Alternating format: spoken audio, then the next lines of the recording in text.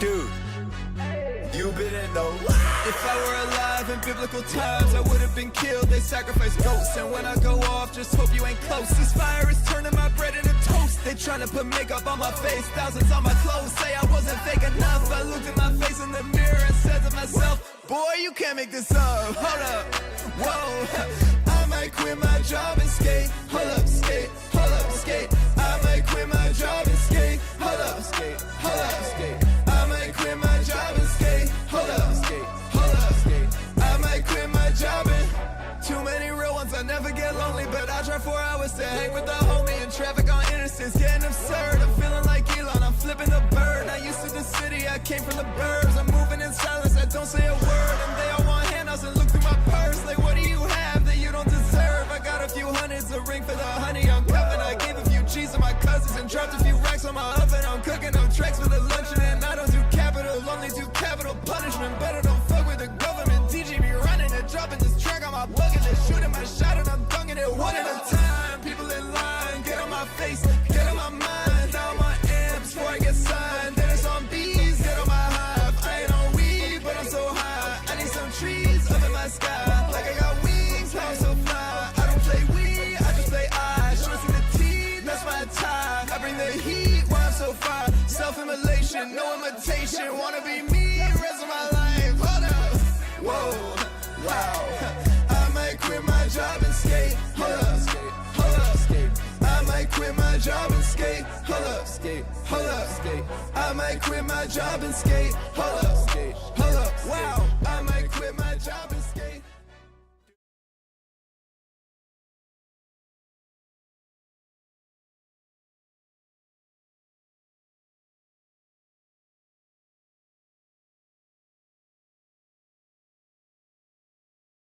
For years, an idea was envisioned. One that starts at the surface, but grows into something bigger. Many people doubted. Others remained hopeful. But now, fantasy becomes reality. The Rubik's Cube. A landscape of colors and an array of algorithms. A puzzle picked up by many, but only a handful have gone layer by layer to become a true champion. It's now or never. This is the Premier Speedcubing League.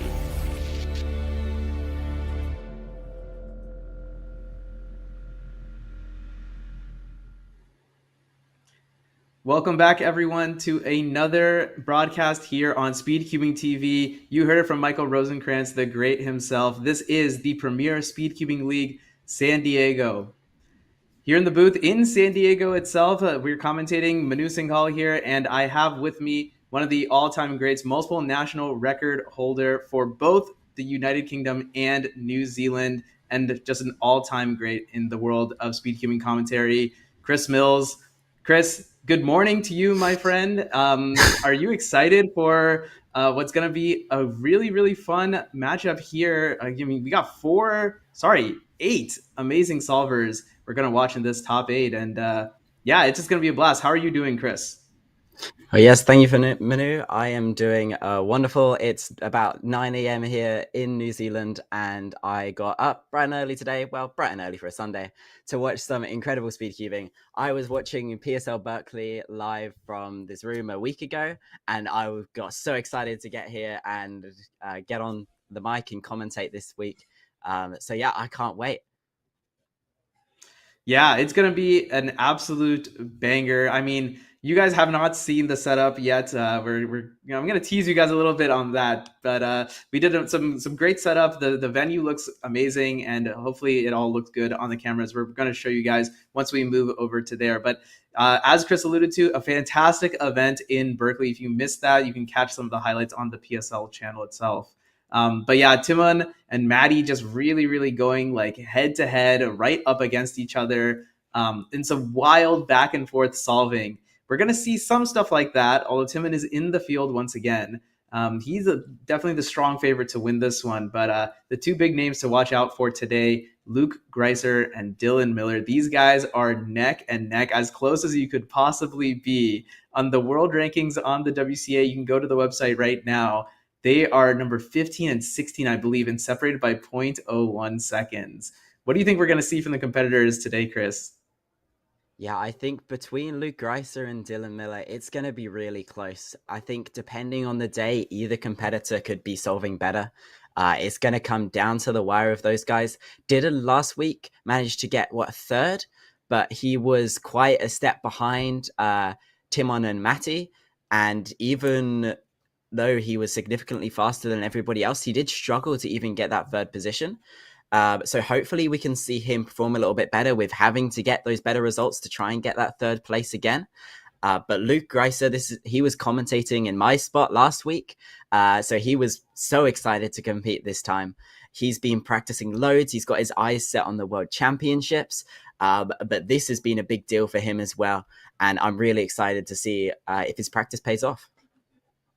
Yeah, exactly. It's going to be really, really interesting because Luke has a little bit of an advantage over perhaps some of the other competitors not named not named Timon or Dylan, because he was able to watch it from the booth without having to experience and go through it. Before we get to kind of the other competitors, what do you think are kind of the keys to success for Timon, Dylan, and Luke here, our top three that we're looking at? I think the key thing to remember is this is not a WCA competition. We're not doing an average of 5 format or anything like that. So really, every solve matters.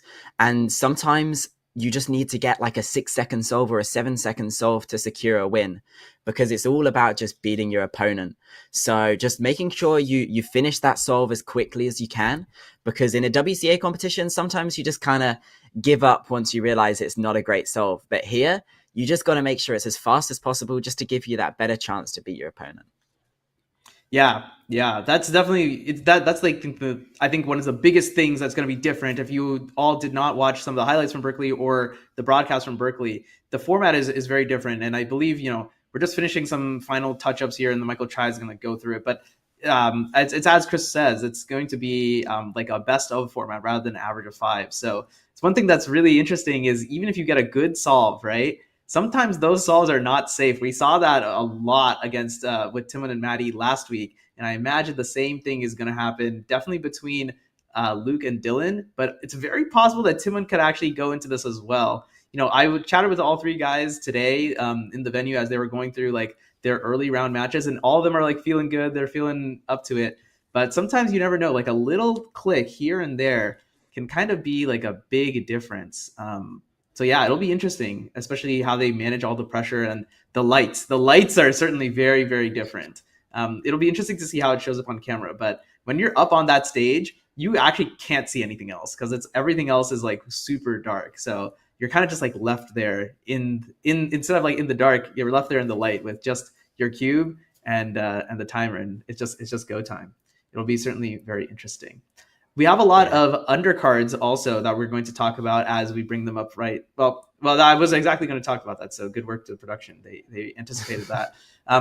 Tons of people out here who are actually looking to kind of upset the order of things a little bit. They're like, yo, why are you guys talking about just 3 dudes? There are 5 other people, in the field here in the top 8 who kind of want to get a piece of that pie. So as I mentioned, Timon, Luke, and Dylan, all 3 of them are on the winner's side, so they haven't lost a match just yet. And in that winner's side with them is a very, very special solver from right here in Southern California, Brendan Dunnigan. And oh my goodness, if you have not watched Brendan solve at a WCA competition, he is an amazing, amazing solver. He has that aura about him. Yeah, Brendan, an absolutely incredible solver, mostly known for his clock solving, coming into the scene just a few years ago, breaking clock North American records. Now he's been stretching into square one and more just into being an all-rounder as well. He's got a low 4-second single. I think he's got a sub-6 3x3 average. This guy is crazy. He's really one to look out for. And I think if he's feeling it, he could be contending with Luke Greiser and Dylan Miller. Yeah, and he's a young guy too. So, just because, he doesn't perform today because for whatever reason, right? But you definitely want to keep an eye on him going into Worlds, a very, very special solver. And then, of course, we have all of the competitors sitting in the lower bracket. They had already lost one match, but they are still in this top 8. They're looking to make a big losers run. For those guys, if they lose once, they're instantly out. And we got some really talented solvers there. Some key names like, I think people are going to sleep on Jusun Choi, Josh Choi. He's a really good solver. He's originally from Northern California, now goes to school in Irvine, which is like about an hour up the road from here. He could be someone to watch out for. He has the potential to make a deep losers run as well. And of course, as Luke liked to say a lot on the last stream, and as I always love to say, anything can happen. And you know what? I'm here for the chaos. The competitors might not like it, but when crazy things happen, it's just hype for you and me, Chris, and all of you sitting watching at home. So yeah, hope you all are excited. I think we are ready to swing it over to Mr. Michael Chai, rules explanation, and introduce us to this top 8.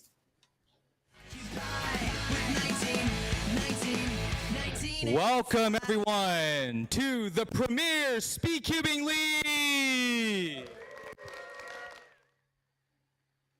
Today we are hoping to provide you the highest form of spectator sport in cubing.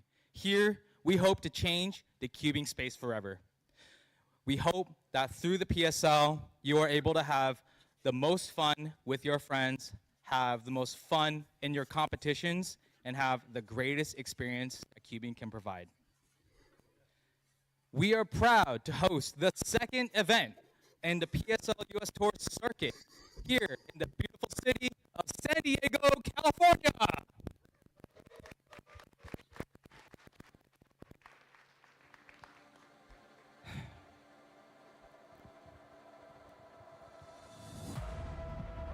The matches today are going to be set for set, point for point, and the fastest solve wins.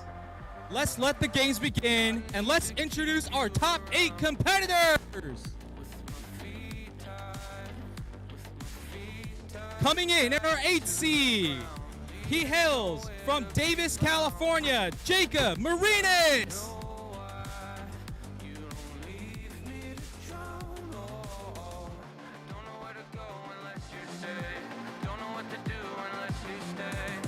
Our 7th seed from Irvine, California, Jusun Choi.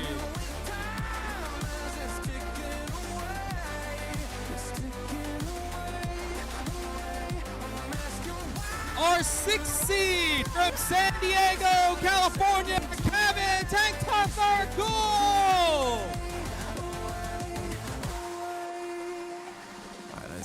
Our 5th seed from San Ramon, California, Varun Mohanra.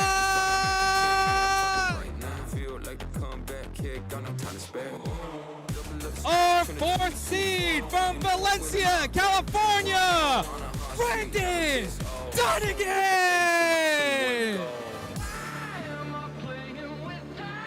Our 3rd seed from Louisville, Kentucky, Kaiser!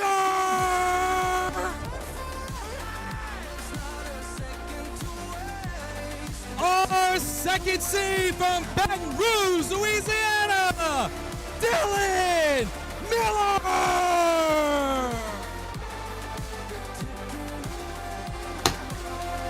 Our number 1 overall seed, our champion from PSL Berkeley, Devon Kostinski!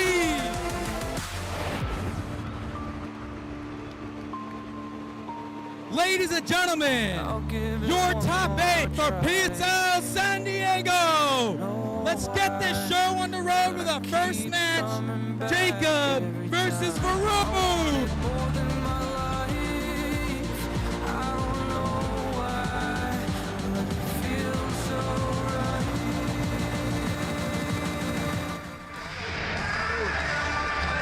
All right, and with that, an amazing introduction by Michael Chai. We did not see that in Berkeley. Oh, here's the rules. First, the rules. This match is going to be best 3 out of 5, first to 2 set. Each set, there's a 30-second set break, and you also are allocated 1 2-minute timeout. Varun, as the higher seed, would you like to pick heads or tails? I'll choose heads. Heads. We got Varun. Would you like to go first or second? I'll go first.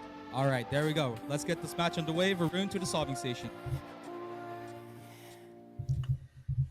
All right, everyone, and we are officially off. Varun Mohanraj versus Jacob Marinas. That's going to be our very first matchup here. Varun right now is sitting in the solving station. He's going to be first to solve, gonna get us started. He also got the top 8 started at Berkeley, so an interesting spot for Varun to be starting on the losers side. Remember, folks, on the losers side, whoever loses this matchup is out of the tournament. They're going to be out at 7th place. Yeah, this is going to be an interesting match. I've not actually heard of Jacob before, just had a little bit of a look at his WCA profile. 8.7 second average is his personal record, so a little bit slower than Varun, but we saw Varun kind of struggle with the nerves last week as he was a competitor at PSL Berkeley. So let's see if he can improve his performance this week and maybe contend for a top 5 spot. Yes, certainly. I feel like the chance that this is his second time under the lights, right? So he's got a good chance to maybe kind of lock in a little bit of those nerves from last time, or perhaps he wants to take the lock off of those nerves, get them out of here, evict them, so to speak. He's going to get started. Varun is a white cross only solver, so he's only going to be looking at the white pieces to get started here. Once he's done making the white cross, he's going to make the first 2 layers and then do the last layer. Starting off not too bad, pretty fluid turning overall, and a pretty decent last layer as well, 7.66, a little bit behind his pace, but not bad, pretty solid.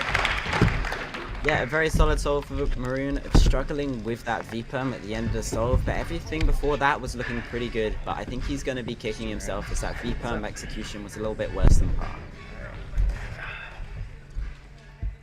Yeah, and here we go. Here's Jacob Marinas. As Chris was talking about, kind of a new-ish comer to the speedcubing scene. Really got into cubing at Davis Cube Club, kind of representing that on the jacket.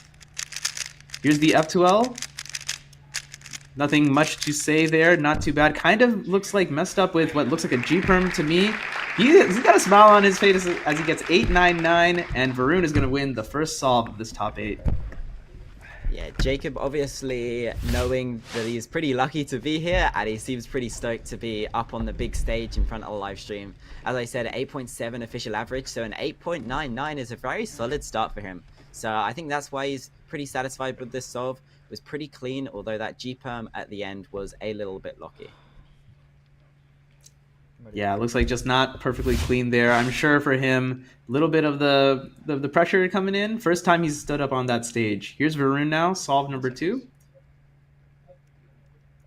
He's got the cube in a little bit of a different orientation. Looks like he's going to do perhaps a wide move in order to get the white onto the bottom. This looks really, really good. Fast F2L, 5.58. Great solve from Varun there.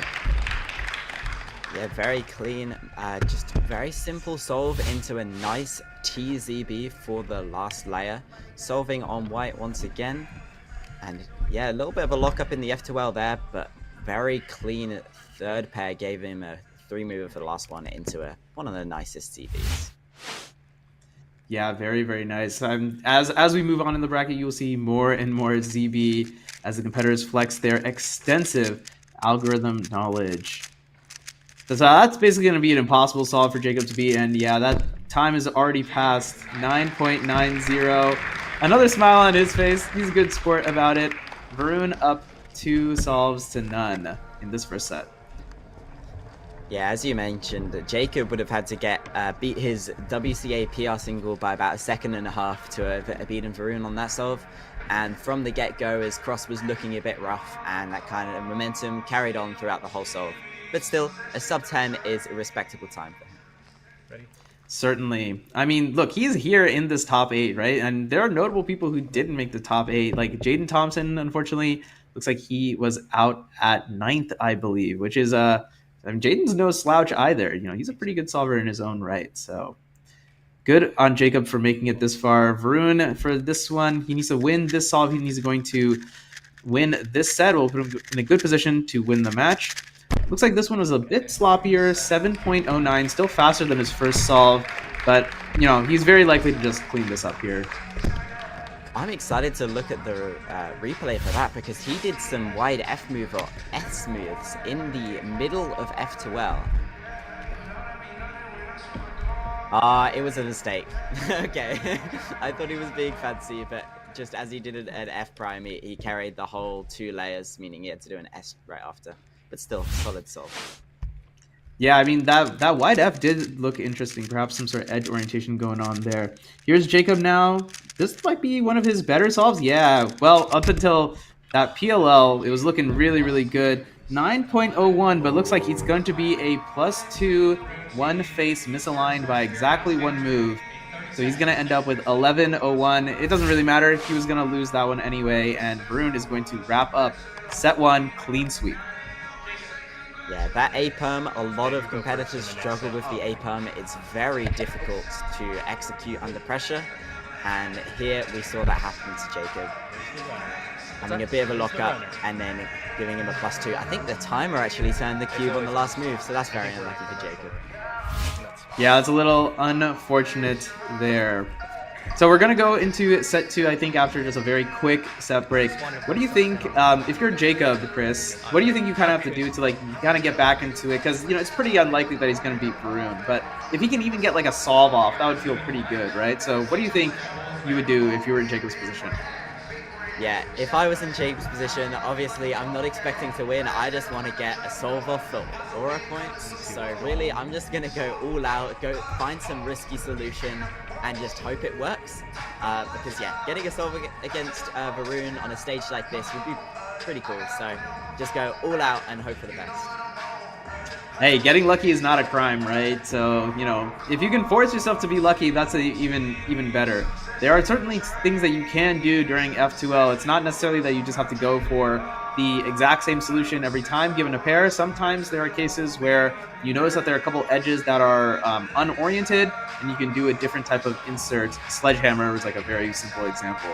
And there's lots of ways that some of the top solvers can kind of influence what they're going to do next, and we're going to see more and more of that, especially from Timon. Timon is he's just magical.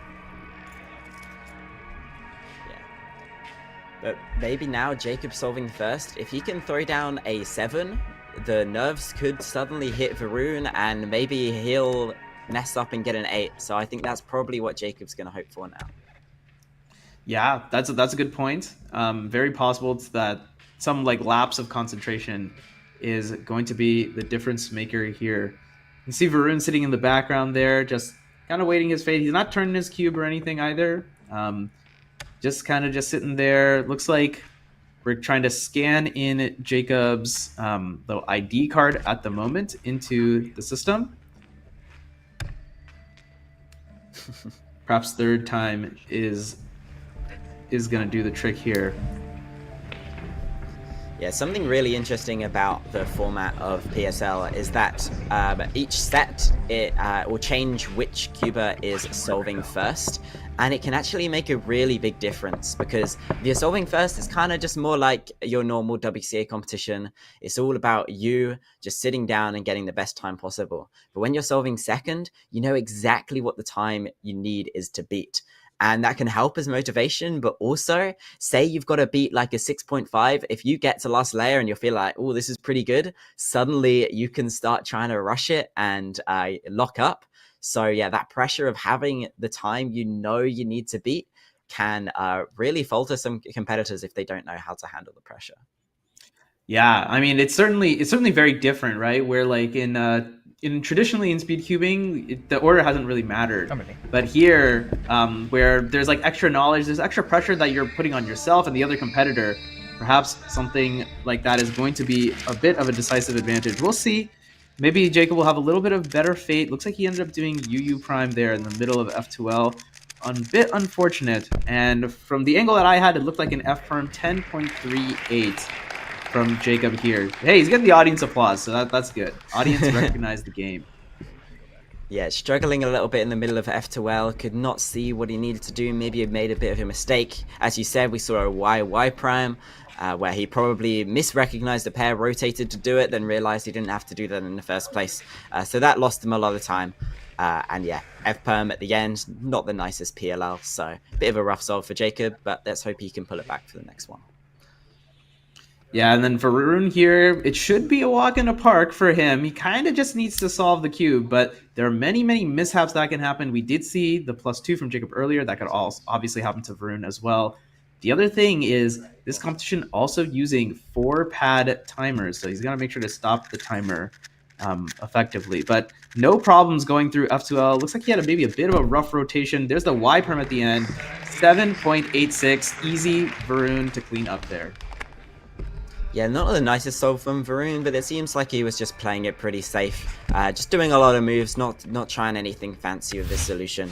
And a 7.8, comfortably beating Jacob's solve, and that's all you need to do.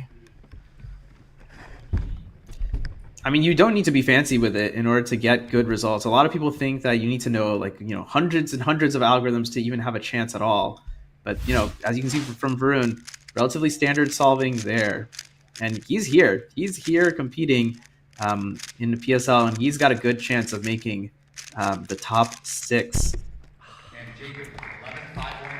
Jacob with MU heavy at the end. My guess is that it was probably Z-perm. A little hard to tell from the angle that I have. 11.51 as Varun comes back in the second set. I also saw some M moves in the middle of F2L from Jacob, so I expect he probably messed up his cross solution, hence the 11-second solve for him.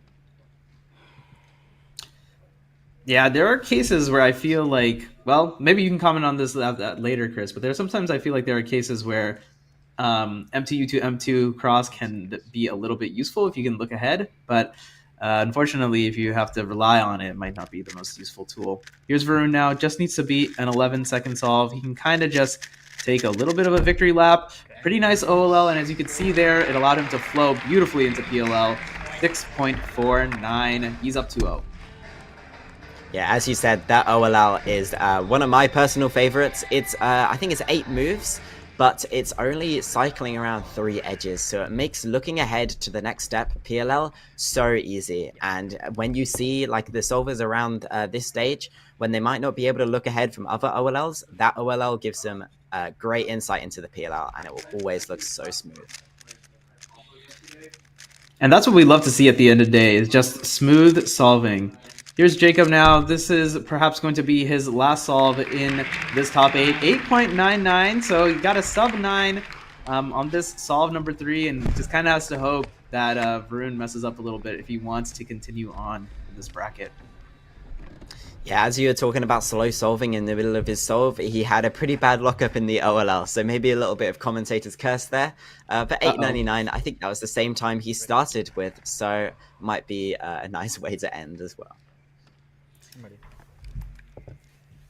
Varun just warming up his hands a little bit. Important to keep your fingers and everything moving. Cubing in a very requires a high level of dexterity as compared to a lot of other like mind sports, That was actually a pretty good looking cross from what I could tell. Varun going through F2L pretty quickly, and a 6.07, very solid solving. This is a really good set from Varun compared to his first set at Berkeley. And he's going to take this one 3-0, 3-0, 2-0. Or do we have one more? I think that's it.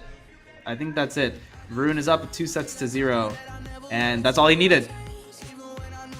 Yeah, solid solving from Varun. Obviously, this is what we expected. And the winner today is great job as always. Varun gets to the smash.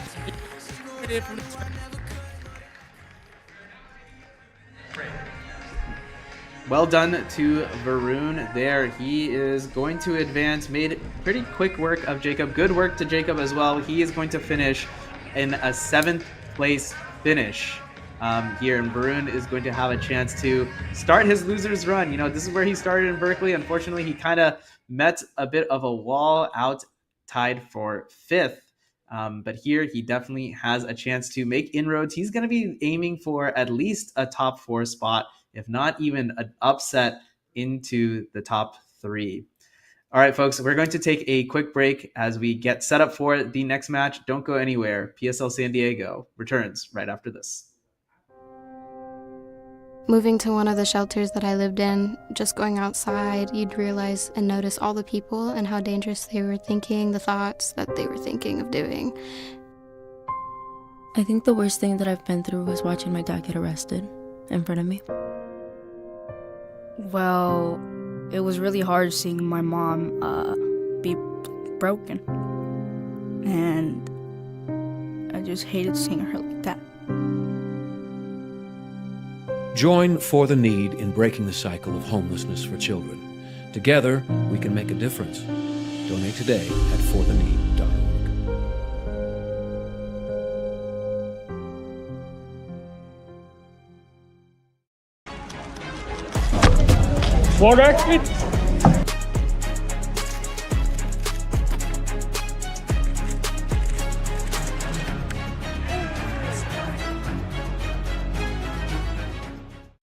CubeCast is a weekly speedcubing video podcast from Speedcube New Zealand. Each week we take a look at what's happening in the world of speedcubing. Whether it's hardware, records, competitions, rule changes, drama, whatever's happening, I'm gonna yap about it. I stream once a week and release daily VODs, so there's always something for you to watch. Find us on YouTube at SpeedCubeNZ. CubeCast is a proud sponsor of the first season of the Premier Speedcubing League. Have fun, solve cubes.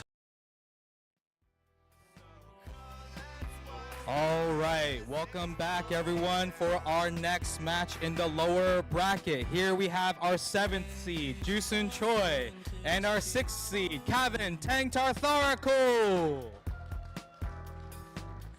Competitors, the match is going to be best 3 out of 5, first 2 sets. You are each allocated 1 2-minute timeout with a 30-second set break in between each set. Kevin, would you like to go heads or tails? Heads. Heads. It is tails. Josh, would you like to go first or second? First. All right, Josh, go ahead into the table, captain to the bench. All right, here we are. The second matchup we have for you here, losers round 4. Jusun Choi, also known as Josh Choi, going up against Kevin Tangtar. It's a mouthful. We didn't get a pronunciation guy, but I hope I got that close enough. This is going to be a really interesting match for 2 reasons. First of all, the competitors are pretty close in speed, and secondly, we're going to see something that is not going to show up in the rest of the brackets unless Kevin advances. Kevin is a Rue user, so the solutions are going to be entirely different. If Josh gets a last layer skip, then it's just going to be unavailable for Kevin, and if Kevin gets something crazy like LSC skip or a CMLL skip, though it is also going to be unavailable for Josh. How do you think this is going to stack up here, Krish? Who do you think has like a bit of an advantage if you're just talking Rue versus CFOP? Well, based on WCA results, Kevin is a faster solver. He has a sub-7 average where Josh is around a mid-7, but it could, as you said, he is using Rue, and Rue is a much more consistent method. We won't see any really flashy singles because the chances of getting a skip in Rue are a lot slimmer. So I think it's going to be pretty close, but my bets are on Kevin. All right, there you go. The official prediction by Chris Mills. If he's wrong, everyone, make sure to flame him in the comments. I'm just joking. Here's Josh to get us started. He is, just your classic CFOP user. There's a U-perm, unfortunately a pretty simple one, but 921 is going to be his first solve here. A little sloppy, leaves a little bit to be desired in my opinion. Yeah, definitely. Something to note is both of these competitors have been competing in WCA competitions for over 10 years. Josh first competed in 2011 and Kevin first competed in 2014. Veterans of the game, so to speak. Here's Kevin now. So yeah, he'll be using Rue, so you're going to be seeing a lot of MU stuff. Right here is CMLL. That's where all the corners get solved. And now Kevin, 8.97. Actually ended up being pretty close in the end, but points to Kevin to get us started. Yeah, nothing outstanding there, just a pretty standard but probably below average solve for him. But all he needed to do was beat a 9.2 and he did that, so that is all that matters. So going first, not quite working out for Josh on this solve one, but that was just solve one. We got many more solves to go. Definitely has some time to kind of calm his nerves a little bit, find his way into the hot seat. Looks like white cross is going to be his choice once again. And we are off. Turning is looking a little more controlled here, much less execution errors. Well, and there's the commentator's curse, 10.25, unfortunately. The first half looked good. Second half, not quite holding up. Yeah, although his F2L did look smooth, he was doing a lot of moves, and despite no lockups, just the amount of moves led to a not great F2L, and then going into that last layer, he felt the nerves, and that Locky G-Perm really messed him up there. Yeah, so unfortunate. Kevin definitely got an easier one to go up against here. There's the first block. Second block looks like is wrapped up. Hard for me to tell what CMLL that was in particular. And here's LSE, last 6 edges, 9.15. He is up 2-0, and he's looking pretty close to breaking this set, if you will, against Josh. Yeah, so both competitors not really performing as to what they would like right now. I'd be hoping to see 7s, if not 6s. But as I predicted, Kevin is taking the lead so far, but hopefully we can see them pick up the pace. 8 seconds. Josh now, solve number 3 in this set. Looks like a little bit of a nifty cross solution. We can take a look at that in the replay. Unfortunately, it looks like he's pausing a little too much here, and this is not going to be a great one by his standards. 11.52. For basically anyone else in the speedcubing world, that is a great solve, but when you're here on the stage with the lights on, going up against Kevin, gotta think that it's not gonna be enough, unfortunately. Yeah, Josh with a big mistake on the last F2L pair there. Seemed to just pick the wrong solution, and he shook his own head when he realized what he did, and using a bit of an outdated OLL algorithm as well. So here's Kevin now to clean up. Just needs to beat 11 seconds, and he's looking, yeah, very, very comfortable for him in the end. 7.91320. A sweep on this first set, and Kevin is going to take it, go up 1-0. Yeah, not a great first set for either competitors there. Kevin with that last solve of 7.9, still quite below what I'd hope to see him get. So hopefully these guys can figure out whatever's going wrong and show some better times in this next set. Otherwise, it's probably just going to go Kevin's way. Josh really not solving well. We are really hoping to see something a little bit closer to his average. And maybe solving second will work a bit better for him. Chris, let's talk a little bit about Rue and kind of like the journey that it's had, you know, because Rue is thought to be the superior method for one-handed solving. It had the world record average until very, very recently, until Luke Garrett just broke it. But in two-handed solving, it hasn't really taken off. Why do you think that is? Yeah, so back when I started cubing, Rue was thought to be a stupid idea for one-handed because cubes weren't good enough to turn that well. But now, yeah, as you said, Rue really doing well on one-handed, currently doesn't have the WR. But two-handed, it's just harder to turn the cube fast enough with the Rue method to be able to keep up with CFOP. And that's why it works well for one-handed, but not two-handed. Great explanation from Chris. As we saw an 809, an interesting first block solution, it looked like. Kind of looks like he made a line, even though I think a lot of solvers prefer a square pair, so to speak.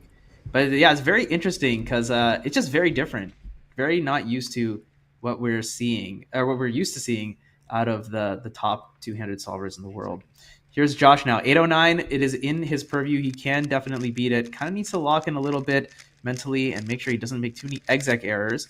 A lot of nice bursty turning, a bit of a lock up there at the end. 824 was very, very close. You have to think if he just cleaned up some of those pauses a little bit, he would have had this one. Yeah, he's going to be kicking himself there, getting a T-perm for PLL, I believe, with usually one of the preferred PLLs, and just a few too many lockups costing him that a first win. So he's going to be kicking himself for that. Yeah, an unfortunate one there. Kevin now to set the pace for solve number 2. He's off and running. Bit of a different solution from him, it looks like this time. Yeah, just got to CMLL. That was pretty late. Either that or maybe he had some CMLL mistake. 10.60, so a slower solve, which means Josh has a chance to get one off of Kevin. Yeah, it looks like Kevin misrecognized or misexecuted his CMLL there, so had to do it twice. Really leaving the door open for Josh here to take his very first solve. Indeed.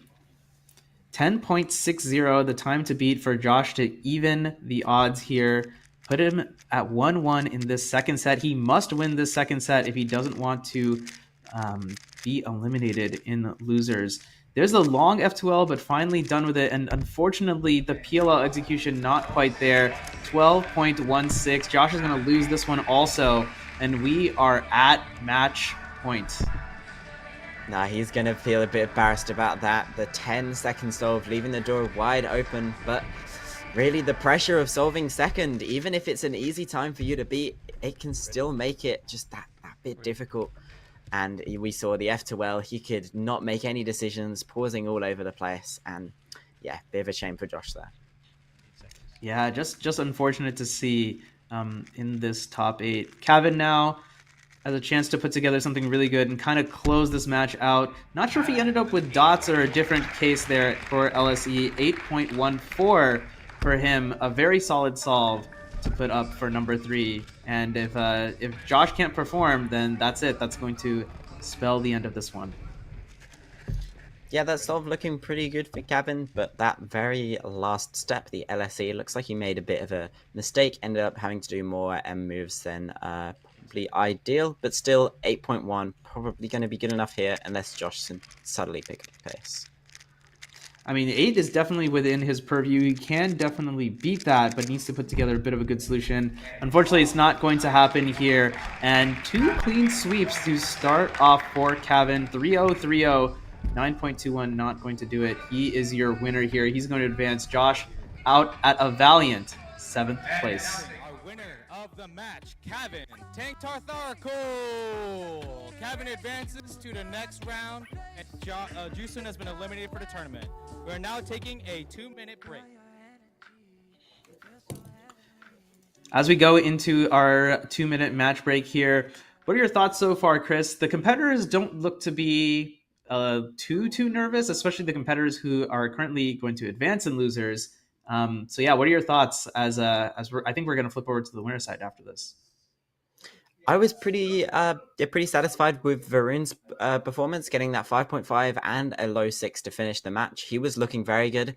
These last 2 guys were definitely faltering under the pressure. Josh, obviously, he's been competing for a long time in WCA competitions, but this is probably his first time doing a head-to-head bracket like this, so he faltered under the pressure. But I'm looking forward to seeing a bit more of Kevin and his Rusovs, as that's always something interesting to see. 6 solvers left. Our top 4 is coming up right after the short ad break. When I started my blind solving journey, I was lucky enough to be living in the same city as one of the world's fastest blind solvers, and fortunately, he didn't mind me sending him too many texts about algs. But with Cubing Life Academy, you don't have to rely on luck or be at the mercy of geography. Whether you're just starting out or an advanced solver looking to get to the next level, Cubing Life Academy has group courses available both in person and online, taught by some of the fastest solvers in the world. There's even one-on-one coaching available if you're looking to level up. So what are you waiting for? Head over to cubing.life to start your journey to improvement today.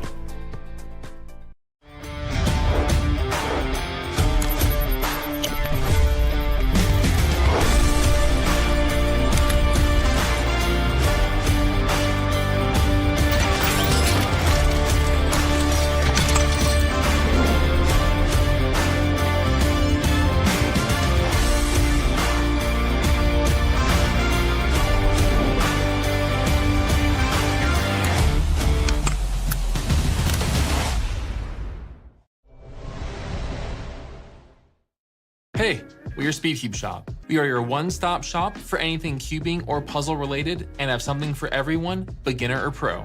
If you want the best of the best, allow us to lend you our years of experience and consider one of our premium setup speed cubes. Our team of experts will dial in your speed cube by applying lubricants and adjusting the settings so that when your cube arrives, you're ready to start crushing your PBs. Have any questions? Our team is available via phone, live chat, or email to help get you on track. Tap the link to find your next challenge or upgrade and enjoy what we and many others consider to be the best shopping experience around.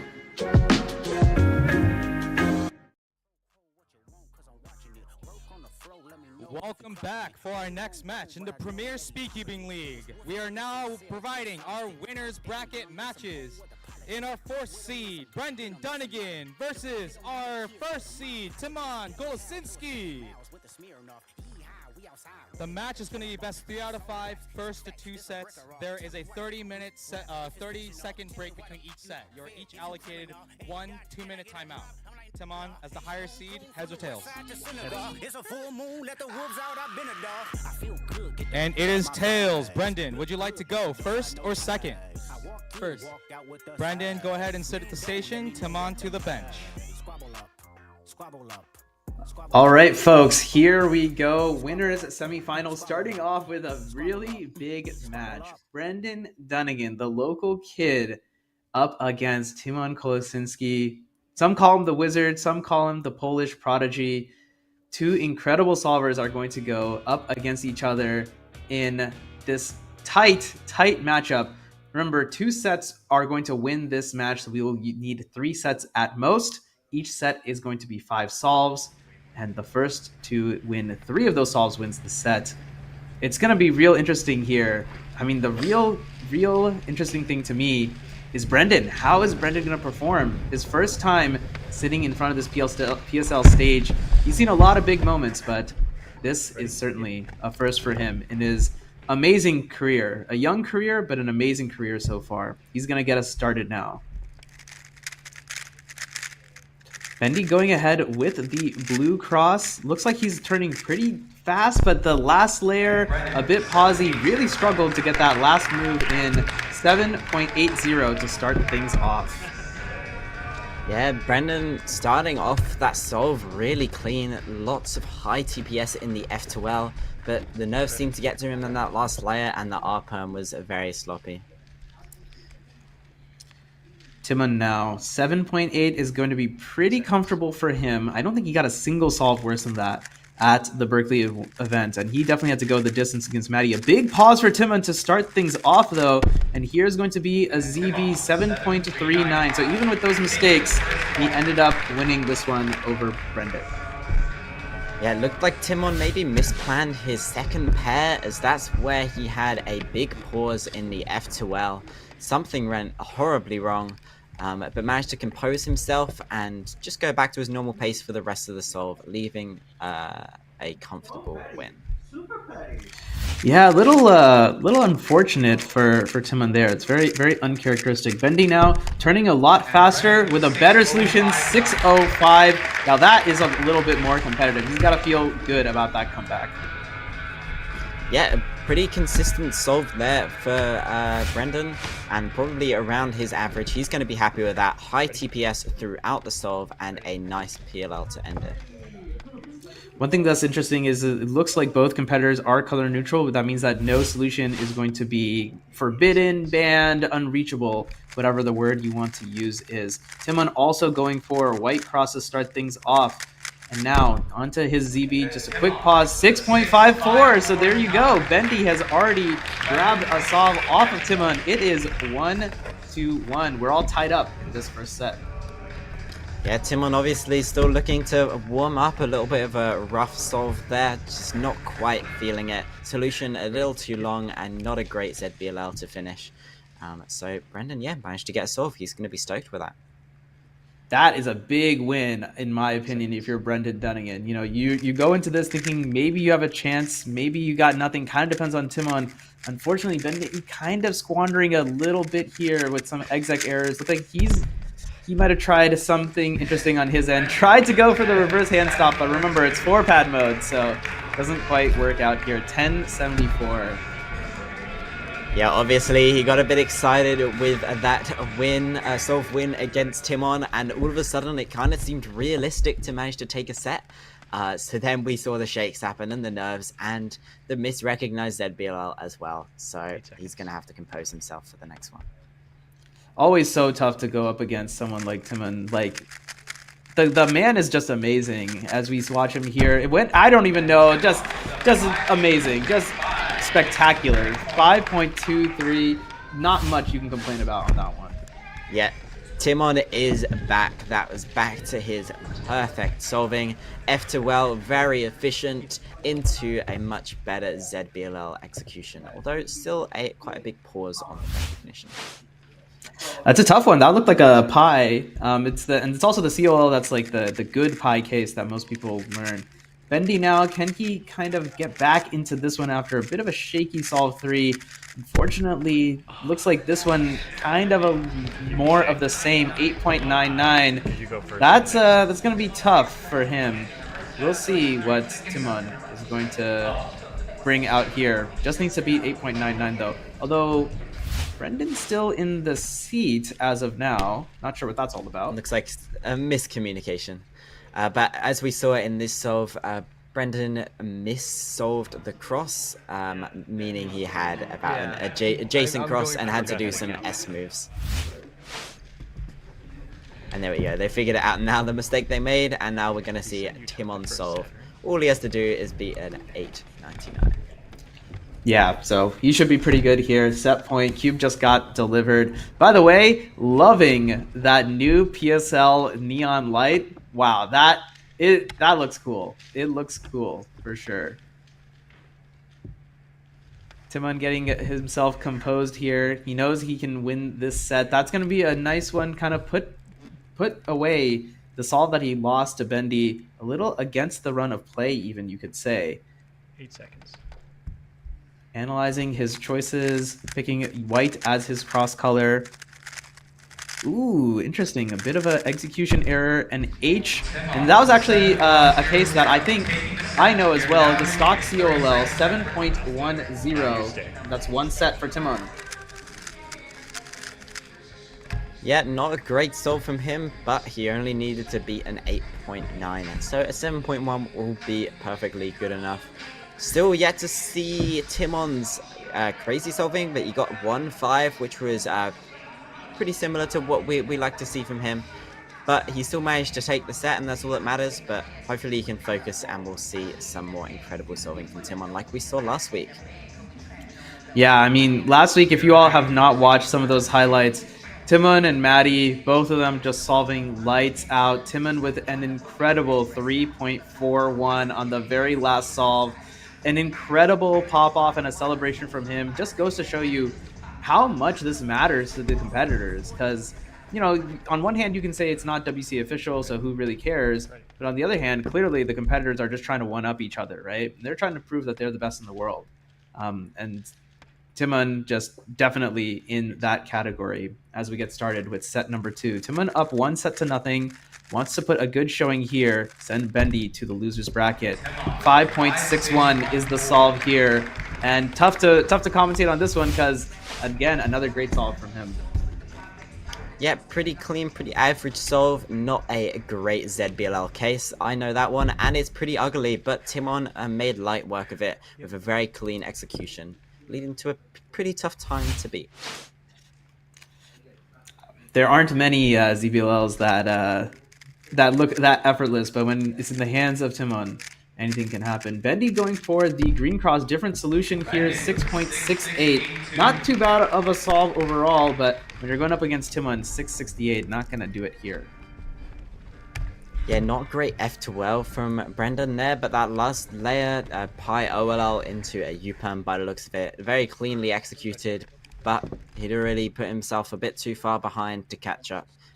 So still a second behind Timon on that solve.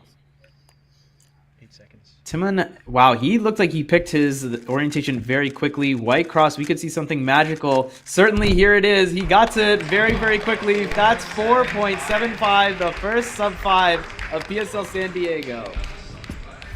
And it's just nothing to him. It's just a clean, average solve, no reaction. beautiful ZBLS into ZBLL.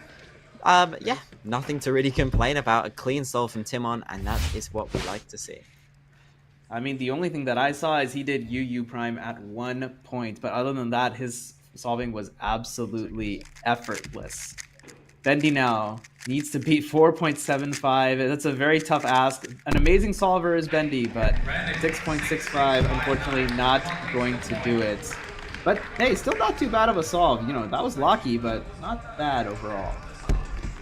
Yeah, Brendan's solution there was really solid, and he even cancelled into that PLL execution, but the nerves got to him, and so did the lockups. And really, it would have been hard to beat a 4.7 on that solve anyway without some miraculous turning. Timon now up 2-0. He can take this solve, take this set, take the match if he can put together a good one here. Interesting rotation he did there, and I don't know what that last layer was. Just amazing. 5.73. Great solve from Timon. Yeah, I'm interested to look at that ZBLL because I don't think he did an ALG I knew, so maybe I can learn something here.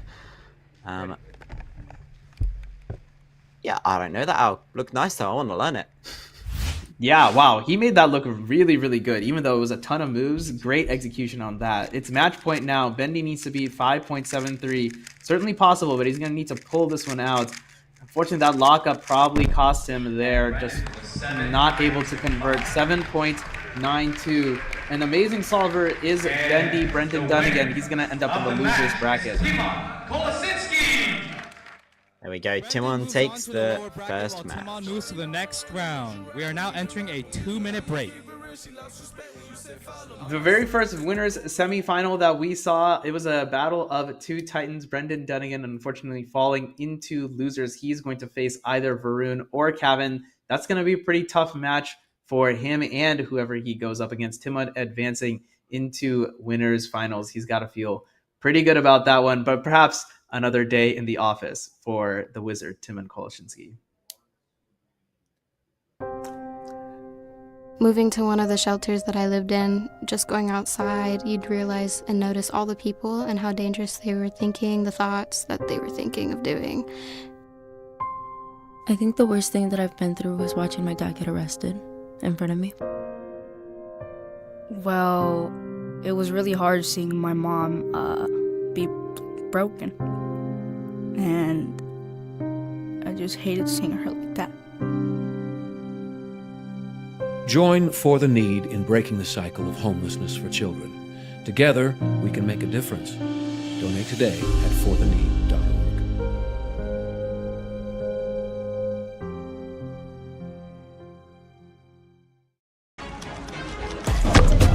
Floor exit.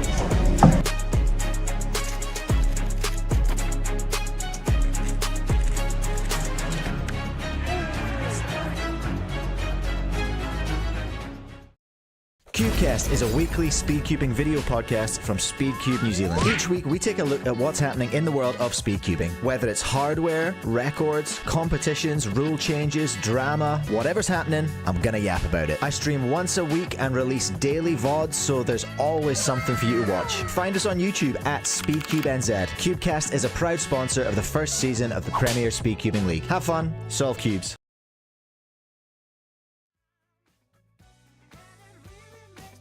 All right, welcome back to our next match in the winner's bracket. We have our two competitors in our third seed, Luke Reiser, and in our second seed, Dylan Miller. Today, the match is going to be best 3 out of 5, first to 2 sets. There it is a 30-second set break in between each match, and you are each allocated 1 2-minute timeout. Dylan, as the higher seed, would you like to pick heads or tails? Tails. Yeah, tails. All right, and Dylan has gotten tails. First or second? First. Dylan, go ahead to the seat, and then Luke to the bench.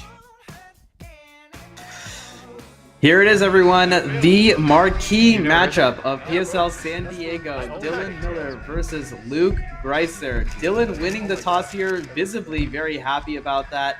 He's the type of solver who definitely wants to be going first, doesn't really want to be seeing what the other competitors are bringing to the table.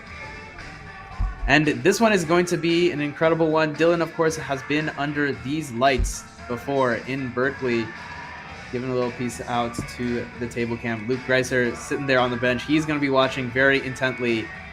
Chris, what do you think about this one? What's going through your head? What are the keys to success for both of these guys? Really, it's just going to come down to who can control their nerves the best. Both solvers have shown themselves in competitions beforehand and then also show that they can falter under the pressure. So I honestly, it could go either way. My money is on Luke Greiser, but we'll see what happens. And it's worth noting that both these competitors are probably going to end up facing each other against each other again, since this is double elimination. So we'll probably see them both in the losers final, unless one of them can beat Timon.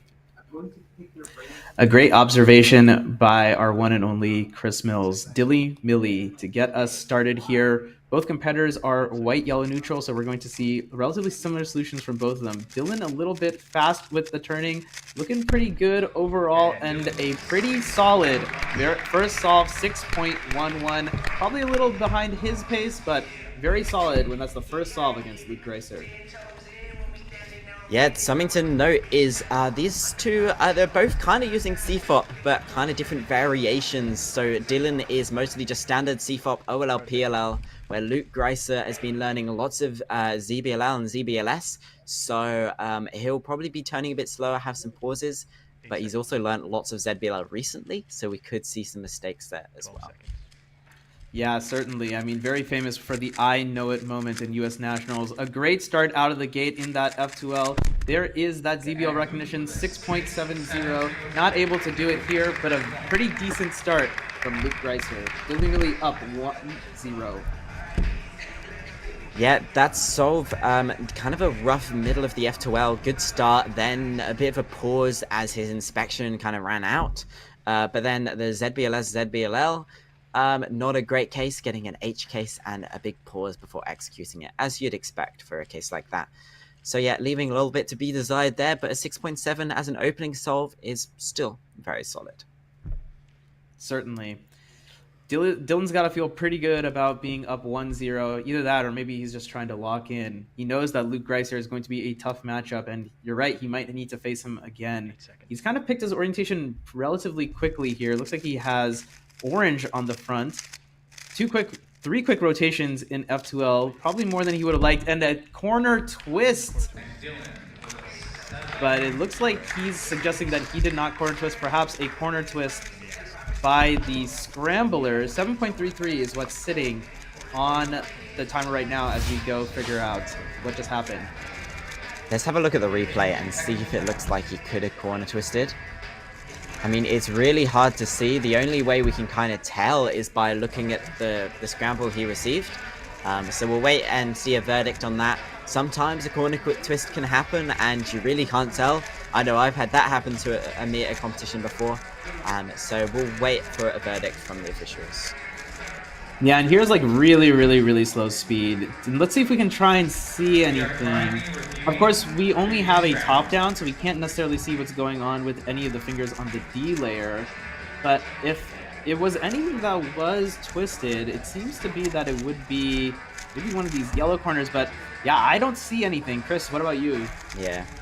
I'm going to have to look at the cube before it starts solving. I can kind of trace and see if there's a corner twist, but from the solve, I couldn't see anything. Yeah, and also it's difficult to see. Here. Yeah, maybe we can get a better angle on those D. Yeah, it's tough to say. Everything happens really quickly, right? So it's also possible for the competitors that they cannot sometimes fully tell what transpired. There was a little bit of some odd execution there at the very end of that OLL. So perhaps that was where something got twisted. Yeah, just going through and checking everything. Let's see, looks like we have some reviewing the replay. Yeah, the video replay. That's something that's pretty nifty about PSL. You know, everything is being streamed. All this top 8 is being streamed. I don't think I did, so I don't think that OLL, like that OLL looked like a normal OLL also. So if he had No, twisted no, it, his- he would have.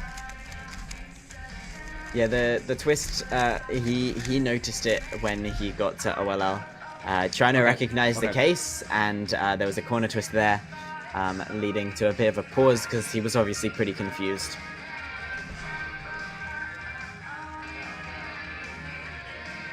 Yeah, so and Really seeing here's every another angle alternate here. angle.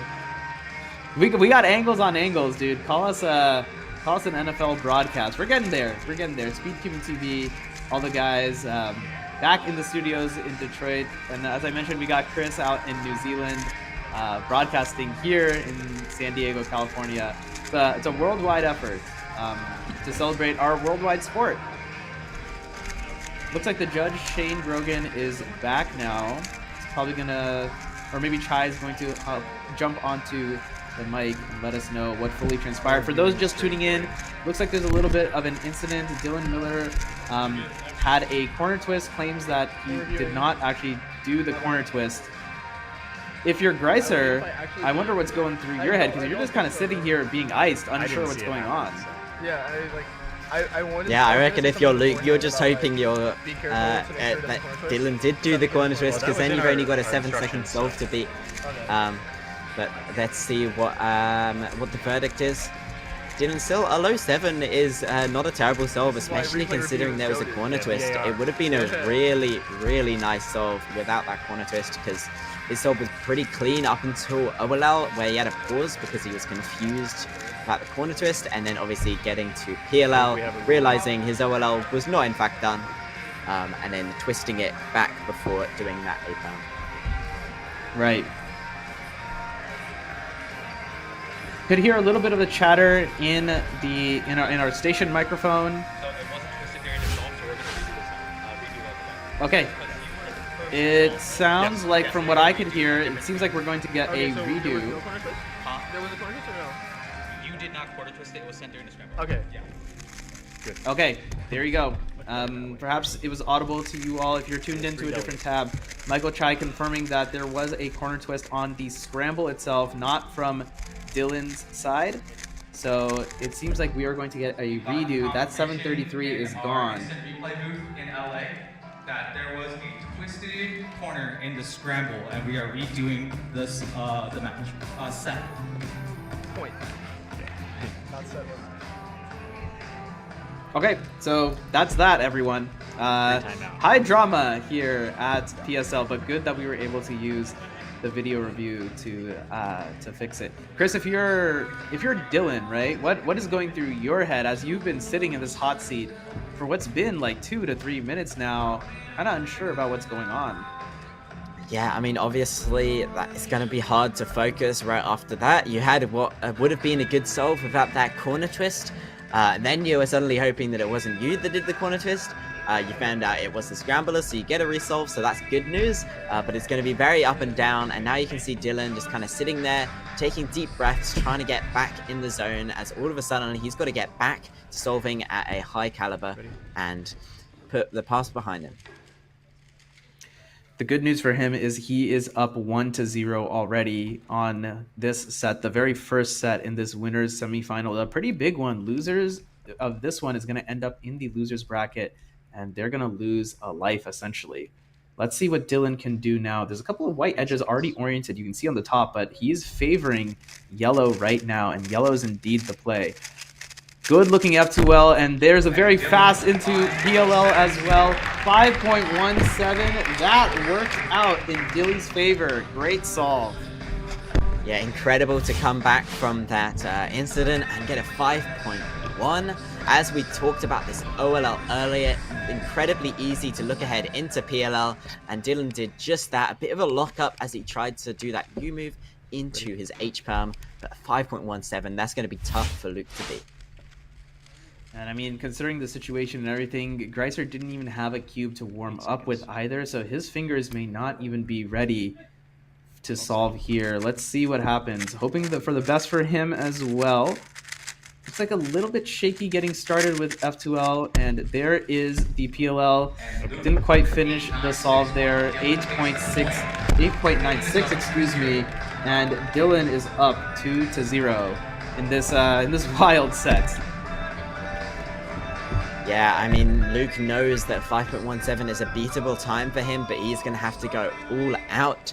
So hence the pretty poor time for him there. He was taking risks, and unfortunately, those risks did not pay off. Unfortunate for him, but he definitely still has a chance to win this set. It's going to be a little tough. Going to be back against the wall type scenario. But then again, it is also just the first set. He can lose this one and still advance into the winner's side. Dilly taking a little extra time to get prepared there. 8 seconds. Looks like he's still looking around. 8 seconds of inspection gone. A couple of F2 cross pieces rather in good positions already. Here's F2L now. A bit of a long solution. Also looked a little locky. U-perm kind of looks like he messed that up. Almost was off by an M move. 8.78. This is a good opportunity for Luke to get back in it. Yeah, Dylan obviously saw the set within his grasp, and that just kind of threw him off, lost focus. Very rough solve, lockups throughout the whole of it, and almost DNFing from that M move U-perm at the end as well. Greiser taking significantly less inspection time. Looks like he's, well, I say that, and then he kind of sat on that specific orientation a while. Looking really smooth, a much better solve immediately into a J-perm +2, but he's still won this one. 7.9. The set sits at 2-1. I was just about to say, that's the nice clean solving we like to see from Luke Greiser, and then he +2'd, but it didn't end up mattering. He had a very nice last layer, just sticking with OLL, PLL, but he got a very nice OLL and a very nice PLL. And yeah, just the +2 at the end, a little bit disappointing, but he still won the solve, so it does not matter in the long run. Yeah, all smiles on his face as we go into solve number 4 now. Dylan taking just another second here. He's been having a bit of a main crisis, as you all in chat have pointed out, as he's been a little vocal about this week as Timon was visiting him, trying to shore up some of those concerns, try out a bunch of different puzzles, see what works for him. 12 seconds of inspection gone now. Yellow cross to start things off. Fast turning, a little bursty. And here's PLL 601. Overall, a very solid solve. Very, very competitive. Yeah, that solve 601 puts him in a good position to take this first set. Luke obviously capable of beating that, as he got a faster solve without the +2 on the last one. But very clean solve from Dylan. A lot of moves, and that OLL, a lot of moves to do as well. Back soon into Furuf and then an A-perm. But 601 puts him in a good position to take this first set. Luke Greiser is going to need to pull out a bit of a above average solve, or perhaps below average, you can say. Looks like he didn't quite start the timer from our perspective. And yeah, he's realizing it now, and that is going to be the set in a very dramatic set, ends in a dramatic fashion indeed. Winning that one off of a DNF from Luke Greiser from not starting the timer. Your left thumb is a little bit off. My left thumb. Yeah, that 4-pad mode on the G5 timer that PSL have adopted to use, which in my opinion is a good decision, as we're already seeing some issues in WCA competitions from not using that. And with a new organization, it's great to start fresh and start with something that will set us in the right direction for the future. But these competitors obviously still used to the 2-pad mode. I'm sure they've been practicing with 4-pad at home, but I guess under the pressure, Luke just forgetting that he's got to have all 4, both thumbs and his palms down on the timer correctly to start the timer. So a disappointing way to end that first set, and obviously it's kind of ticked Luke off a bit, but he's just going to have to put that to the side and focus for the next set. Look, if there's anything I know about Luke Greiser, man, the guy is resilient, and he has a really, really strong mental game, something that he's been working on a lot recently, especially after a 2023 that, left a little bit to be desired. In 2024, things kind of went well for him, getting onto the NAC podium, second place in North America among North American competitors. Of course, Timon getting first overall, stealing that accolade from him. But he is a really good solver, and he's done a lot over the last several months to really up his game. Certainly, he is looking to do better, and he has a set to prove it. He can drop one set, dropped that one. It's fine. Needs to come back in this one if he wants to have a chance. I believe in the chat there was a poll being made, 59% in favor of Luke Greiser. He's got his back against the wall a little bit as we get started. Set number 2, winners semifinal. It's only winners semifinal too. Already guaranteed no worse than tied for 5th, and a good solve starting things off here. ZBLL recognition, clean there, no +2, no nonsense. 5.35 to start things off.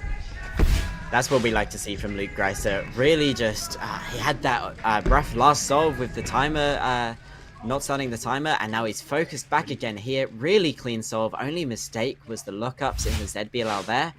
But a 5.3, that's going to be tough for Dylan to beat.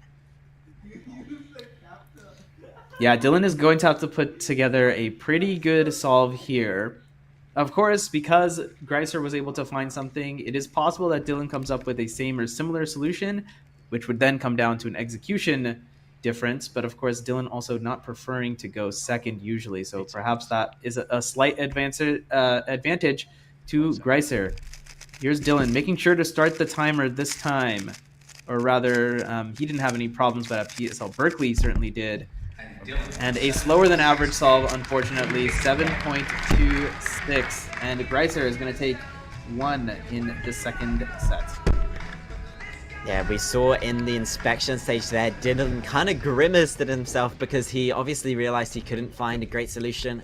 And when you need to beat a 5.3, you got to be pretty confident in inspection phase because you're going to have to find a pretty solid solution there, or just hope you get lucky at the end.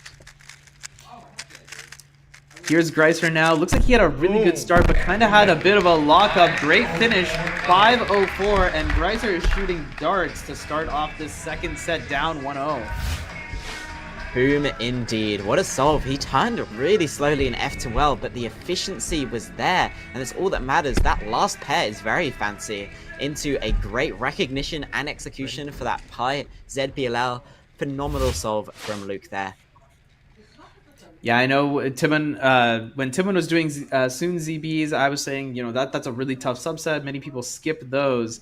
And Greiser saying, no, really, Pi and H are the hard ones because there, you know, you have the corners. Those are easy, but then the edges, it's a lot harder to see blocks or other types of patterns on them. But amazing recognition and solving from him there. Dylan now looks like he's kind of switching around, figuring out what exactly he wants to do. Yeah, ending up choosing yellow.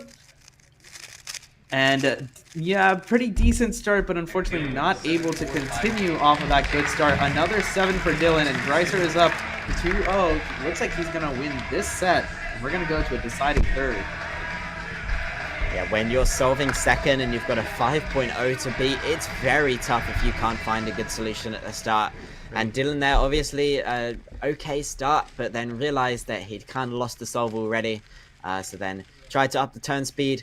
Led to some lockups and a 7 for him. Yeah, not what you want if you're Dylan Miller. Here's Greiser now to put his foot on the gas. And yet another timer issue. Did not start the timer once again. That is going to be a solve back for Dylan Miller, assuming he can start and stop the timer just all right.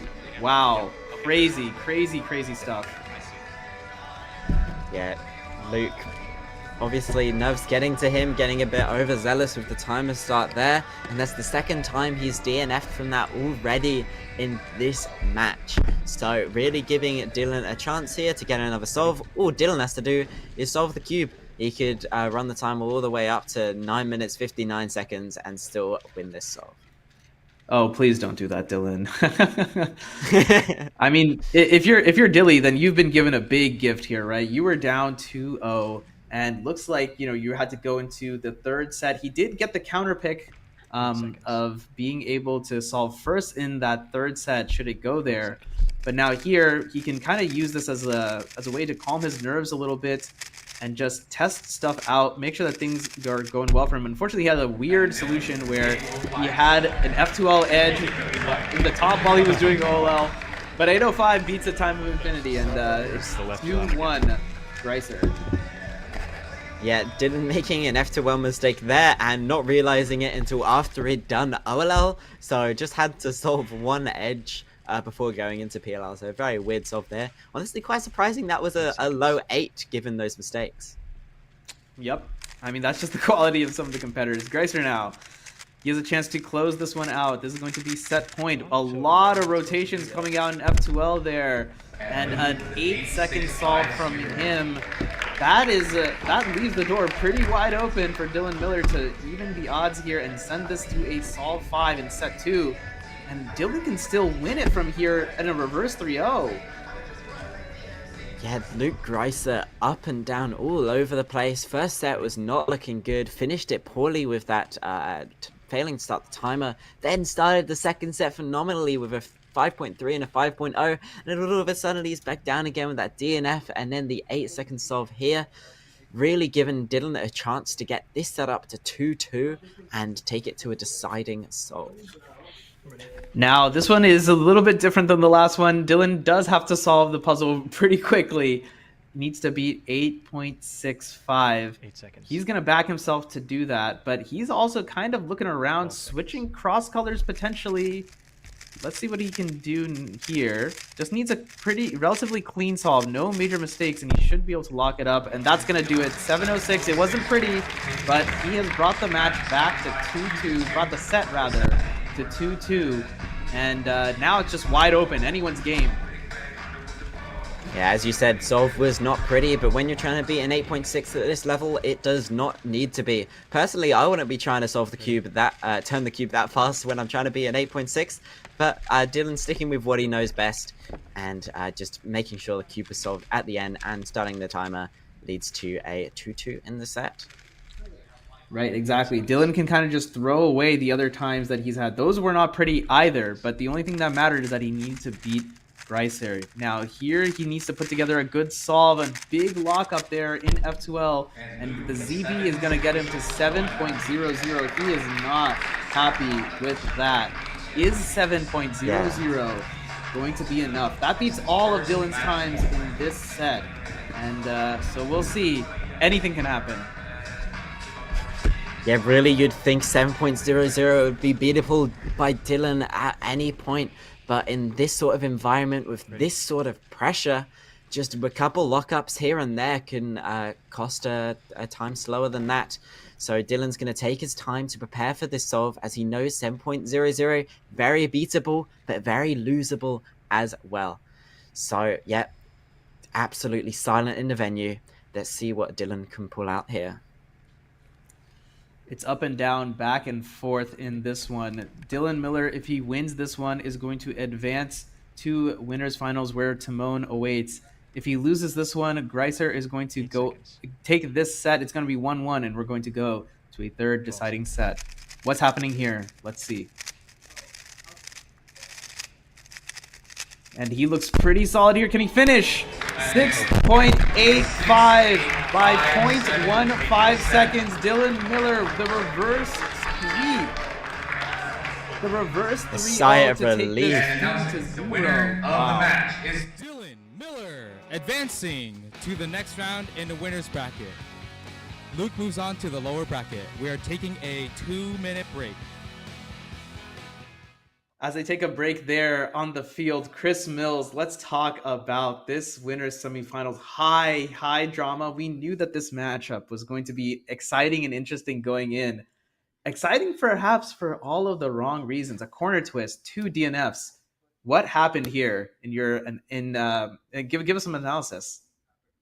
Well, really, this was always going to be a close match, so nerves were going to be on high.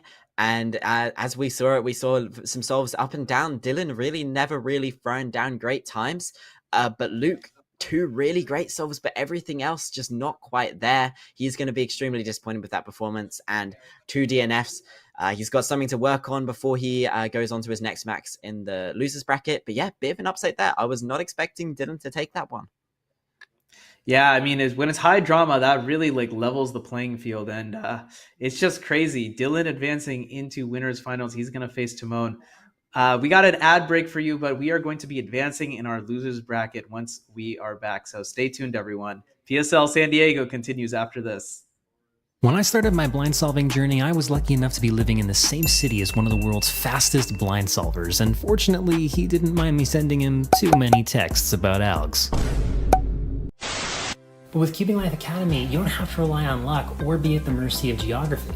Whether you're just starting out or an advanced solver looking to get to the next level, Cubing Life Academy has group courses available both in person and online, taught by some of the fastest solvers in the world. There's even one-on-one coaching available if you're looking to level up. So what are you waiting for? Head over to cubing.life to start your journey to improvement today.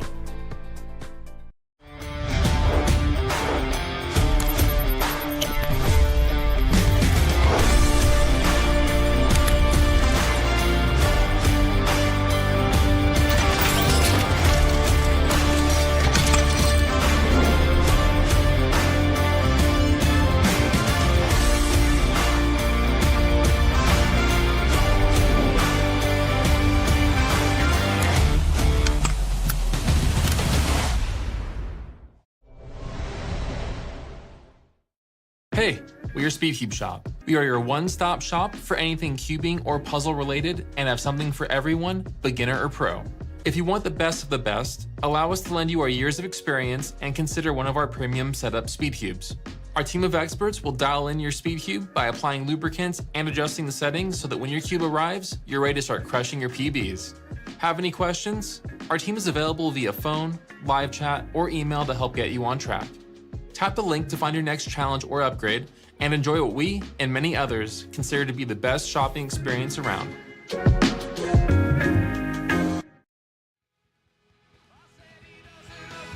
All right, welcome back to the Premier Speedcubing League. We are now entering our lower quarterfinals. Our 6th seed, Kevin Tank Tartharkul versus our 4th seed, Brendan Dunnigan.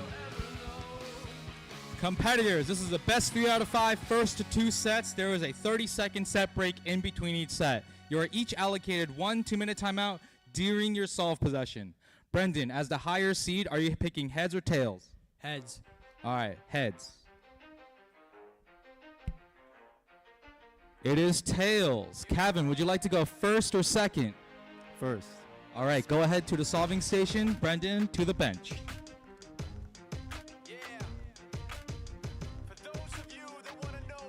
San Diego, broadcasting on Speedcubing TV's YouTube channel.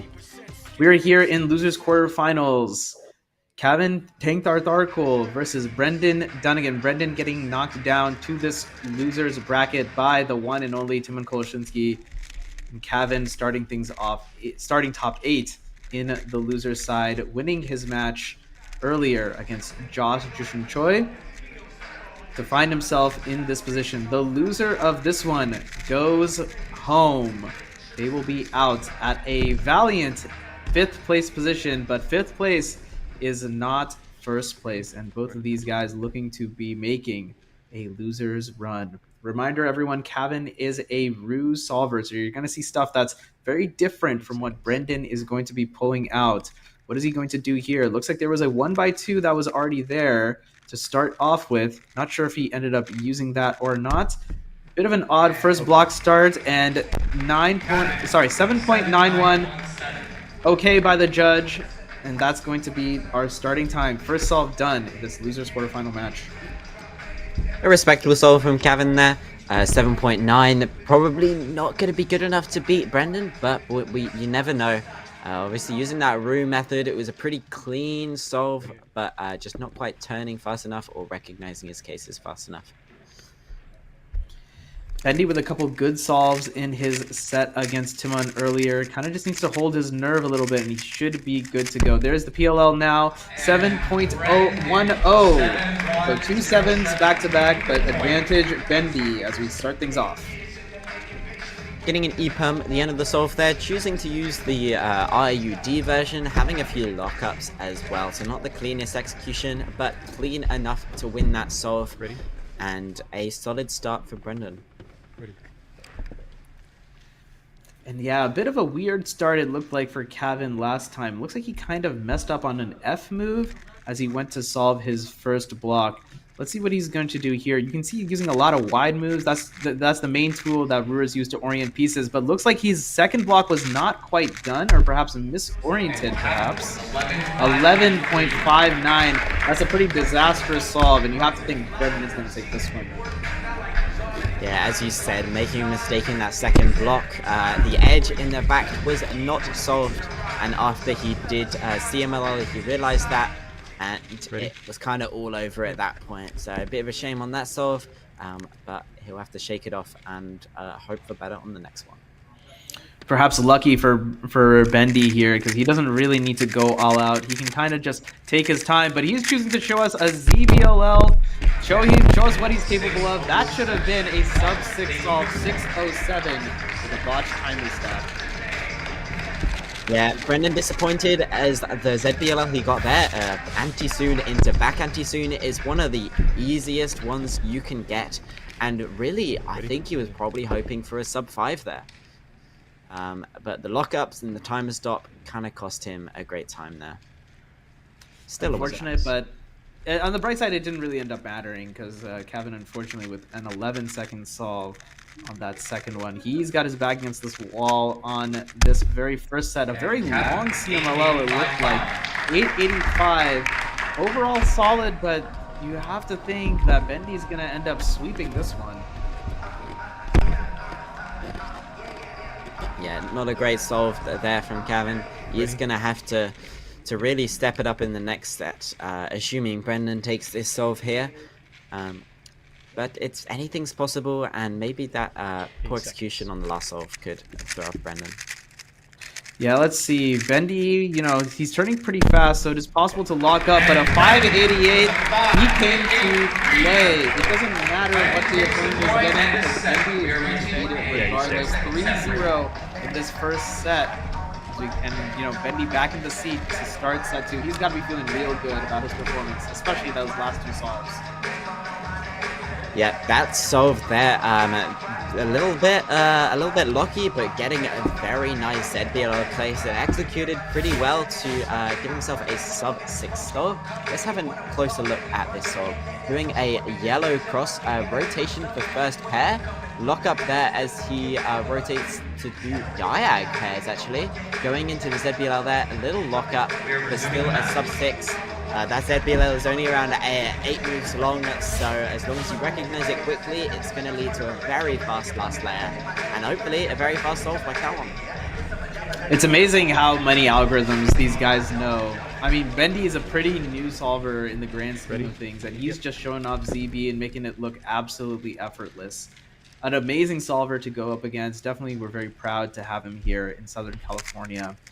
Getting things started now for the second set. Looks like he had really fast first 2 or 3 pairs. And now there's the PLL. 667. A very solid solve from Bendy.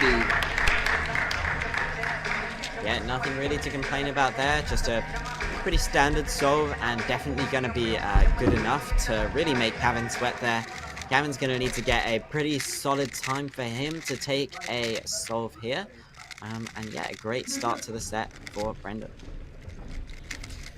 Kevin's gonna need to get something particularly good. Either get really lucky with some blocks, if he can get those to start off with. Didn't look like there was much on the scramble from what I could tell. And yeah, from here, I don't really see a lot. Maybe there's a 1x2 2x1, maybe. But he's gonna need to get something magical on the second half of the solve then. And he's already pausing way too much. This solve is as good as over. Yeah, 10 seconds in, and now we're getting to... I mean, L6E ended up being pretty fast, but just not good enough. 667, just tough to beat.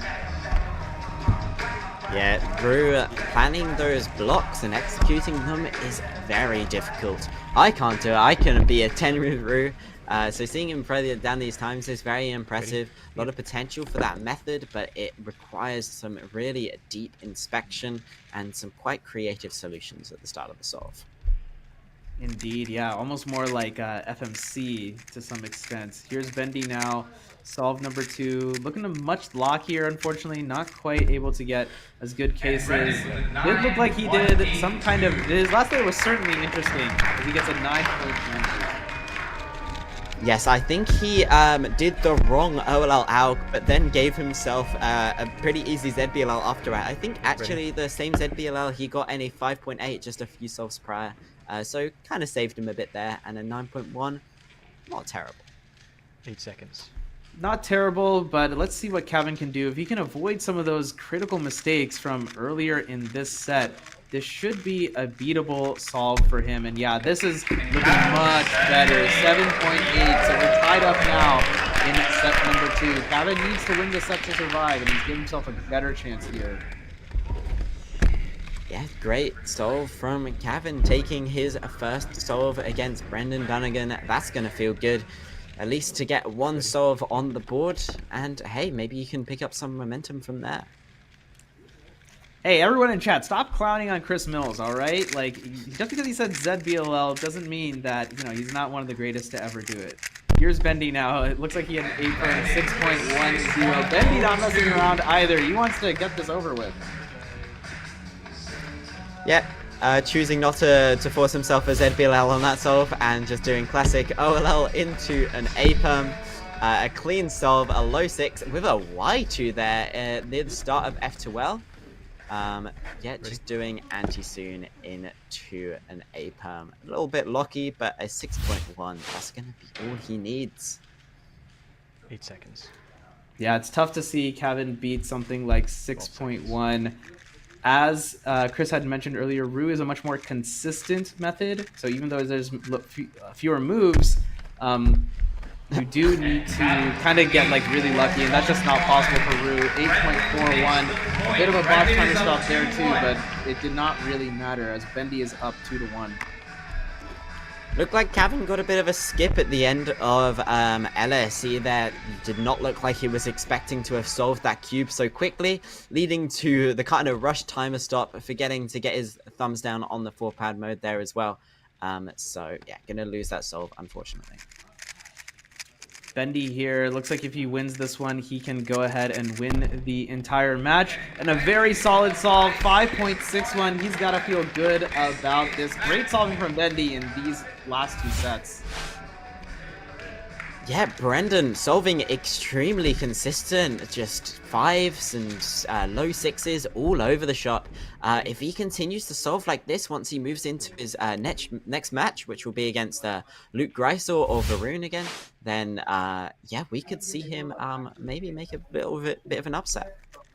Certainly, he's putting himself in really good position to really contend for that 3rd place spot. Kevin now to stay alive, and it's not going to happen for him. It's 8.71. That's match point, and that is the match. Brendan Dunnigan wins this one, 2-0.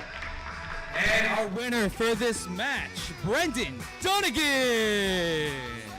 Brendan advances to the next match, and Kevin is eliminated from the tournament. We are now taking a 2-minute set break. As in our 2-minute set break, that one was a little bit comprehensive, it seemed like, for Bendy. Kevin, unfortunately, a bit outmatched there. Any thoughts on that set overall, Chris Mills?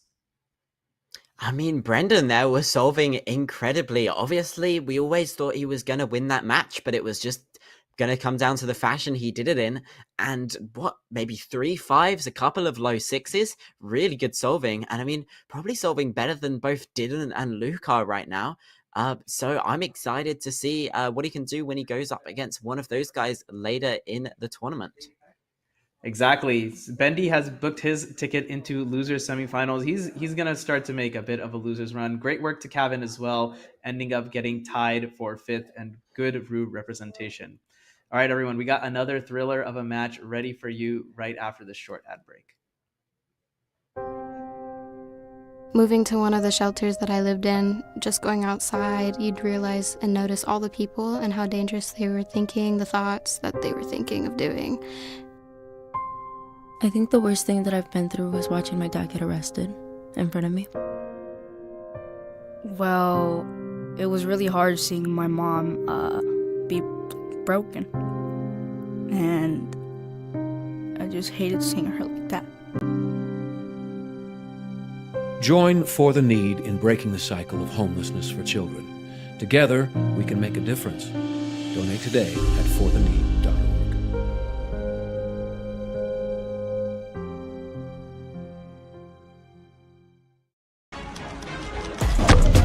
Floor exit.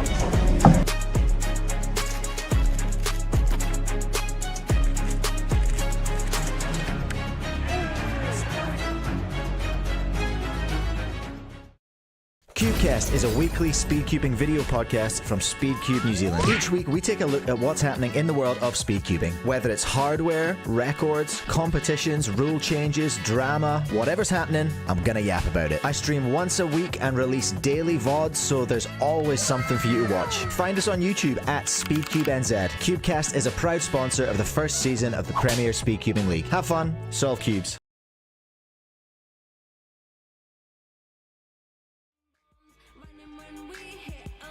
All right, welcome back to the Premier Speedcubing League. We're reaching our lower quarterfinals. Coming in our 5th seed, Varun Mohan Raj, and our 3rd seed, Luke Greiser. Competitors, this is the best 3 out of 5, first to 2 sets. There was a 30-second set break in between each set with a 2-minute timeout allocated to each of you. Luke, heads or tails? Heads. Varun, it is tails. Would you like to go first or second? I'll go second. You'll go second. Go ahead and sit at the bench. Luke to the solving station. And we heard Luke Greiser in the hot seat. He's got his headphones in. Maybe not liking the party mix that we have in the venue, jamming out to his own beats. Ended up in the losers bracket, losers quarterfinals. The loser of this one is out at 5th place. Not a position he thought he'd be in. Most of the chat, Chris Mills also thinking that he would be sitting pretty in the winners finals, kind of awaiting the rest of the losers bracket run. What do you think has to be going through his head, Chris? You know, he's not performing particularly well. 2 huge DNFs in that set against Dylan. I think really he's just got to focus his game on just solving the cube, really. He's a faster solver than Varun, so as long as he doesn't make any critical mistakes, he should be able to take this match. So hopefully we can see some better solves from Luke here. Definitely Greiser earlier. Oh my goodness, and it started off terribly for him.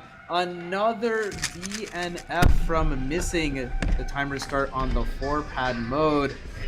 Oh my goodness. Oh my. That is not what we wanted to see for Luke. That was the one thing he had to do, is start the timer. It's the second time he's done this in the tournament already. I thought he would have been practicing with the G5 timer in his break, but obviously, guess he might have got a little bit of excited in inspection there. And the 4-pad timer is just not something he's used to yet, leading to that DNF. Oh man, it's just so unfortunate to see. We know that he is capable of so many good solves. He got 2 low 5s earlier too, and he's out here just trying to show the world, but unfortunately unable to start the timer. A big shift from what he's used to, what he practices with, the GAN timer too. Here's Varun now, giving himself a little bit of a practice solve almost. As long as he doesn't DNF, he's won this one, 7.81. And against all odds, it's 1-0 Varun. Yeah, I mean, didn't really need to do anything there. Just had to start and stop the timer with a solved cube. 7.8, solid solve there, just making sure he doesn't do anything silly and gets that 3-point against Luke in this pretty critical match. I mean, for what it's worth, like, if you're Luke, you have to know that you are, like, should pretty comfortably win this match. All it is, it really does come down to starting and stopping the timer, and on average, you know, he should be able to come out on top. Just needs to make sure he doesn't let it get to his head. Like I mentioned, he's a strong competitor. What can he do here? White cross to start things off. This is much, much, much more of what you want to see. 6.33 a very solid comeback. He certainly would have wanted faster, but 6 is way faster than not starting the timer. Yeah, that LZBLL case is a little bit tricky. One of the harder cases to both recognize and execute, and he made light work of it, taking his time to make sure he recognized the right case and a nice clean execution, leading to a 633 that's going to be pretty difficult for Varun to beat. Certainly. If you're Varun, you have to be thinking, 633, maybe not really what you wanted to see. Wow, accidental bars. Sorry about that. But, you have to think, okay, it is certainly possible. Now, Greiser did do it on White Cross Varun, remember, white only, so he might be able to take advantage of the same things that Greiser did.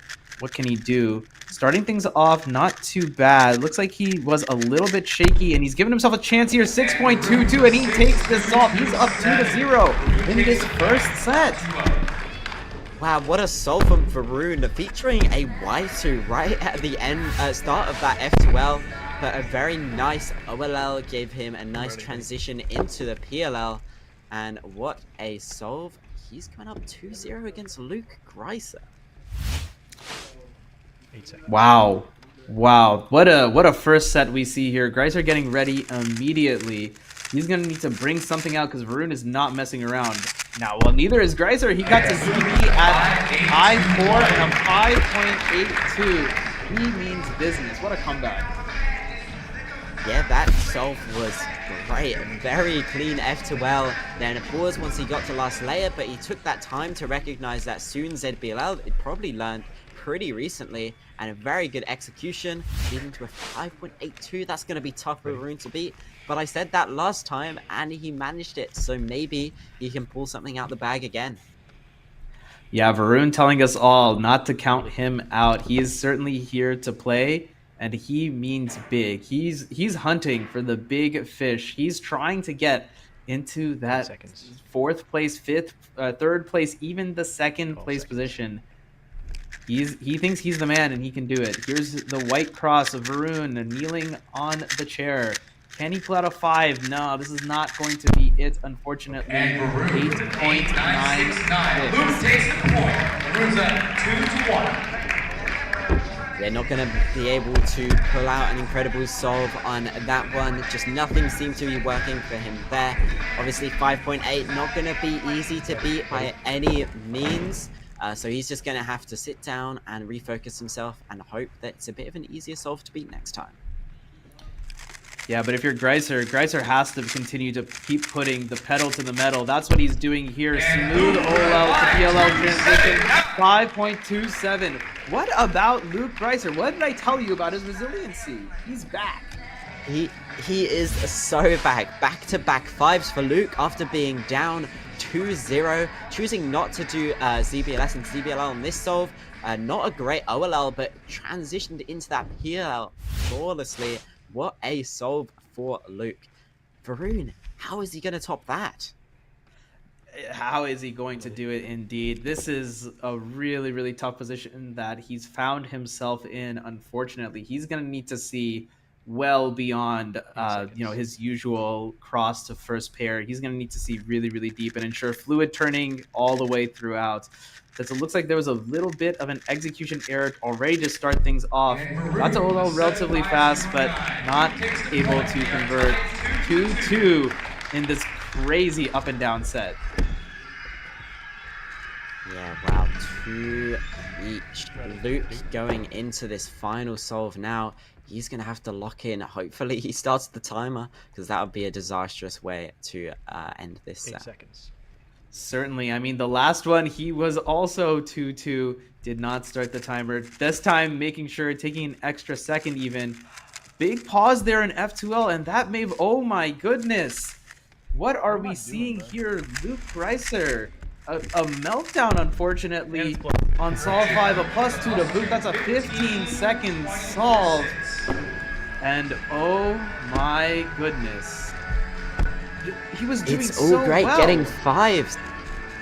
If you can get 5s, it's great, but you got to get 5s when it matters. And Luke there trying to do something fancy with maybe some pseudo or D moves in his F2L, not quite figuring out how to do it. And a 15. He's really folded under the pressure there. Left the door wide open for Varun to take this first set. What an upset. Oh my days. It's crazy. Just a completely against the run of play. Varun finds himself needing to beat a 15-second solve to win a set against Luke Greiser, one of the top solvers, top 15 solvers in the world. And Varun, I mean, he's easily going to back himself to do it, and he's going to do it with a little bit of style. 7.24. Set advantage now to Varun Mohanraj. And against the run of play, that's the only thing I can say. Maybe in a parallel universe, you know, Luke's magic would have worked out there, and it would have been a phenomenal way to come back. I mean, if you DNF solve 1 of an average of 5, then instantly you're like, okay, well, you're on high alert now because you have no margin of error. And here, he came back but just was not able to finish the job. I mean, yeah, let's look at the solves Luke had in that set. He started with the DNF and the timer, failing to start the timer. Then he got a 6.3, solid, and then what, 5.3 and a 5.1, looking like he pulled it back. And then just when it mattered the most at 2-2, he messed up something in the F12, leading to a 13 plus 2.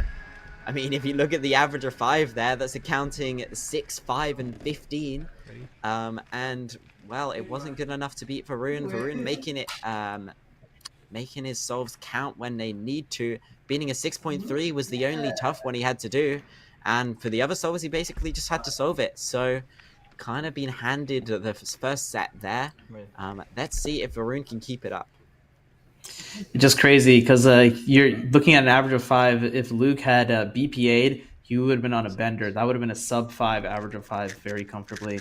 All that's behind now is everyone's got to put that behind. The casters, viewers, and most importantly, Luke Greiser. Here's Varun now getting started with a pretty rough solve. This might be what Greiser needs to kind of get his headspace back in. 7.26.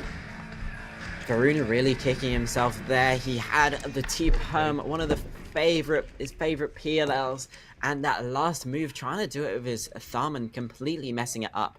Really kicking himself after that, and Luke should surely be able to take the first solve in set 2. Luke taking a ton of inspection time here. Really making sure that everything was kind of locked in. 6.35. Again, it wasn't pretty, but he got it done. He's taking that point up 1-0 in a very, very pivotal set. Yeah, Luke, great looking solve until we got the E-perm. It looks like he did ZBLS and went straight to PLL.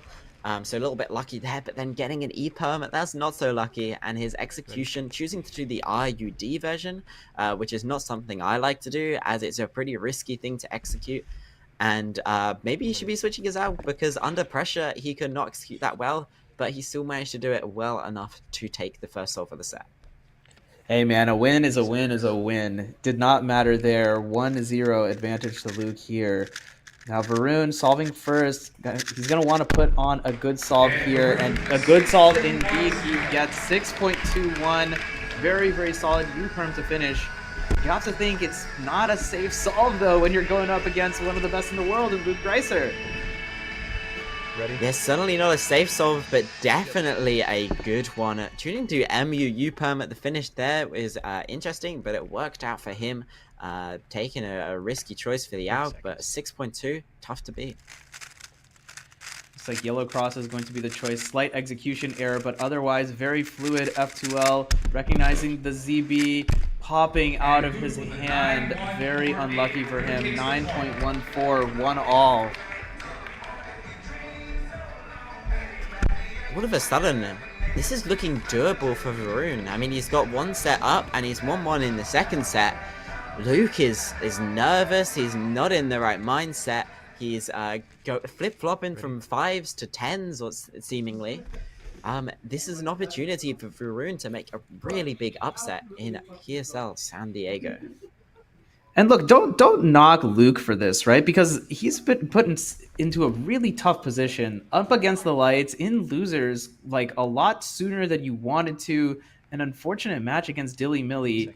I think any of us in that situation would crumble under the pressure. The fact that Luke is still hanging in there and still swinging is a testament to his strength.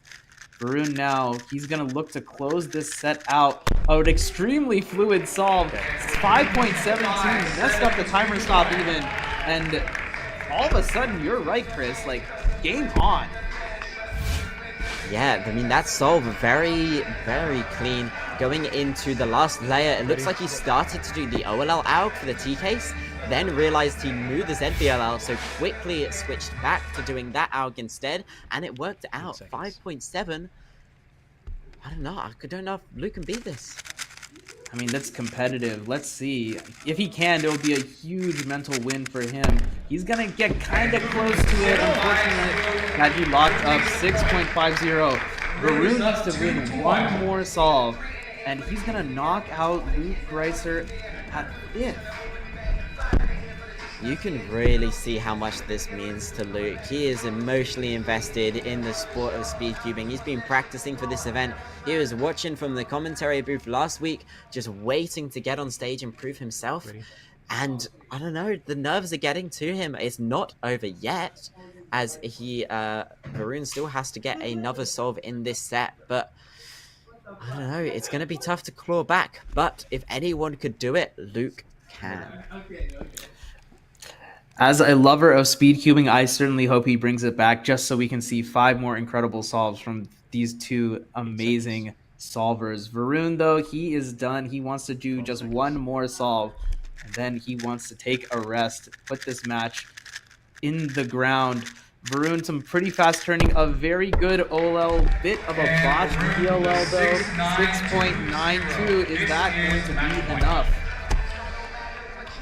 Varun was kind of given a lifeline there once you got to the last layer. A fast tune into J-Perm is a lovely last layer, but just faltering the turning, not great for him there, and leading to a 6.92. A solid time, but really he could have been getting something even better with a last layer like that. And you have to think, what is Luke thinking in his head right now? 6.92, certainly doable for a solver of his caliber. The timer has started. This is a very, very fluid H-burn, 5.14, and he's alive.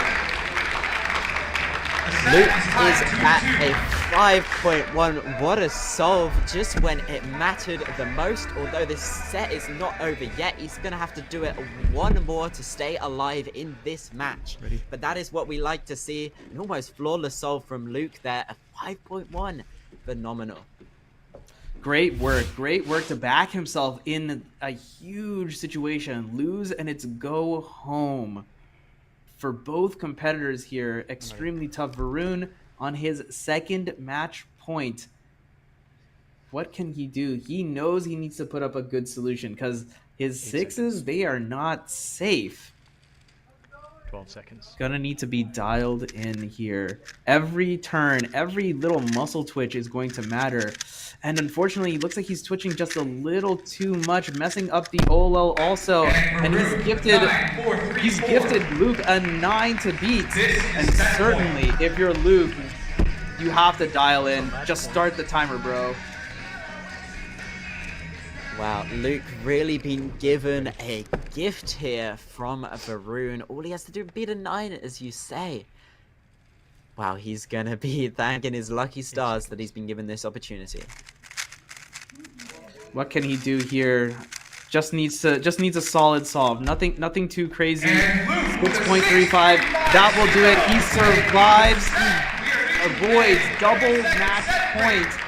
And it's now 1-1 going into the third set. And all of Varun's amazing work to bring it close is all gone. And it's all level. Wow. Back and forth match here. Millsy, what a match we have in our hands. Yeah, I mean, high drama here. Luke, as I said, flip-flopping between terrible times and incredible times. And Varun just solving pretty consistently, getting 5s when it matters.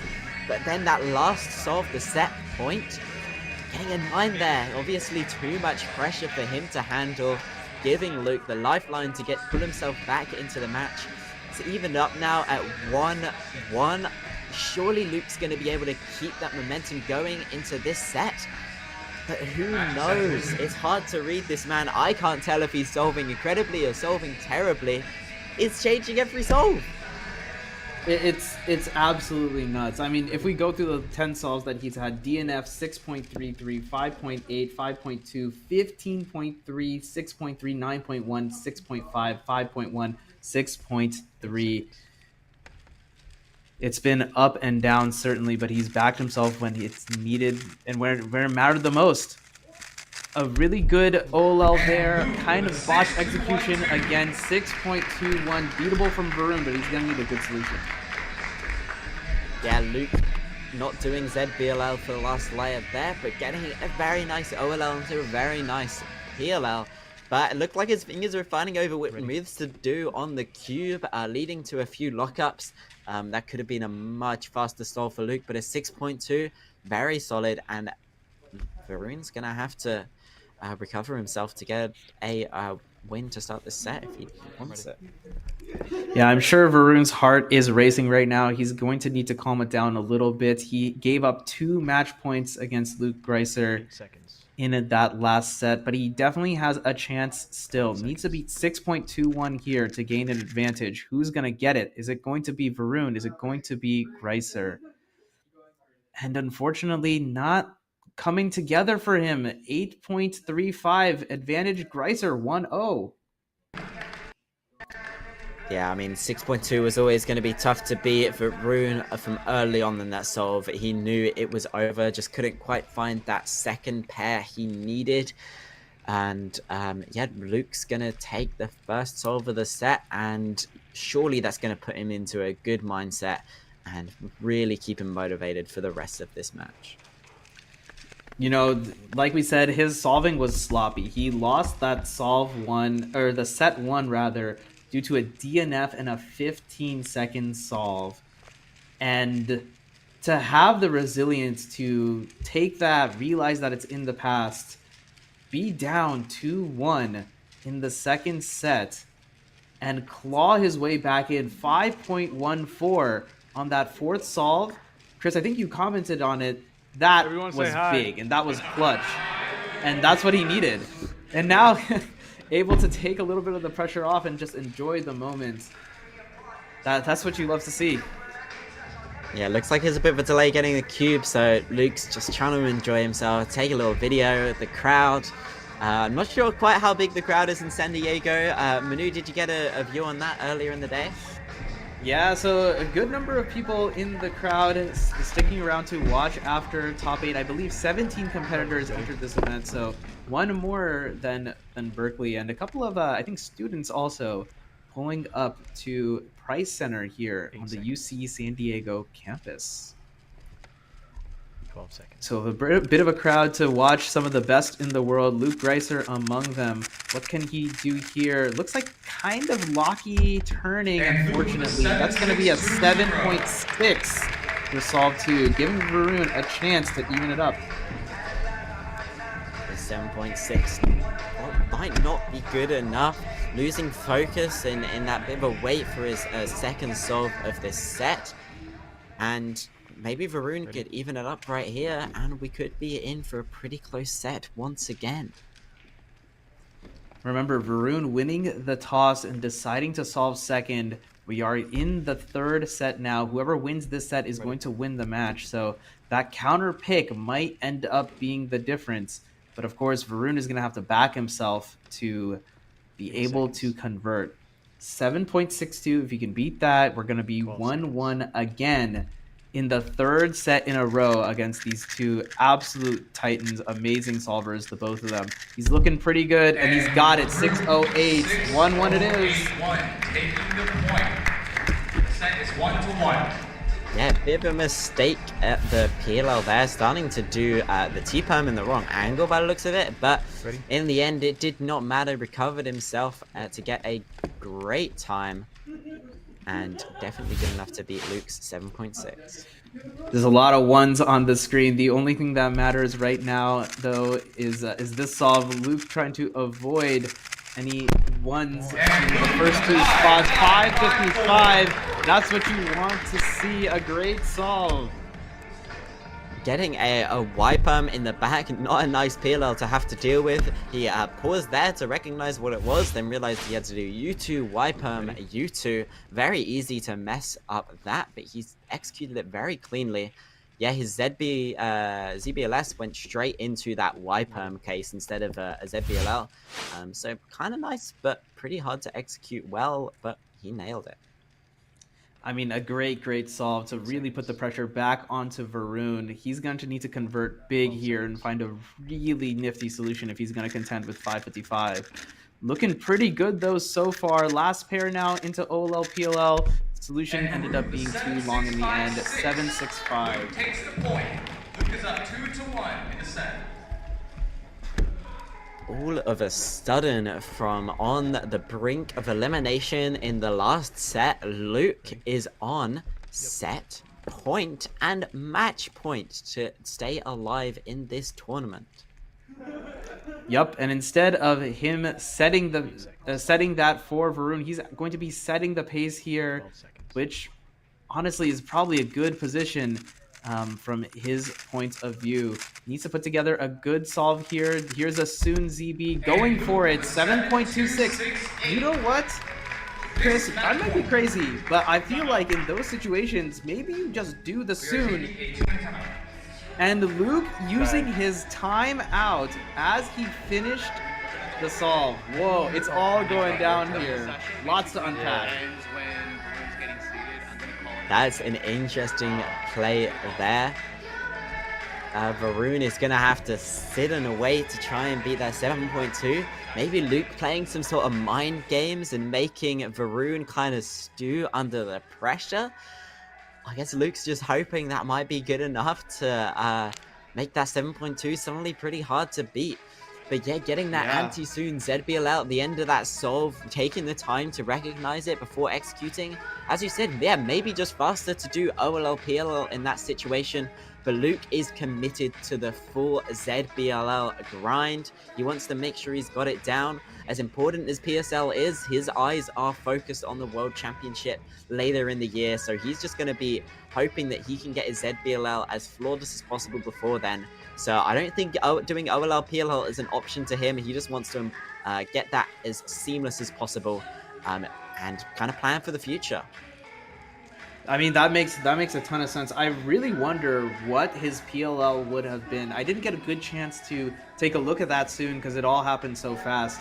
I don't know if necessarily the replay is available, but it's just crazy. And I think you're right. I think he is like looking ahead. Remember, he is up 2-1, so it actually doesn't really matter necessarily if he loses this solve in particular. Perhaps he's just trying to get it done early and kind of ice Varun, because Varun now just, his cube is there. His cube is literally in front of him, but he can't start because Greiser with a very, very interesting timeout. It's calling the timeout after his solve, but like kind of in that transition period. Very, very interesting. It's the first time we see the timeout be used today. What are your thoughts on like the timeout and its strategic usage, Milsey? Yeah, I mean, those 2 minutes can make a huge difference. If you're just not solving well, you're probably not in the right mindset. You can really take that time to compose yourself and kind of give you a bit of a reset going into the next solve. But here, Varun was obviously just expecting to go up and solve, and Luke throwing in that 2-minute timeout has kind of thrown a spanner into the works, and Varun's got to recompose himself and kind of reset before going into the next solve. He might have been hoping to keep up some of that momentum, and yeah, it's kind of some mind games going on here.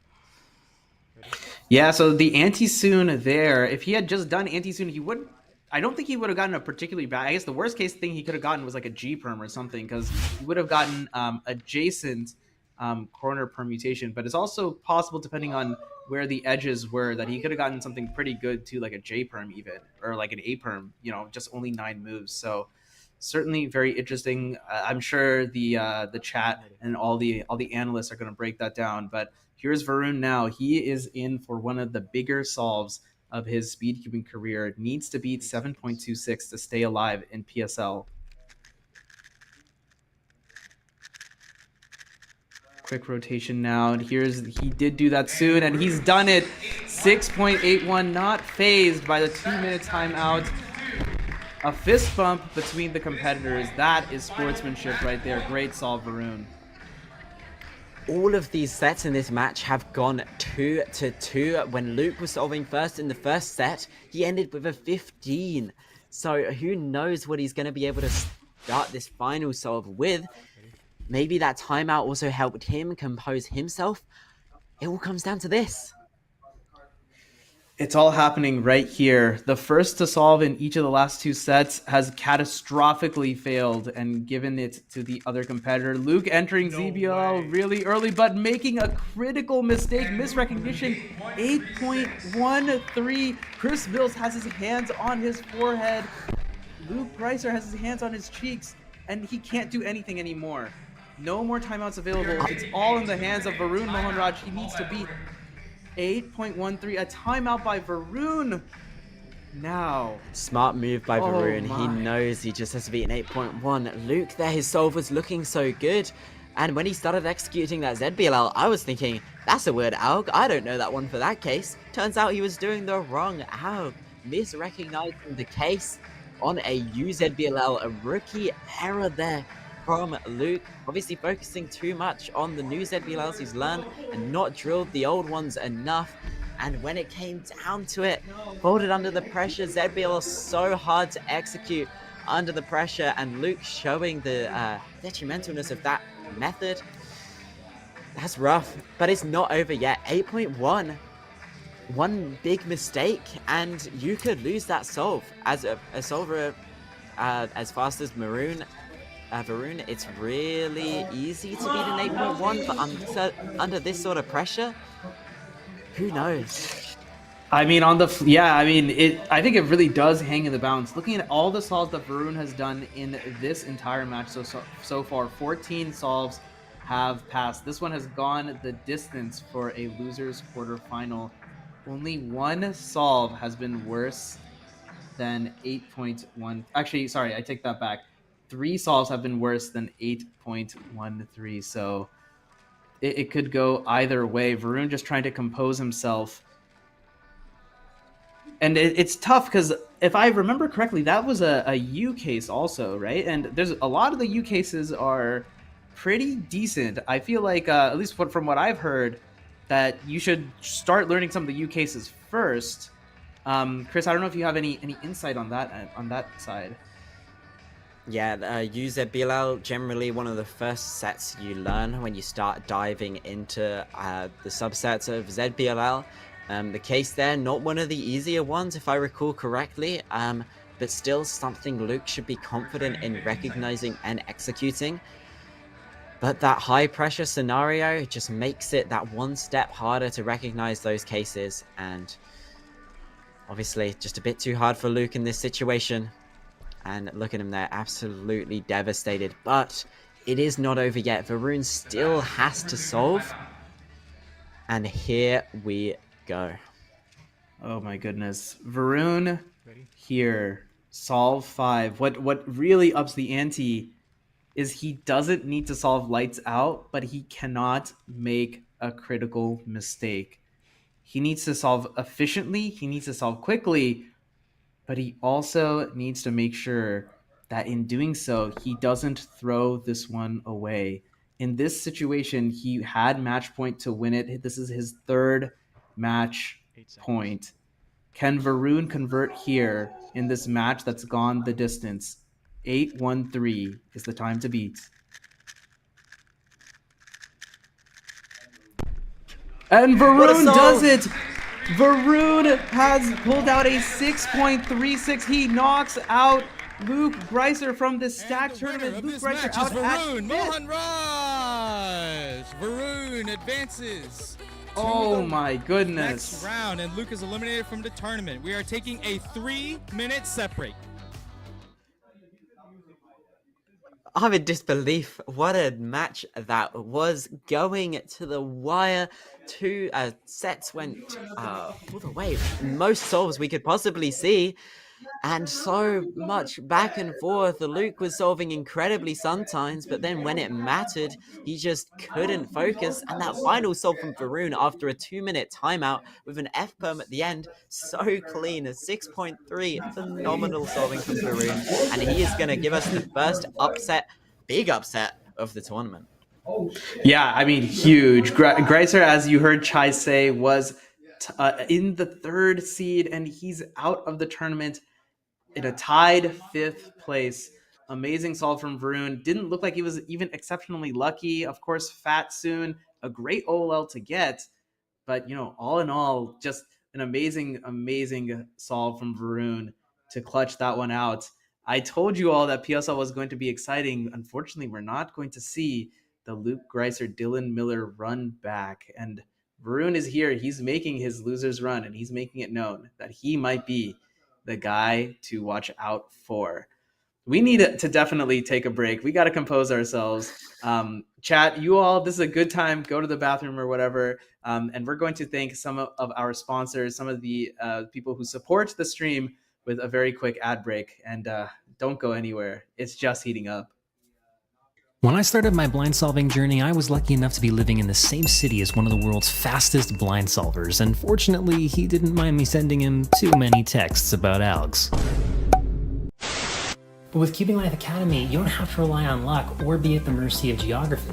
Whether you're just starting out or an advanced solver looking to get to the next level, Cubing Life Academy has group courses available both in person and online, taught by some of the fastest solvers in the world.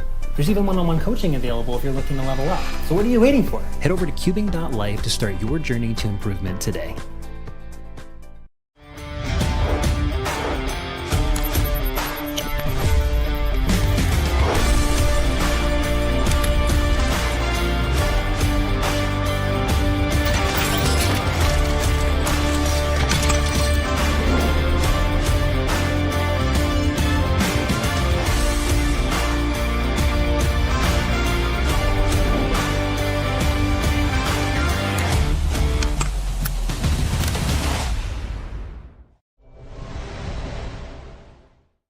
Hey, we're Speedcube Shop. We are your one-stop shop for anything cubing or puzzle related and have something for everyone, beginner or pro. If you want the best of the best, allow us to lend you our years of experience and consider one of our premium setup Speedcubes. Our team of experts will dial in your Speedcube by applying lubricants and adjusting the settings so that when your cube arrives, you're ready to start crushing your PBs. Have any questions? Our team is available via phone, live chat, or email to help get you on track. Tap the link to find your next challenge or upgrade and enjoy what we and many others consider to be the best shopping experience around.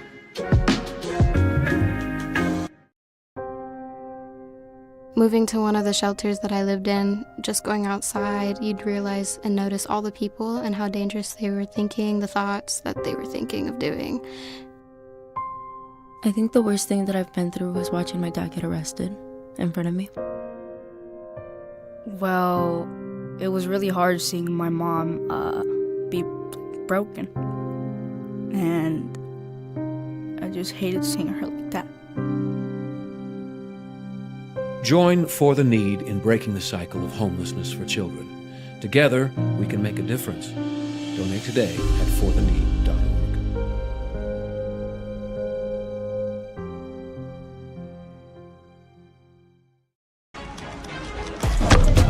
What exit?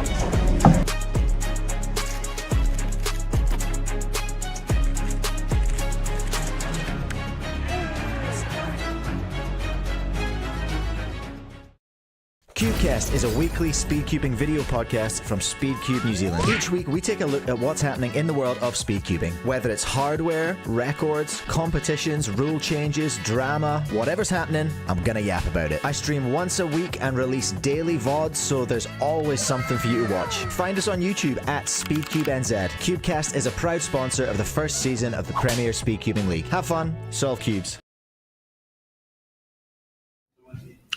Welcome back, everyone, to PSL San Diego. We just wrapped up a Wild Losers quarterfinals match, a Wild Losers quarterfinals set of matches. If you just missed it, you were out. It's Luke Greiser, the big story, is out at 5th place. Varun Mohanraj punching above his weight, at least as far as seeding is concerned, and some unfortunate solving at the very, very tail end from Luke. Unfortunately, looks like Here we did go. him Here's the in. ZBLL he messed up. Oh, it was a T case actually, not a U case. And that is one of the hardest T cases to recognize. Obviously, just getting the wrong one there. There's only like one sort of like opposite piece you can look at for that case. And I'm not sure what he saw wrong, but obviously he saw it wrong and it costed him the match. That solve there was looking so clean because he had to do what? Two a ZBLL and then a EPERM, and he got an 8.0. So I think with a cleaner ZBLL recognition and execution, he would have got a much faster time than a 6.3. And yeah, Varun's 6.3 here, we're showing you on the replay. And he didn't need anything fancy, but just clean execution from back to front. He's jazzed about it. Luke sitting in the background could do nothing in the end. And it's just wild. Right now, we're taking a bit of a break to adjust some lighting. And you have to think, Chris, the lighting for this venue is definitely different from Berkeley, definitely different from most speedcubing events. Do you think that played into it in some way, shape, or form? Maybe not necessarily like the shadows, but even just the fact that it was different? Yeah, this lighting, I mean, there's bright lights blasting into your face from up above, completely different to what you'd be used to in like a sports hall or something like that at a WCA competition. I mean, I'm not sure what the lighting was like in Berkeley, and some of the obviously Luke Greiser, he wasn't at Berkeley either. So yeah, it can definitely be a big difference. Looks like they're trying to come up with some sort of alternative. As yeah, if you've got a bright light shining from above on your cube, then you can kind of have shadows all over the place, and then recognizing stuff on the side is pretty difficult. So it looks like they're coming up with some sort of little light to chuck on the solving station to improve the solving experience for the competitors. As maybe this is why we haven't seen some like phenomenal solves yet, as all the competitors are struggling with their look ahead and lighting. Yeah, this is certainly an interesting turn of events. Not really what I expected to see. You know, when I was down there in the venue, at the time, it looked like everything was fine. I'm not sure if there was an adjustment later or if there's a particular way that some of the competitors are sitting that's causing some of these lighting issues. Of course, if you're a taller competitor, then sometimes like those shadows and stuff can maybe affect you, or perhaps it's some of the even shadows from the camera equipment, perhaps. I'm not entirely sure. But it's crazy because it's minute differences like that, especially when you're looking at when you're trying to recognize some ZBLL, right? And at least from the way that I understand it, and Chris, you can back me up or correct me if I'm wrong about this. A lot of the case times you're not looking at specific colors, but more so if it's like adjacent or opposite sometimes. And to mistake something like that is huge, and it completely changes what you're looking at. Yeah, definitely. Like, I think in that last solve of Luke's, he had to look for an opposite pieces on his ZBLL case, and I think it was red and orange. And if there's bad lighting, red and orange suddenly look quite similar. So maybe that's the mistake Luke made there. Thinking back on the AUG he did, I think that might be the mistake he made. So very tough. Obviously, all of the competitors are solving under the same conditions.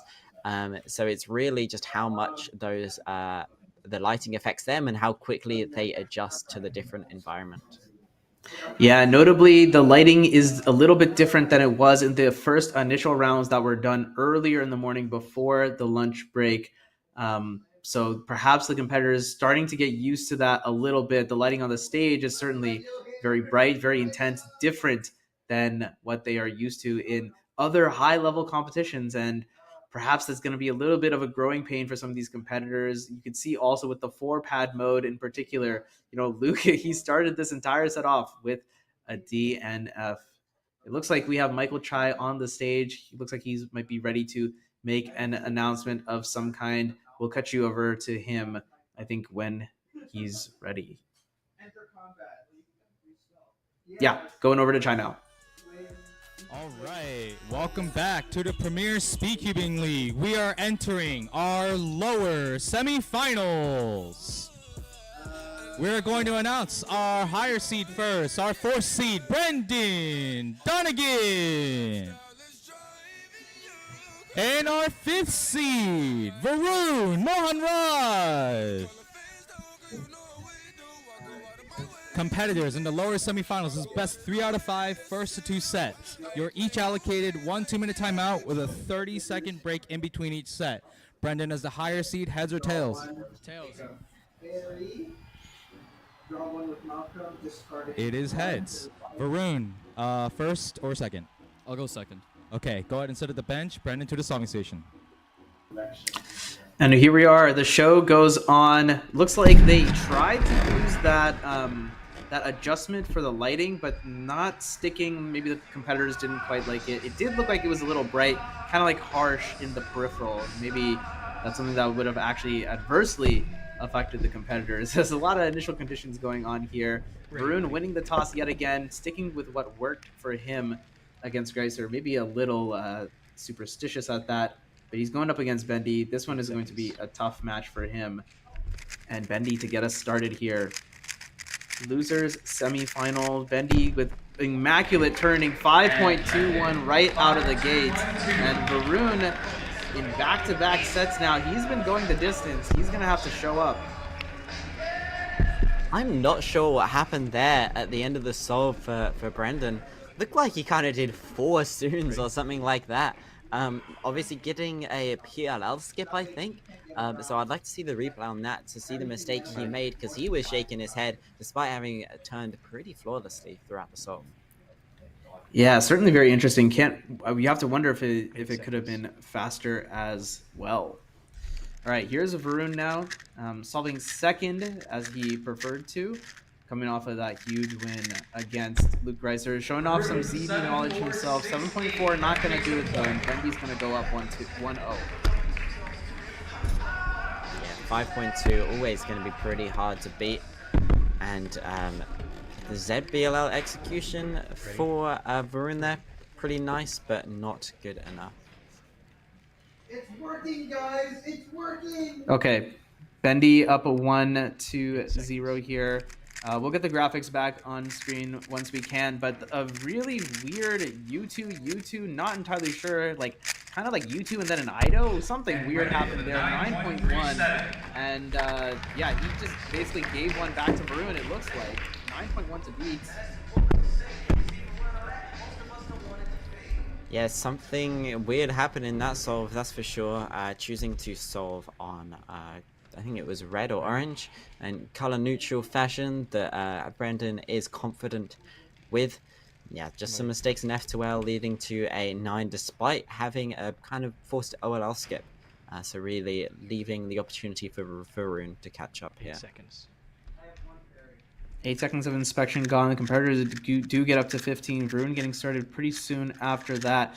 Kind of weird turning coming out from him, though. Is he going to be able to beat the 9? Yes, he is. 8.39. That's going to do it, and it's going to tie it up 1-1. So some weird solving we saw from both of them. Yeah, looking a little bit dicey for Varun there. Only had to beat a 9, and going into the PLL, just one big lockup would have cost him the solve there. But obviously getting that 8, good A enough, and puts the set at 1-1. Bendy's going to definitely want to come back a little bit after a disappointing second solve. A little lucky there on the finish, but 6.41, a decent competitive solve.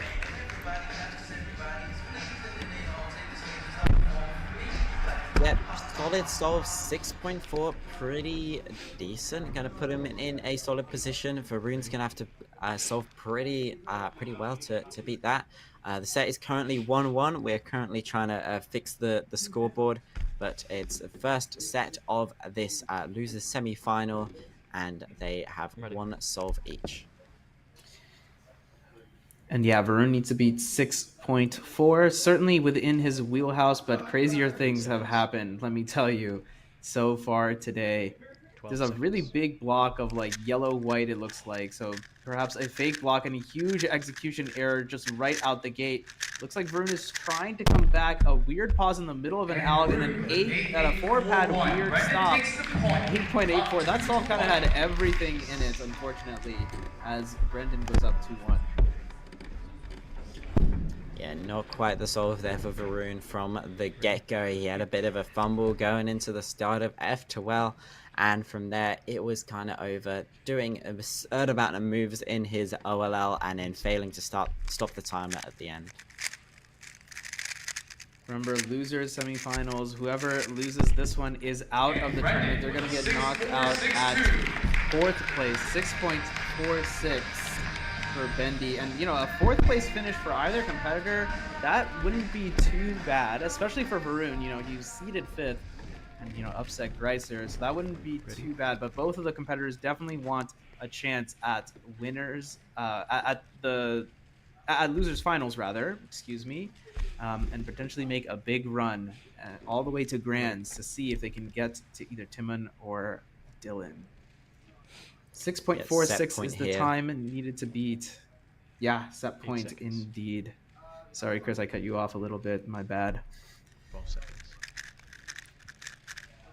Let's see what Varun can do. Looking like he's turning really quickly, but a huge execution error, and he's not able to bring the magic like he did in the previous match. 3-1, Brendan Dunningham is going to win his first set to go up 1-0. Yeah, it's just some unfortunate solving from Varun there. Could not quite lock in getting that last solve for F12 was looking good, and then once he got to last layer, bit of an awkward OLL, and he locked up in the execution, and then those mistakes continued into PLL. But you got one solve in that first set, but still just kind of getting rolled by Brendan. He's pretty consistent solving so far. Yeah. And now the roles are reversed a little bit. Bendy was the one setting the pace. Looks like that ended up pretty well for him as Varun. In the last set, yeah, subpar solving just front to back, unfortunately. 7.46, 8.39, 8.84, 8.30. None of those times are particularly good for what Varun wants to get. He's going to want a low 7s or even really low 6s are what you're going to need if you want to be competitive against Brendan Dunnigan. Second set is going to get started very soon. Varun has his cube delivered now. I'm ready. Grabbing the cube extremely quickly, immediately from the jump. Looks like there is that one white piece, that white-blue, that is insertable in 2 moves. He has white on top, which is certainly very interesting. Looks like it took a little bit of an extra pause as he was making cross. Here's PLL now. 7.24, shaking his head. He knows it could have been a bit better. The solution there was decent enough, but just too many pauses and just a little bit of a choppy turning throughout led to a subpar time for Varun there. Brendan in a comfortable position to take this first solve of the set, but you never know what can happen. Yeah. Yeah, I mean, it could just be crazy. Looks like Bendy has yellow. Yeah, he's going to end up going for yellow. Looks like he actually preserved a pair there. Would certainly be interesting to see. And here's a CV, 7.48, and that doesn't do it. A very tight margin of less than 0.2 seconds, and Varun goes up 1-0 on this set. Yeah, a big pause near the start of F12 there for Brendan. Obviously, he didn't manage to inspect far enough into the solve, and then choosing to take the time to recognize the ZBLL in the last layer just cost him that solve. He's, a little bit annoyed he couldn't snap up that the win and to start the set with a 7.2 set by Varun, but it happens. And yeah, now Bendy just kind of has to sit in his, almost looks like a timeout corner from the table camp's perspective. Varun now to set the pace for solve number 2, set number 2. He's down 1-0. He needs a little bit of magic if he wants to continue his amazing run. 6.45, not necessarily magical, but also not too shabby. That should be competitive. Definitely competitive. 645 is around what Brandon's been getting on average throughout this competition so far. So as long as he can solve as he has been, he should be able to beat that. But when you've got the pressure of the time to beat, who knows what can happen. Orange Cross is the choice here. And looking a bit locky. Z-Perm, not a great one, and fumbling it, unfortunately. This is going to be a solve for Varun. He's giving a little sarcastic fist bump a little bit. Trying to, move a little bit of the pressure off as Varun is now up 2-0 in this set. And, we're on to set point already. Yeah, Brendan's just not been solving well enough. Having to solve second, the pressure of knowing the time he has to beat is not helping him. And yeah, just really not getting great times, giving Varun the opportunity to snap up their second set and level it out at 1 set each. Varun is on quite a bit of a loser's run at the moment. If he wins this one, he started top 8 in losers, and he'll have a chance to finish in 3rd place if he can get himself into the losers final. A lot of solving between now and then, though. He needs to take care of business against Brendan Dunnigan first. 6.84. I mean, normally against Bendy, I would have said that's really, really not safe, but against what he's putting up here, especially in the second set, it's looking a little tighter than you would expect. Yeah, on a set point, on a big stage like this, all of a sudden getting a 6.4 is not as easy as it seems for a solver like Brendan Dunnigan. 8 seconds. Very, very, very talented across a huge number of events, 3x3 included. Just needs to lock in and kind of execute a little bit. Looks like he had a W, and he's got it with less than 0.1 difference. Bendy takes one back for 2-1 advantage for Rune. WOLL giving him a W in that set point. Taking him to 2-1. Still got 2 more souls to go to recover and win the set. But Varun in the advantage now in 2-1 in this set. But that was a pretty good solve from Brendan. Maybe he's still got it in him to recover in this set.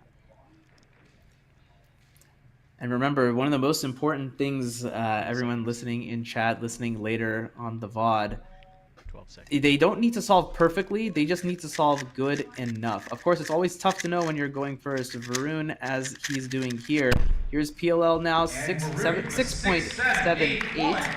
A very, very solid solve, certainly possible. That's actually the solve that Bendy got in the last one. So we might, it's certainly very tight here.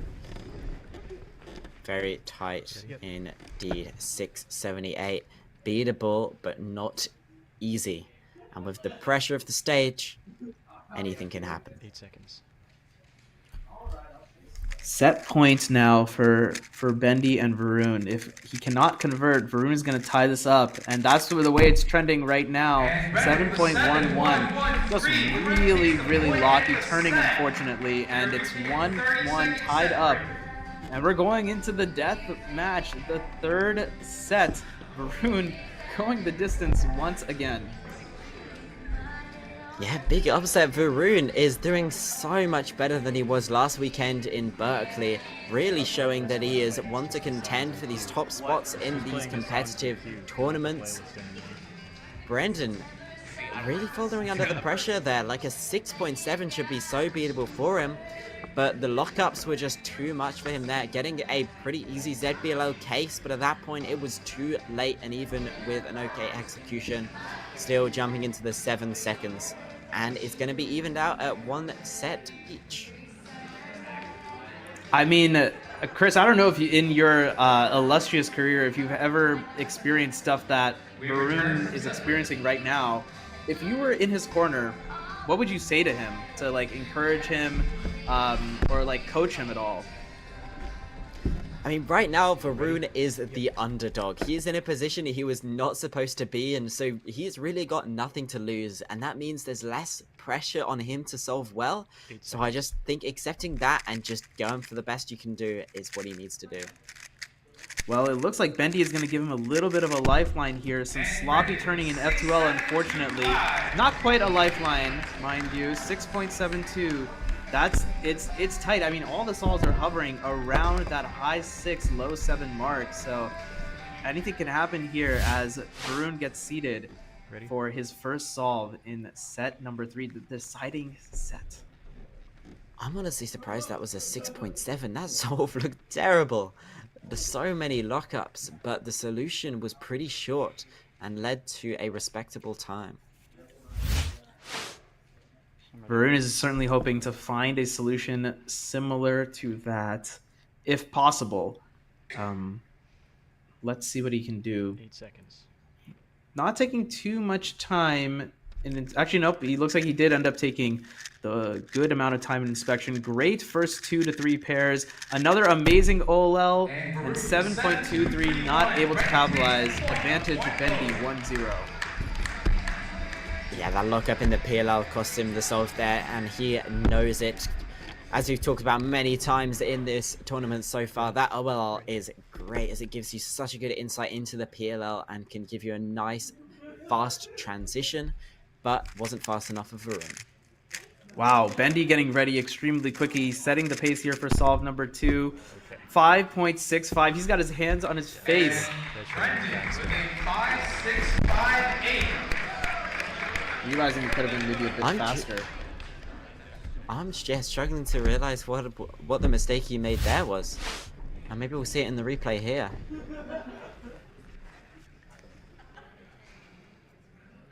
Ready? If anything, it just looks like pausing to me. Not much you can say about that. That looked pretty solid from front to back. Yeah, I'm not quite sure. He had a bit of back and forwards in the F2L, but still a 5.6. He should not be ashamed of that by any means. Varun now needs to beat 5.65 to avoid going down 2-0 in a very, very pivotal set.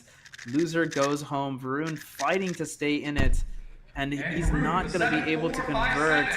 If he wants a chance, he's going to need to reverse sweep one of the best solvers in SoCal, the hometown cuber, you could say.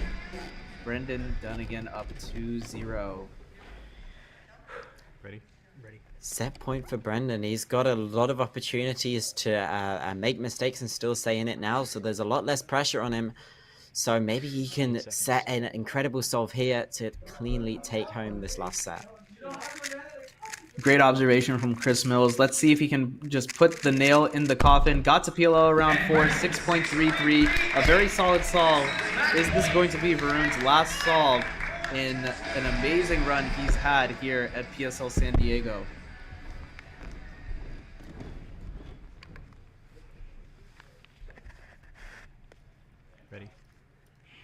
6.33, the time to beat to stay in the tournament. He's done it before, but with the pressure of elimination on him right now, can he do it again? Brendan watching from the sidelines, knowing that even if he loses his solve, he's still got 2 more opportunities. But for Varun, it's life or death. Only one cross color available to Varun. That is white cross. If he can't find anything good, he's kind of out of luck. What can he do here? This is for his tournament life. Can dot OLL, and this is not going to do it. An amazing run from Varun Mohan Rogers ended with a sweep from Brendan Dunnigan, winning it 2-1. Varun out at a very, the winner very for this good match place. is Brendan Dunnigan! Varun has been eliminated, and Brendan moves on to lower finals. We are taking a 2-minute break.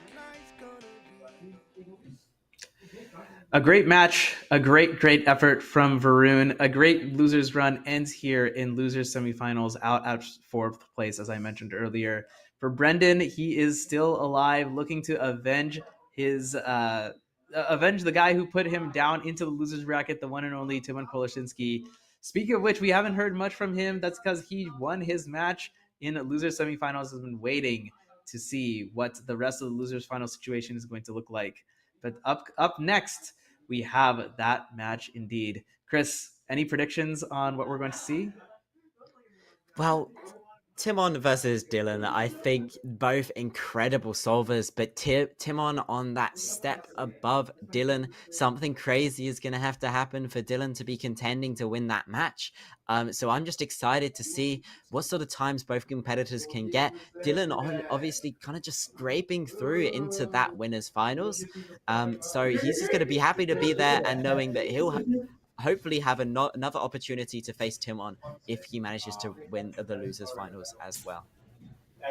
It's all going to go down here. Let's see if our magician Chris Mills is going to pull another rabbit out of the hat, or if his predictions are going to fall flat. We'll see after the short ad break. When I started my blind solving journey, I was lucky enough to be living in the same city as one of the world's fastest blind solvers, and fortunately, he didn't mind me sending him too many texts about algs. But with Cubing Life Academy, you don't have to rely on luck or be at the mercy of geography. Whether you're just starting out or an advanced solver looking to get to the next level, Cubing Life Academy has group courses available both in person and online, taught by some of the fastest solvers in the world. There's even one-on-one coaching available if you're looking to level up. So what are you waiting for? Head over to cubing.life to start your journey to improvement today.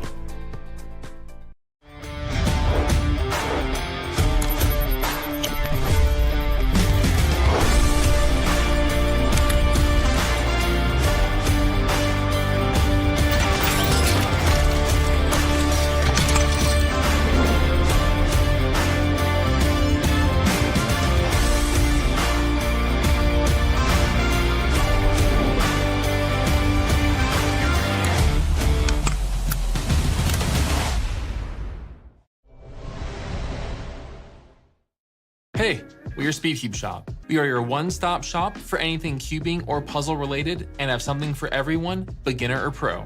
If you want the best of the best, allow us to lend you our years of experience and consider one of our premium setup Speedcubes. Our team of experts will dial in your Speedcube by applying lubricants and adjusting the settings so that when your cube arrives, you're ready to start crushing your PBs. Have any questions? Our team is available via phone, live chat, or email to help get you on track. Tap the link to find your next challenge or upgrade and enjoy what we and many others consider to be the best shopping experience around.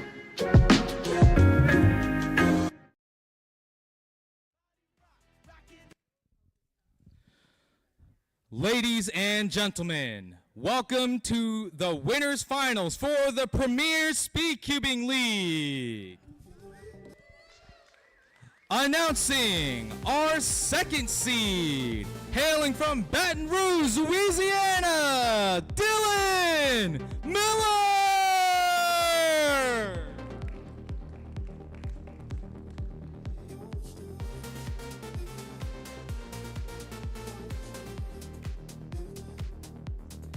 And announcing our #1 overall seed, he has a target on his back, Timon Kolasinski!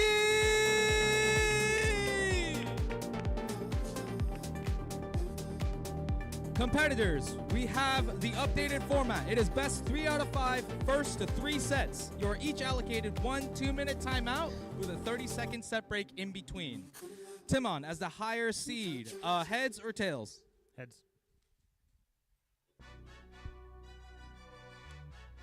It is tails. Dylan, would you like to go first or second? I will start. Go ahead and sit at the solving station. Timon to the bench. And here we are, everyone. You can see it on your screen there. Dylan Miller versus Timon Kolasinski. Some call him the Louisiana legend versus the Polish prodigy. I don't know. That sounds pretty good in my head. We have one amazing match for you here.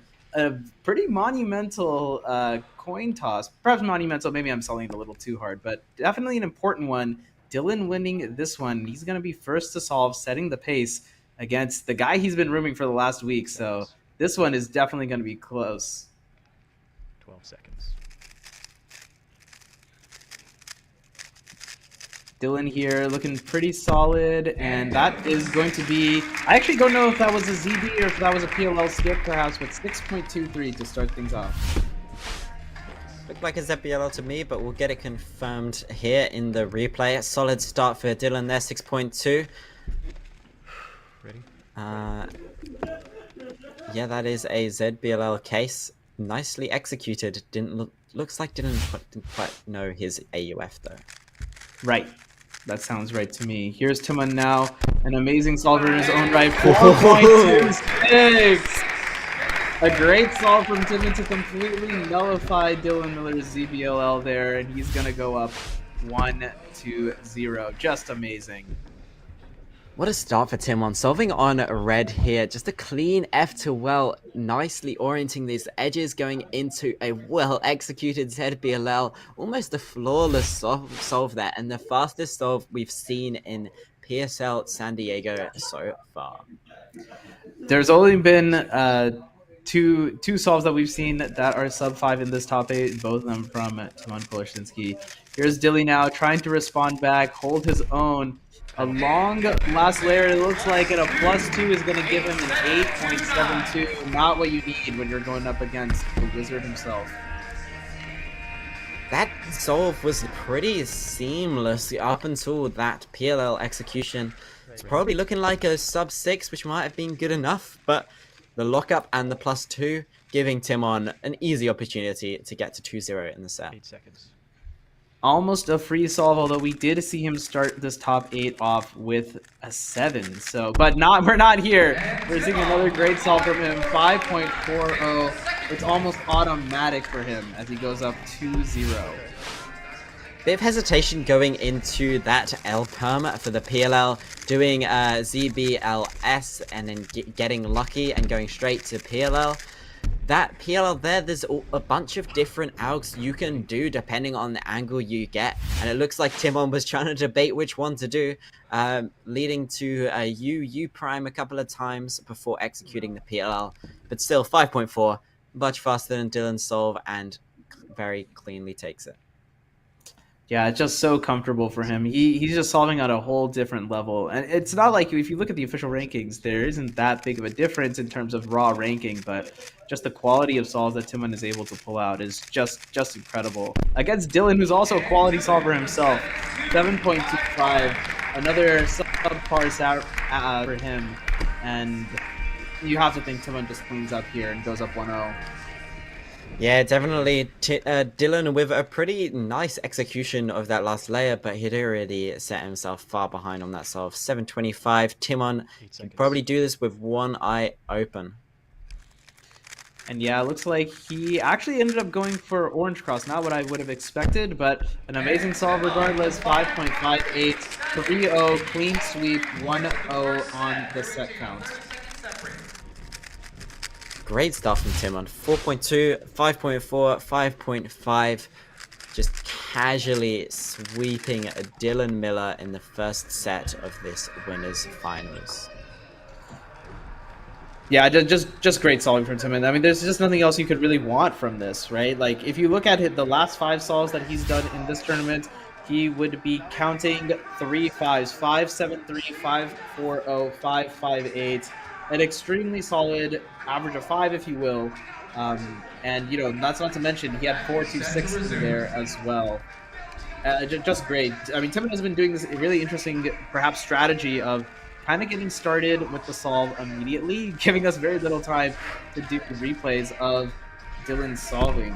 Certainly interesting. Wonder if it's working out better for him if he's not getting iced. Right. Set number 2, starting up here. Timon is going to be setting the pace this time. Taking a long time on this very, in that particular orientation. Bit of a pause, though, in what looked to be up to L2. And then a 7.04. So a rare 7 from Timon. Definitely doable for Dylan, but he's kind of needs to lock in and not make any major mistakes. Really gifting Dylan an opportunity there. Timon just no fluidity throughout that solve. The look ahead was not there. Probably a tough scramble. He couldn't find anything in inspection. And just finishing with a Pi ZBLL. Executed pretty cleanly, but 7.04, very beautiful for Dylan. He's almost been given a gift here.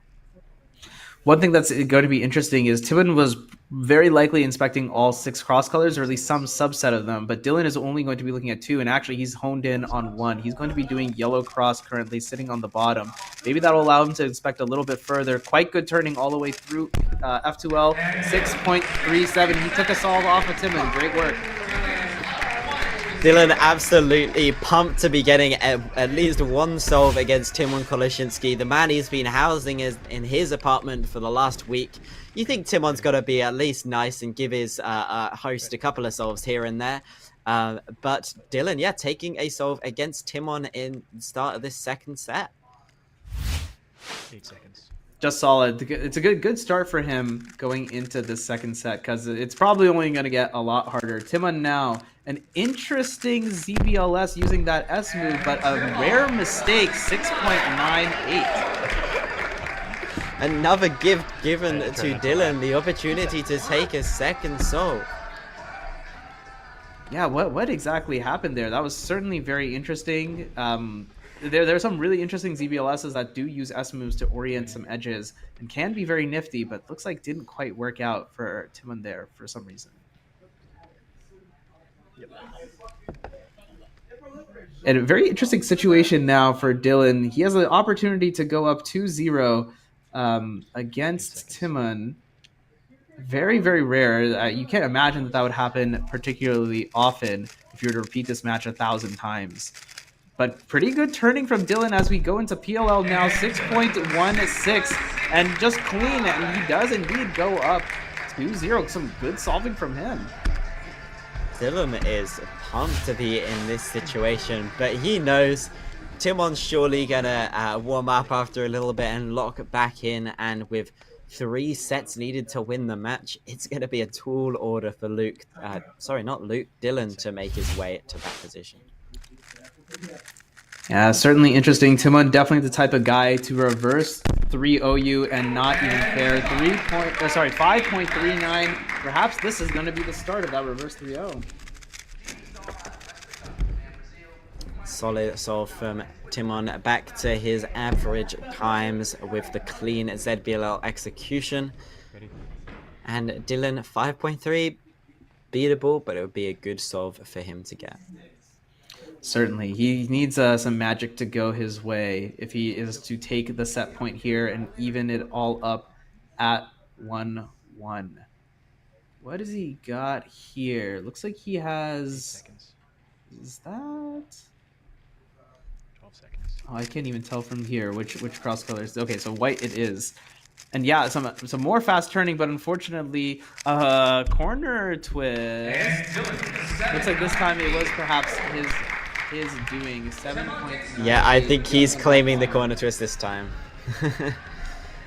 Looking really good before getting to OLL in that solve. Really fast turning throughout F2L, and all of a sudden it was looking doable that he could beat the 5.3. Then the hesitations in the OLL probably caused by the fact that there was a corner twist on the cube, caused by himself. 8 seconds. It's not going to be good enough. Timon, interestingly, kind of doing a ton of rotations to try and figure out what cross he was going to do or which orientation to best do it in. Orange ended up being the choice. Here's the ZB, 6.54. Been a slower timer stop from him too, so he's looked a little vulnerable here. Yeah, vulnerable indeed. 6.5, extremely beatable for Dylan here, and gives him an opportunity to even out the sets of 1-1. Timon just nothing great in that solve, no huge mistakes, but just a lot of pauses and not a great execution on the ZBLL.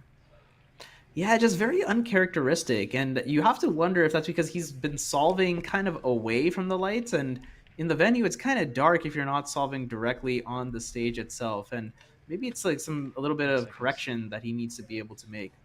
In any case, here's Dylan now. He needs to beat 6.54 if he is to win this set. Some really, really fast turning, absolutely fluid all the way through F2L. Really good start. Oh, almost. And it's not enough. The lockup at the end and the +2. And the +2. Wait, what? Oh. And the match is now tied 2-2 in the set. Oh my god. Okay, so I guess they're ruling that it was not a +2, but 0.02 seconds separated them, and that just comes down to a lockup. I mean, Dylan, amazing turning through this F2L.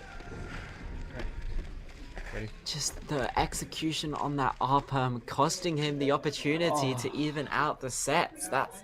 He's going to be kicking himself for that. 8 seconds. And now it's 2-2. Timon Koloshinsky to set the pace. Oh! Wow, right before our eyes, couldn't even get a word in before he got a 3.97. It's just that easy. Look at that smile. After he gave Dylan that chance to even up the sets, he was like, oh, I'm not doing that again, that's for sure. And threw down a sub-4 single. Dylan is going to have to pray to the stars to try and beat that to take this set. But I think he's lost his opportunity to even out the sets here. I think it's all gone, unfortunately. Not quite match point. Actually, this is actually going to be set point. It's 5 sets. It's 3 sets in order to win the match. This is only going to be set number 2, but he needs to get LL skip. That's the only way this is happening. Ooh, a valiant effort indeed, but not quite good enough to beat 3.97. 588 for Dylan. A reverse sweep in the house. Timon getting the broom out. That's great. Just nuts to go up 2 sets against Dylan. Dylan finishing with a 5.888. Got lucky in this scenario, unfortunately. Really missing the opportunity to take that set back when all he had to do was beat a 654 and he got a 656 with a extremely poorly executed R-perm. You can tell that he knows he missed an opportunity there. And Timon, 2 sets to 0, only got to take 1 more set. Looks like it could be over, but you never know. A 5-second solve from Dylan that the last one of the set there shows that he's capable of some solid times. And Timon's been hit or miss throughout this match so far. He's not been flawless. So there is some kinks in the armor that Dylan can take the opportunity of and maybe claw back at some points. I mean, if this is do or die at this set, though, unfortunately, he doesn't have any more time to kind of experiment and figure out. Timon gave Dylan 2 kind of sloppy solves. Dylan was able to take advantage of those, but unfortunately, it really came down to that R-perm. And just 1 lockup, like that R-perm had like 3 or 4 lockups. He needed to just not lock up on 1 of them. And he would have put that set away, but he allowed Timon to stay around, and it's dangerous when you do that. Yeah, I would love to see Timon's 3 again, because that solve looked almost flawless. As you could kind of tell from Dylan's inspection that he was kind of in disbelief that Timon could find something good enough on that scramble to get a 3. But Timon with the solid solving, seamless F to well into a great ZBLR execution, getting the first 3 of PSL San Diego. Just amazing. Against the run of play, too, so it's just wild. Timon is just that guy. Dylan is going to need to be that guy, though, in this set. He needs to come back and reverse sweep on sets if he wants to stay alive on the winner's side. Loser gets knocked down to the losers and is going to face Brendan Dunnigan. 6.72 for him. Probably not going to be enough against Timon. Well, we've seen Timon get a 7 in this match already, so it's not impossible, but it's just extremely unlikely. Tough to even put a percentage to it, but you have to imagine it is probably much less than 5% that something like that is going to happen. Timon now, I mean, it's just too easy for this guy. 4.40, and that's how it's done. Clinical. Showing the incredible benefits of Soon ZBLR there. Recognizing it pretty quickly, only taking a small pause before doing a quite fast algorithm there. Look at this solve. No lockups. Bit of a rotation there. And I think that was as soon cancelled into 2-perm. So quite an easy ZBLR actually. Yeah, I mean, just too easy. Just too easy for the one and only Timon Koloshinsky. This is why he's ranked so highly, top 5 in the world. Not even just in 3x3, one of the just amazing solvers. He's going to be in the Hall of Fame, that's for sure. Dylan Miller to see if he can take another solve against that, put himself in a good position again. 8.20, unfortunately, is not a good position from where I sit, Millsy. Yeah, when he got to that last layer, he made the choice to force a TZBLL, but then did not know the ZBLL case. So essentially just did 2 look OLL in that solve. So pretty poor from Dylan there, and an 8.2. Yeah, I think Timon might win the solve, you know? Yeah, I would say so. I think he's got a pretty good chance. Green cross is the cross of choice. Timon actually making a weird error, it looks like, on that L, but 603 is more than good enough to go up 2-0. And this is match point already.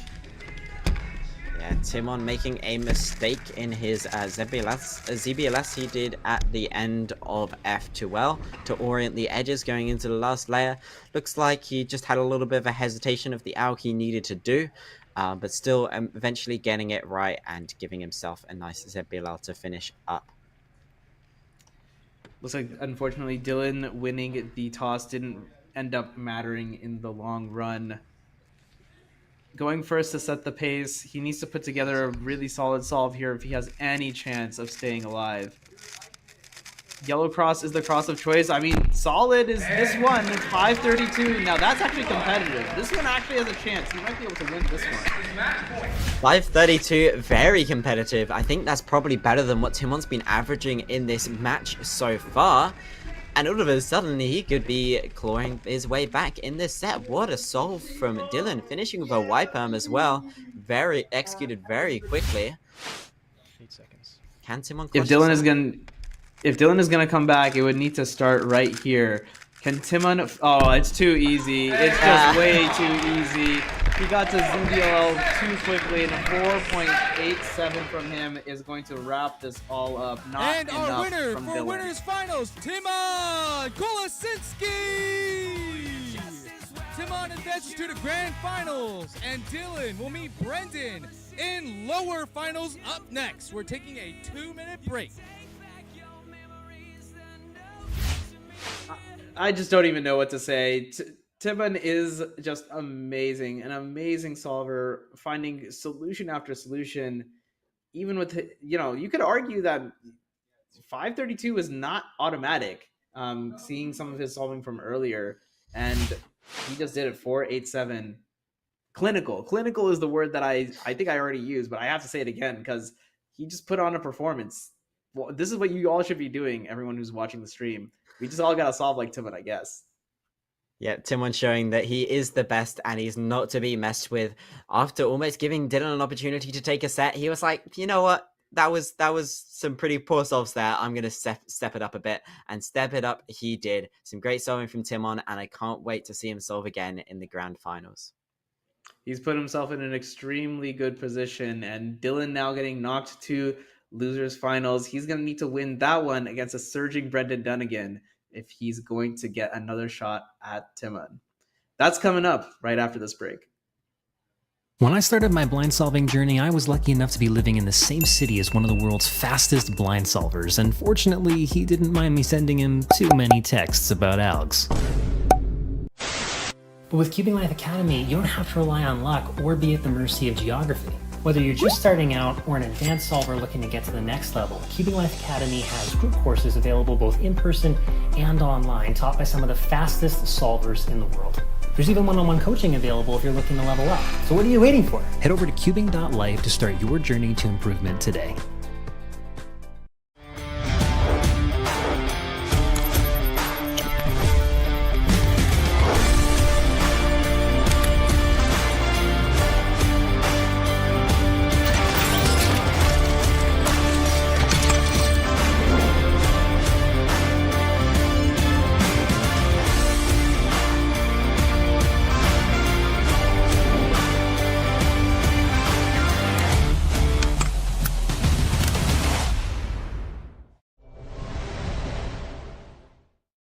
Hey, we're your Speedcube shop. We are your one-stop shop for anything cubing or puzzle related and have something for everyone, beginner or pro.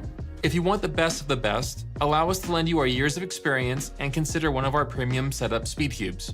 Our team of experts will dial in your Speedcube by applying lubricants and adjusting the settings so that when your cube arrives, you're ready to start crushing your PBs.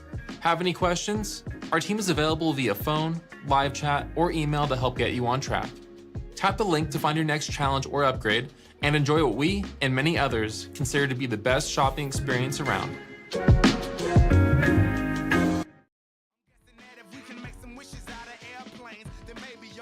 All right, welcome to the lower finals of the Premier Speedcubing League.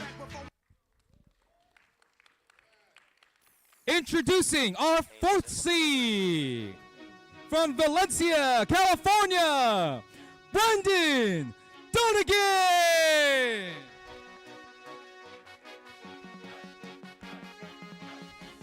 And our 2nd seed, he's looking for another shot in grand finals from Baton Rouge, Louisiana, Dylan Miller.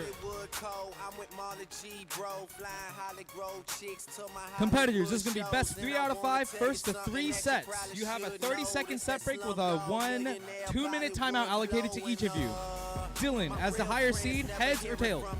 Tails.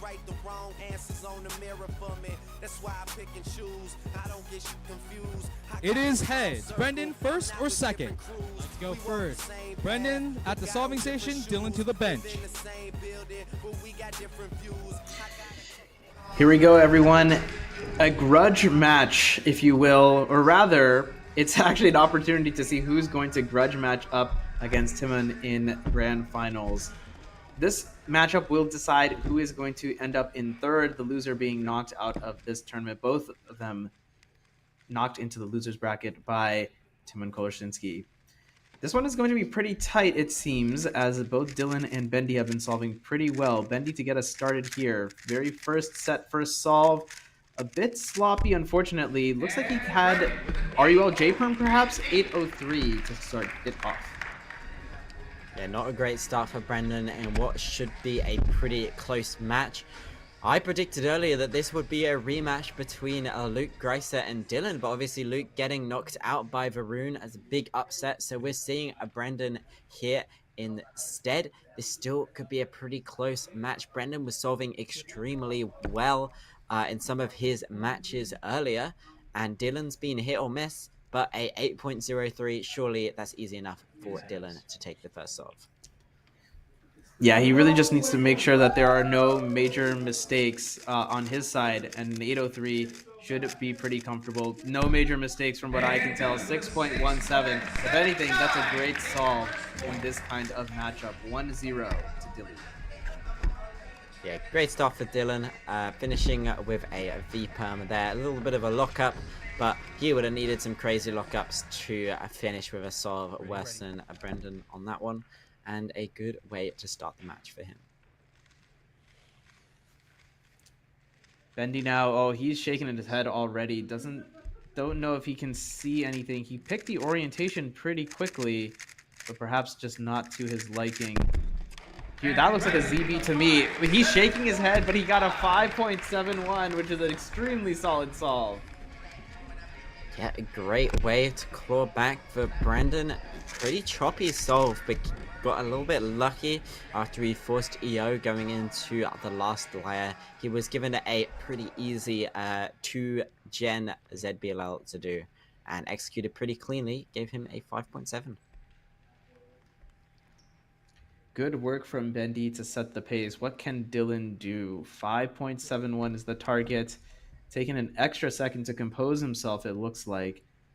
He looks like he immediately went for yellow. I can see why. There's a very big square that's built there. Very easy to just go ahead and turn that into a 2x2x2. I'm sure both, yeah. And looks like Dilly is off to the races. A-perm and just not good enough. The smallest of margins, 5.90. Sorry, 5.89. Excuse me. And Bendy is gonna get one back.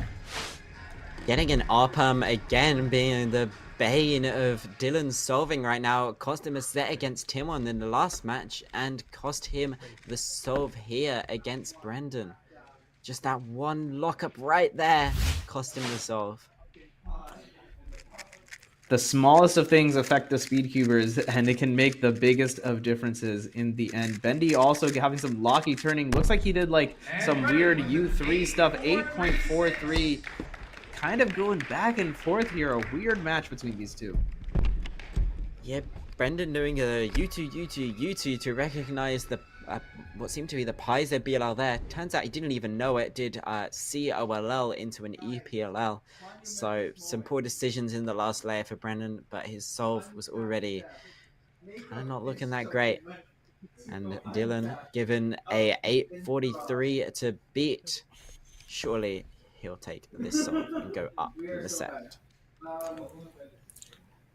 Very first glance at some of these cross pieces, it did look like there are a good number that were already oriented. There's one in that D layer, or there are two in that D layer that were not oriented. Looks like it didn't phase him too much. A bit of a pause and execution error at the middle of F2L, 665, just extremely solid, and that gets the job done. Looking a little bit dicey at the start of that solve, but recovering well at the end and having a nice wide perm execution. Seems to be one of Dylan's better PLLs, definitely better than his R perms. But a 6.6, cleanly taking this solve, putting him up 2-1 in the set against Brendan in this lower finals. Bendy actually already started solving while the replay was going on, just getting ready immediately, putting together a decent solve of his own, 6.92. Certainly competitive, but might not be safe.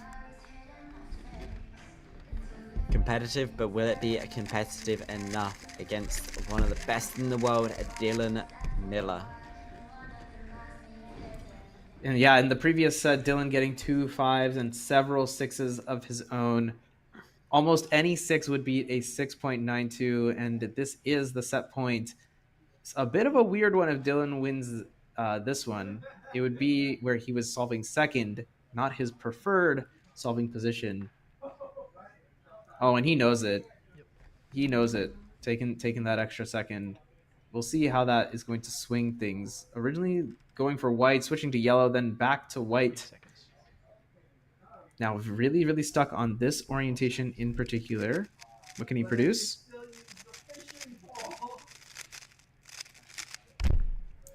A long solution, but very fluid, 6.24.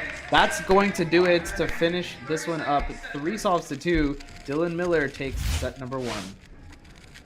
Yeah, clean execution on the last layer. His F2L was a little bit choppy, and I started to get a little bit worried for the guy, but recovered well on the last layer. A Y2 for the last pair, but a very good execution on the WOLL into the G D-perm, and that G-perm executed very fast, and a 6.24 to finish off the first set. Dylan is comfortably in the lead.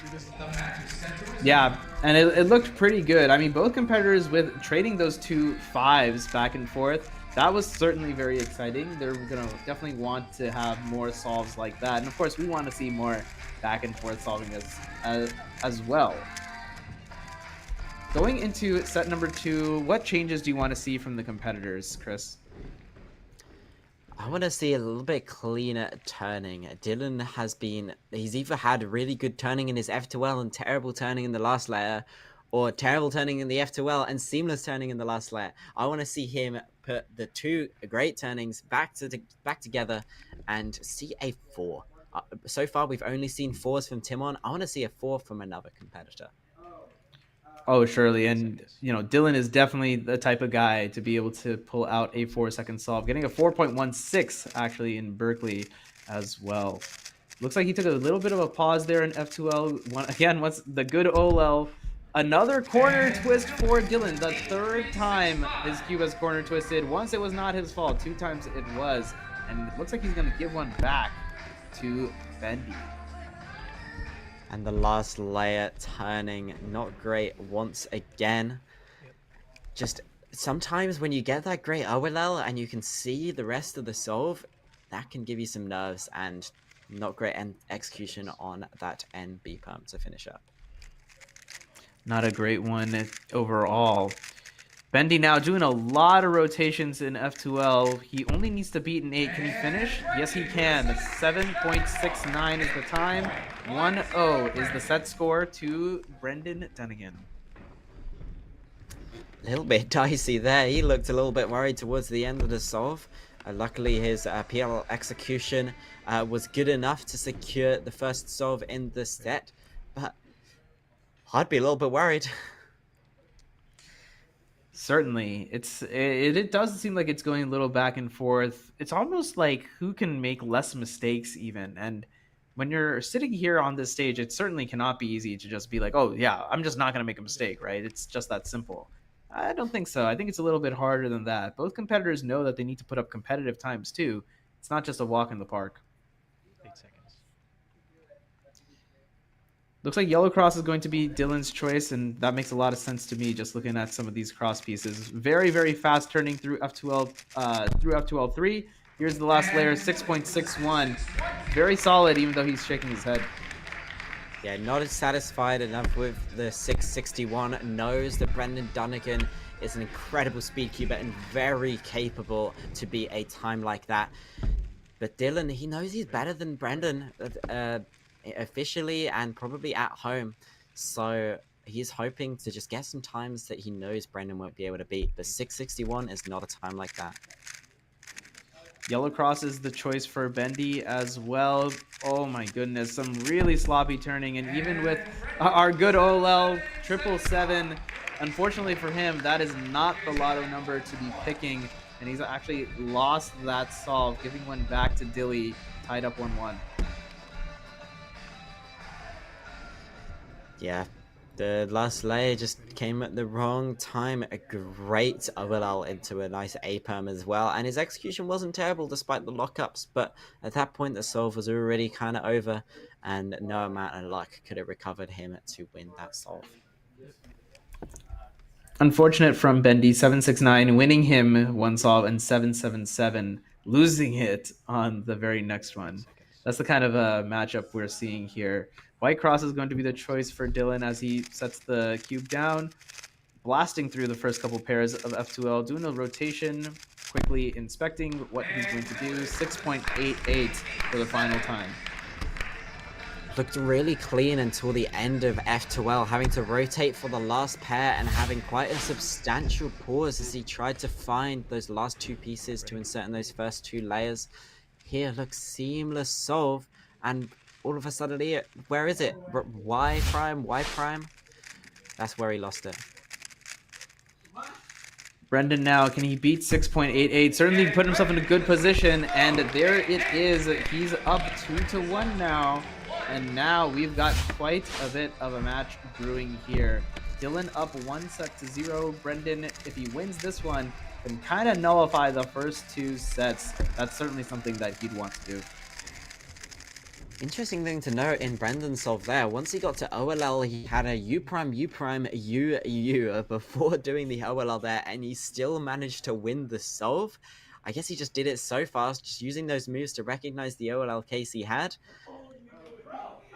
But yeah, it's something to work on for Brendan, even though he did win the solve. Now, if you're Dylan, you have to be thinking, all right, down 2-1, it's not that bad. 8 seconds. But you never know. Maybe you don't want to give Brendan any room at all. You just want to end the match here by going up 2-0. And I mean, now that is a solve if you want to do something like that. 5.35, great work. Interesting choice of UPAM algorithm there. I think almost all cubers at his level would choose to do the R3 UPAM from the back for that case, but Dylan choosing to use MU, which he executed pretty well, but definitely the more risky choice and not something I would opt to do. Looks like he got a little bit rewarded for choosing that risk. Bendy now unable to make the most of the scramble he was given. 6.35, not too bad of a solve, but unfortunately it's an entire second behind Dylan's, and we're now 2-2 in this second set. We're seeing some solid solves from both competitors now. I mean, Dylan with a 5 on that solve, and Brendan with a 6.3, which has been doing pretty well so far in the tournament, but up against Dylan Miller, it's not going to be good enough. Now, it all comes down to this. Will Dylan take the lead and go 2-0, giving him a strong position to win the losers finals?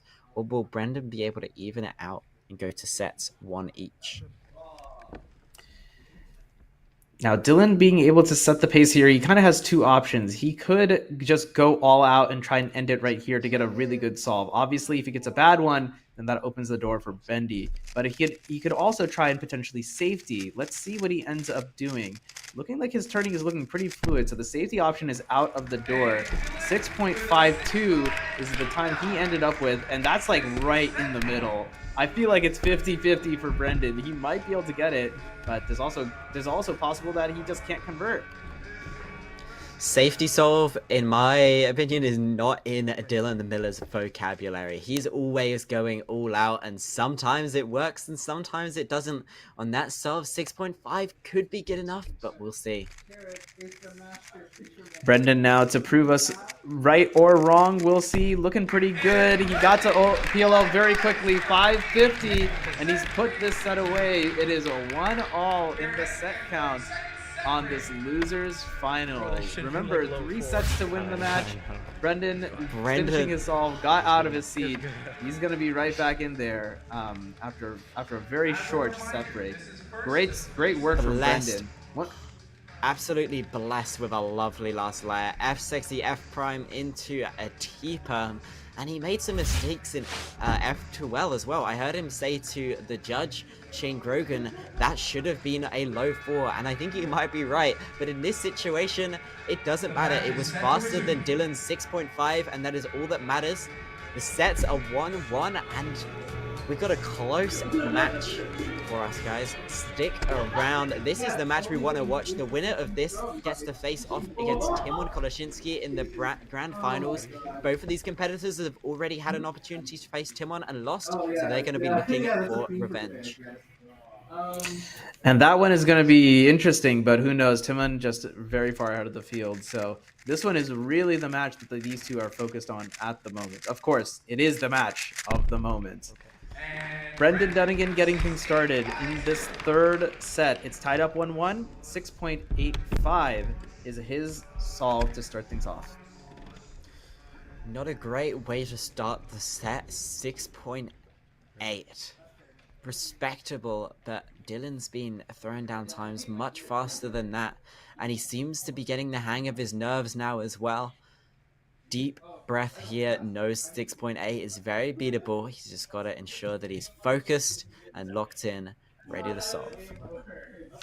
Yeah, whatever routine or technique he's come up with recently has worked quite well against everyone who isn't named Timon Koloshinsky. 6.85 is the time to beat. Definitely in his wheelhouse. And a great start. This is looking really good, Chris. There we go. 5.59. Interesting, Dylan choosing to do a RU-UPAM for that case there. I think the case he was just given is one of the ones that I may opt to do an MU. So I'm trying to figure out what Dylan's doing with his UPAMs, and I can't. But choice worked well there, doing that R. I think there was an R3 in that AUG as well, and he executed it fast. Vibes, man. Vibes over all else. Here's Bendy now, 5.47. That was a crazy 5. I feel like there were so many moves in that solve, but the time is amazing. And he's pumped. He knows that execution was absolutely flawless. The turn speed was out of this world. Nothing too lucky in that solution.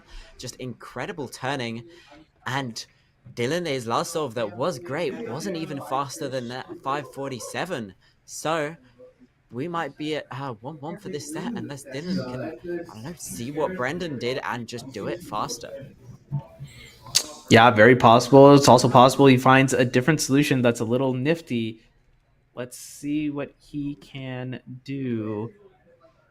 8 seconds. Well, interesting. First thing that stands out to me, where are all the white edges? They must all be on the other side of the cube. Certainly very interesting. Dylan's turning looking very good. Once again, we see that OLL shows up one more time. 5.76, a great solve, but not good enough. You could see his reaction to that solve there. He knew he had the opportunity to beat Brandon's incredible time.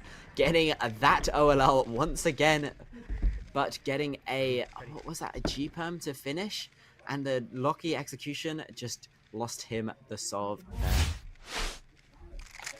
Yeah, very unfortunate. The smallest of margins making the difference here in San Diego. Brendan now, interesting. I'm not entirely sure what he did there. He had all corners solved at the end, but I wonder if that was a miss to ZB.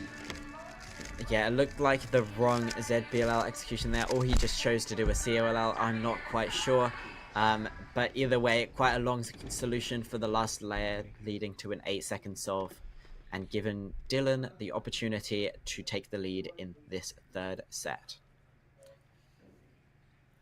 Two great solvers here on this stage. Dylan Miller, Brendan Dunnigan, both beloved solvers even, have quite a bit of a following as well. We like to see that in cubing. So if you're a Dylan Miller fan, pull up in the chat. If you're a Brendan Dunnigan fan, of course, make sure to support your home boy. Dylan now, he needs to beat an 8:04. Certainly very, very possible for him. Needs to make sure he doesn't make a catastrophic failure like a corner twist. Seen that one too many times. 6, 7, 8.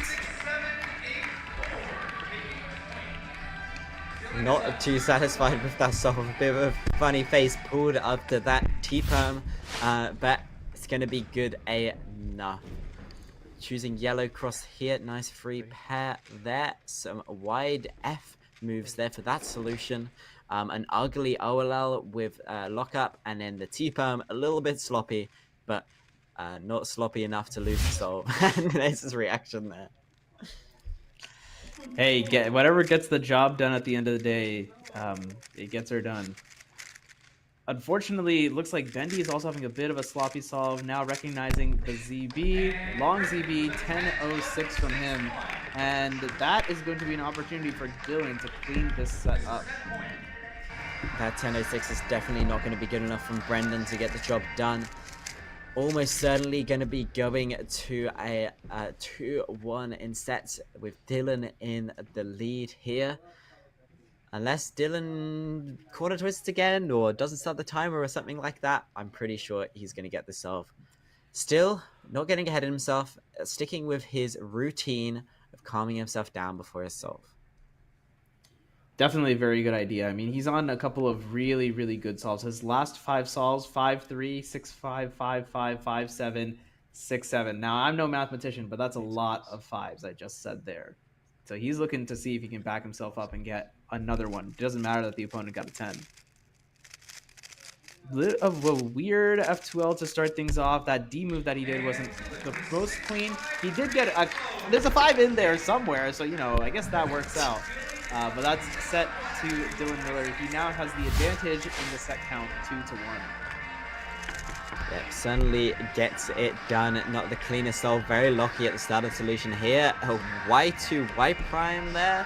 An easy finish of the F2L into an ugly OLL, but a nicely executed A-perm. Certainly looks like he's taking a second to go for a little walk around.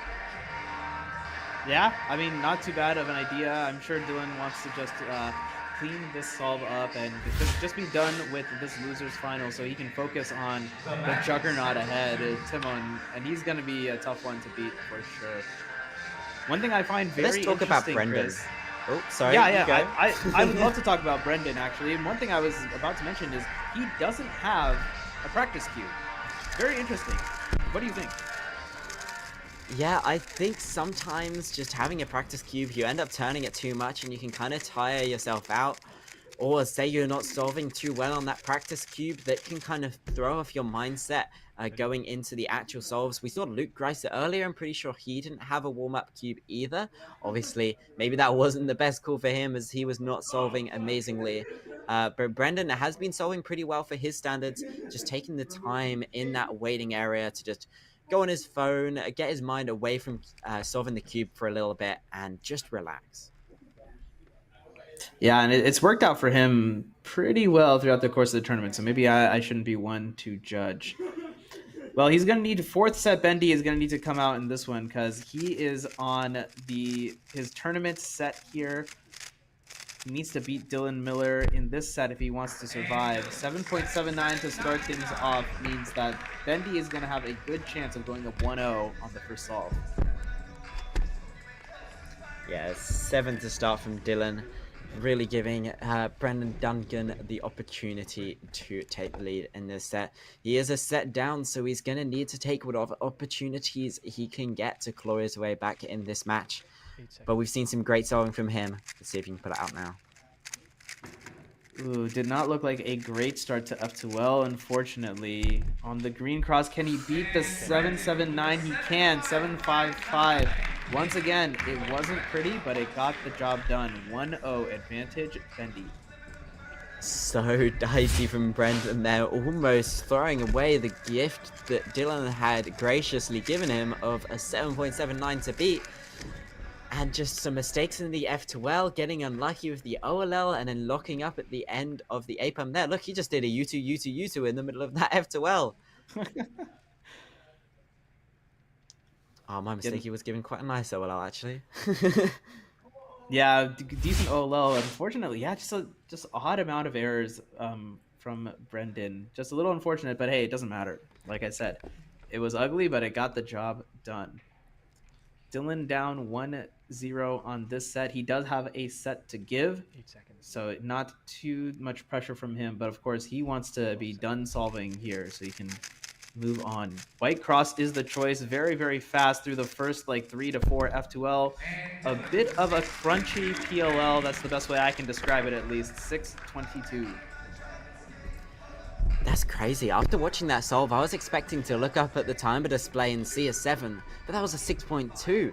The way he did that V-perm at the end was very sloppy, but just the rest of the solve was good enough to still get a competitive time. Yeah, just really, really good F2L from Dylan there. 622, beatable by Bendy, but he's going to need to pull something pretty miraculous out. Giving himself a little bit of a chance, but it looks like... Ooh, you might need to correct me, Chris. Did he do OLL into ZB? Like, try to give himself a ZBLL? Yes, I'm not entirely sure, but he might have chosen to... He might got one of those bad OLL cases where it's almost optimal just to do a 6-move OLL into a ZBLL. There's one OLL that I choose to do that for. And the ZBLL execution he had there, I'm not actually sure what Aoki did, but it looked pretty quick for a quite ugly case. So a 7-0 after that rough F2L is pretty solid, but obviously wasn't good enough to beat Dylan's time. And once again, we're 1-1 in the solve count. It seems like these guys just trade solves back and forth when it comes to at least the first two. Dylan winning in the last set in 4 solves. He's had some pretty good solving all throughout. Only a couple of solves that were particularly bad from him. He's hoping to keep up that pace a little bit. In solve number 3, set number 4. And that was certainly not it. 888 is just not quite there. He almost +2 as well. Exec errors left and right, unfortunately. Not the start to the point that Dylan would like. 8.8. So doable for Brendan, and then he's going to go up 2-1 in this set. And all of a sudden, we're looking like sets 2-2. It's quite a big possibility. That would certainly be very exciting. I'm sure the audience in Price Center San Diego would be very excited for that. 6-8-3. One thing I thought that was really interesting in this one is he had that big S move that was definitely a mistake, but then after that his turning looked quite fluid without many pauses. Yeah, his start to his solve here was terrible, to be honest.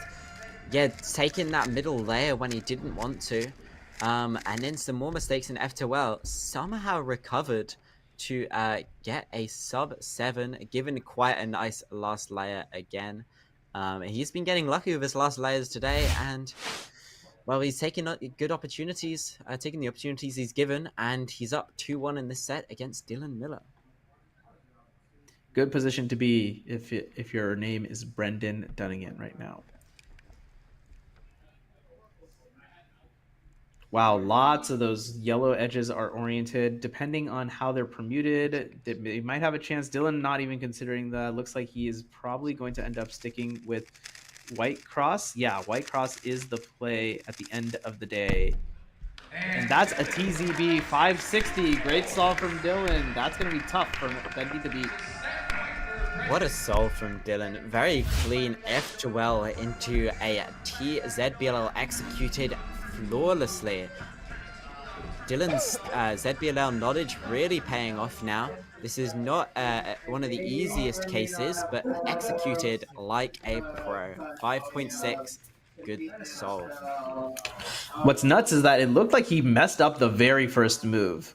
And, sometimes when that happens, it throws the entire solve off. So good comeback from Dilly to get that 5-6. Bendy now, he got to ZBLL really quickly. Unfortunately, recognition plus misexecution, or rather sloppy execution, led to a 7. And Dylan is now 2-2, evening this one up and going into the last solve of the set. Brendan knows that his solution there was actually pretty strong, and definitely if he executed that well enough, he could have got that win against Dylan. That ZBLL case is actually one of my favorites, not that AUG he uses though. And the AUF going the wrong way at the end as well. Even if he did that the right way, he still would have lost the solve, but just the lockups and the pausing causing Brendan to lose that solve there. Yeah, that one is like, is that one RUD in the back? Not the one I used. I use a weird wide F AUG. Wide? Okay, never mind. I don't know what you're talking about, but your name is Chris Mills, so you definitely actually know what you're talking about. Dylan Miller now is trying to put this one away. He brought it back to solve 5. Well done there. If he wins this set, he's going to knock Bendy out of the tournament. 6.58, a great solid solve.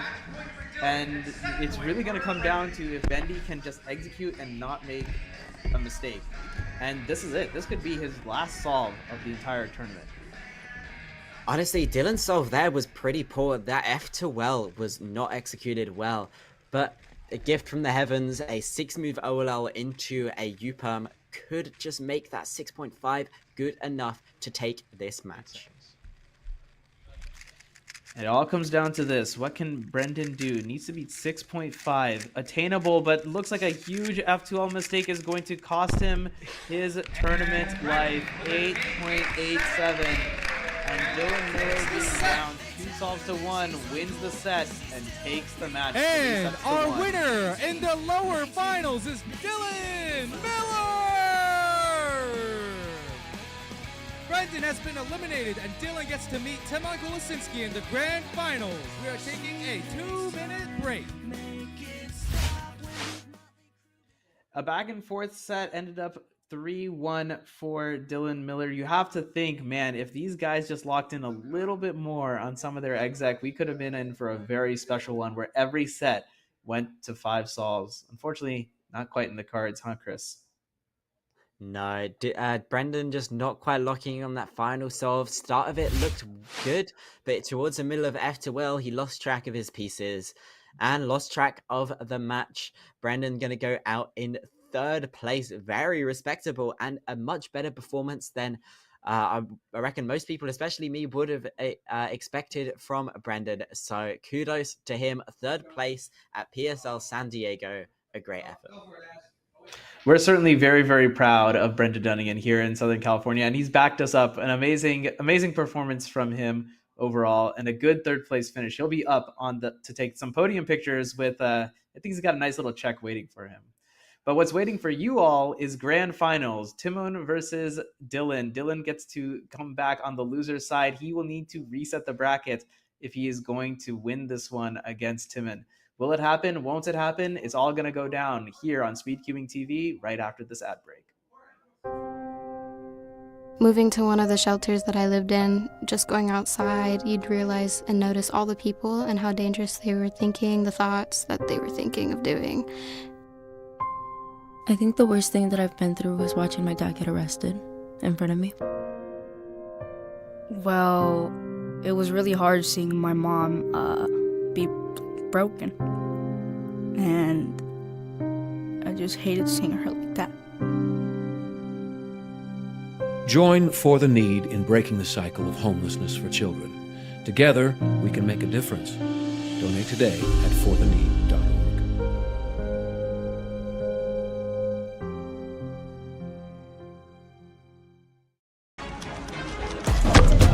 4 exit.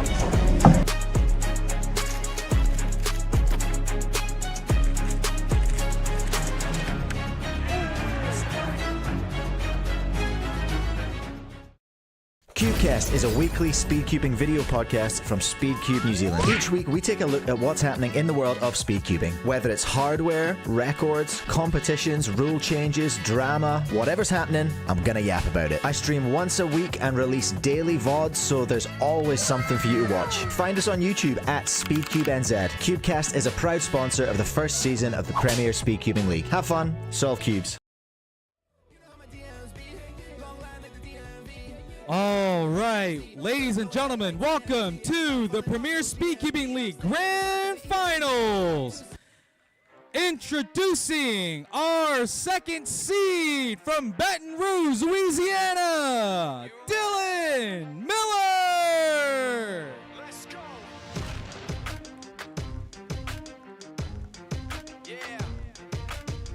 For those of you that want to know what we're all about. And introducing our #1 overall seed, looking to go back-to-back in the PSL from Poland, Timon Kolasinski.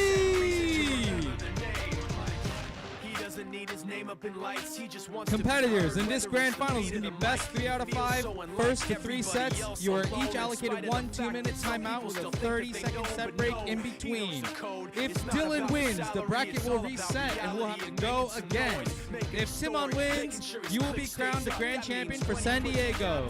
Timon, as the higher seed, would you like to go heads or tails?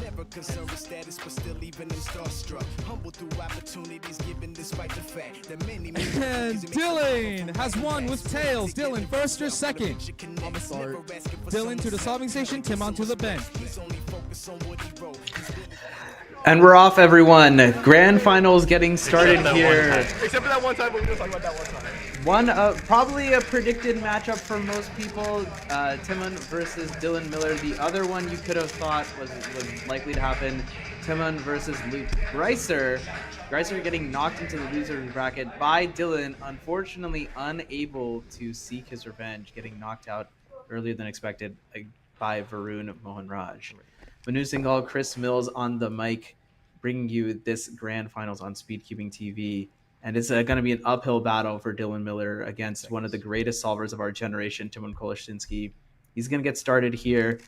He's going to need to have some amazing solving, not just mediocre, not just adequate, some amazing solving. And this is not there, not on this solve. 7-2-9 to start.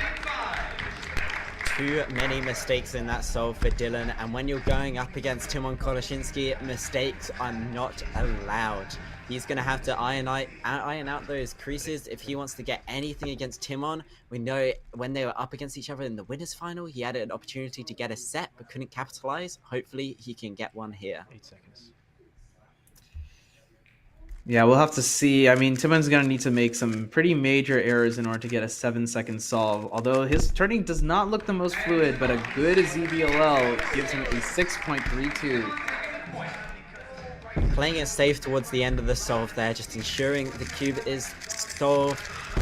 Didn't need much to beat a Dylan that time, but a 6.3 makes you think, hey, maybe Dylan does have a chance, but Timon knew what he had to beat, so was doing a safety solve to ensure he got the first point of the match. And it's smart from Timon, right? Because, you know, there's no reason to throw away a point in order to, you know, stop the timer slightly faster when you know that you're already ahead of a solve that for Dilly's was just basically a big mistake at the end, unfortunately. In the second one, looks like his F2L was a lot faster, although a little longer. 6.15 is the final result. And this one has a little bit more of a chance, but you have to imagine it's still going to be pretty quick work for Timon. Yeah, a quick execution of the A-perm to finish and some solid turning from Dylan. Just not the greatest solution, leaving a 6.1 for Timon to try and beat now. 8 seconds. Timon originally had either red or orange as this cross, but now he's switched over to white. M2, U2, M2, interesting. If that wasn't planned, that could have been a big mistake, and he actually gave one away, 670. Very uncharacteristic. Big mistake from Timon, obviously not intending to do the M2, U2, M2 cross, Me and my friends from back home, we call that swag daddy. We had a group of guys called Speedcubers of the South. And back in 2016, one of us deemed that method swag daddy, and that has kind of spread across the world. So shout out to some of those guys back home, because I think they're watching today. That's really interesting. I call that one Albert Cross, actually, from the great Albert Yu, the Cubics himself. He's the one who occasionally, he's like, oh, sometimes I just do that and it works. I'm like, okay, interesting. Albert Cross. These guys are definitely going to want to avoid stuff like that, though, as Dylan got to PLL really quickly, but looks like he didn't quite have the greatest execution to get a 633. Solid time, and he got a 6 on the last one, which was good enough to take a solve on Timon. So as long as Timon solves the cross this time, I reckon he can beat a 6.3, but you never know. Yeah, I mean, in the last one, getting that 670 after a weird error, but looks like he got to ZB pretty quickly, recognizing the soon ZB with no problem. 5.35. The solve was not without its mistakes, some hesitation on the D moves in the F2L, but still getting to ZBLL quick enough to take the solve. And so far, it's more or less gone as we've expected. I guess maybe that one next to Dylan's name is a little bit strange, considering it was a 615, not too bad of a solve from Dylan, but it was a 670 from Timon. That was certainly surprising. He's put himself in a decent position here. Wow, a lot of pieces look oriented there. Perhaps he can take advantage of some of those white and yellow pieces, perhaps. Taking all 12 seconds of inspection and got to OLL extremely quickly. This is a 4.81. Amazing solve from Dylan. You wanted to see a sub 5 from someone not named Timon. There you go, Chris. Wow, that F2L was great, but the hesitation once he got to OLL, that solve could have been so much better. Look at that. And then into the L perm, pretty poorly executed, but it was still a sub 5. Yeah, definitely had a chance to get something really, really good, like a 4.5 or something. He's just set the pace against Timon. Timon is going to need to find that solution or better. But if anyone can find a more efficient solution, it would be Timon Koloshinsky. Here we go. There's that ZB now. 5.20, not good enough. And all of a sudden, we are 2-2 in the very first set of Grand Final. Dylan needing to win this match in order to reset the bracket. Then he has to win against Timon again. So he's in for a slog. And let's not mention, this is his third match in a row that he's trying to solve on. Yeah, Timon could not find the solution Dylan found, and a bit of a you prone to recognize that ZBLL might have cost him the solve there. A quick one, but not quick enough. 2-2, let's see what Dylan can throw down now.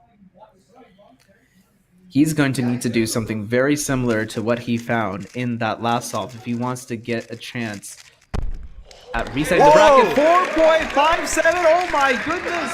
That was some kind of skip and all happened in a flash.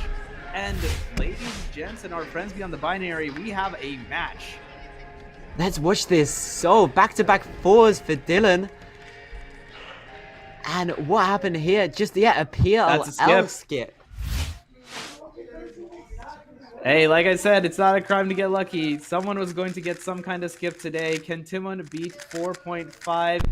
Even the wizard himself, not enough. 6.36, and Dylan Miller against all odds with two amazing 4s back-to-back takes a set against Timon. The gods have gifted Dylan some luck here, getting a PLL skip when it mattered. A 4.5 after a 4.8. I wanted a sub 5 from someone other than Timon, and I got 2 back-to-back. Dylan is leading in this match against Timon. Oh my goodness, love the expression on his face. Once this replay ends, we're gonna cut to a big smile on his face. He knew that those were 2 very special solves. Who knows if he might not win a single other solve between now and the end of Grand Finals, but he can definitely sleep good tonight knowing that he's definitely on top of the world. Dylan is going to be gassed knowing he started the absolute grand finals of PSL San Diego with a set against Timon.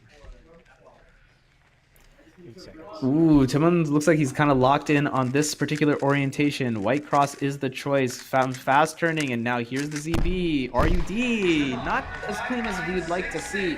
5.96 is the time for him. Beatable for Dylan, certainly. Yeah, the ZBLL execution there is what costed Timon a great solve. Still, a sub 6 could definitely be good enough.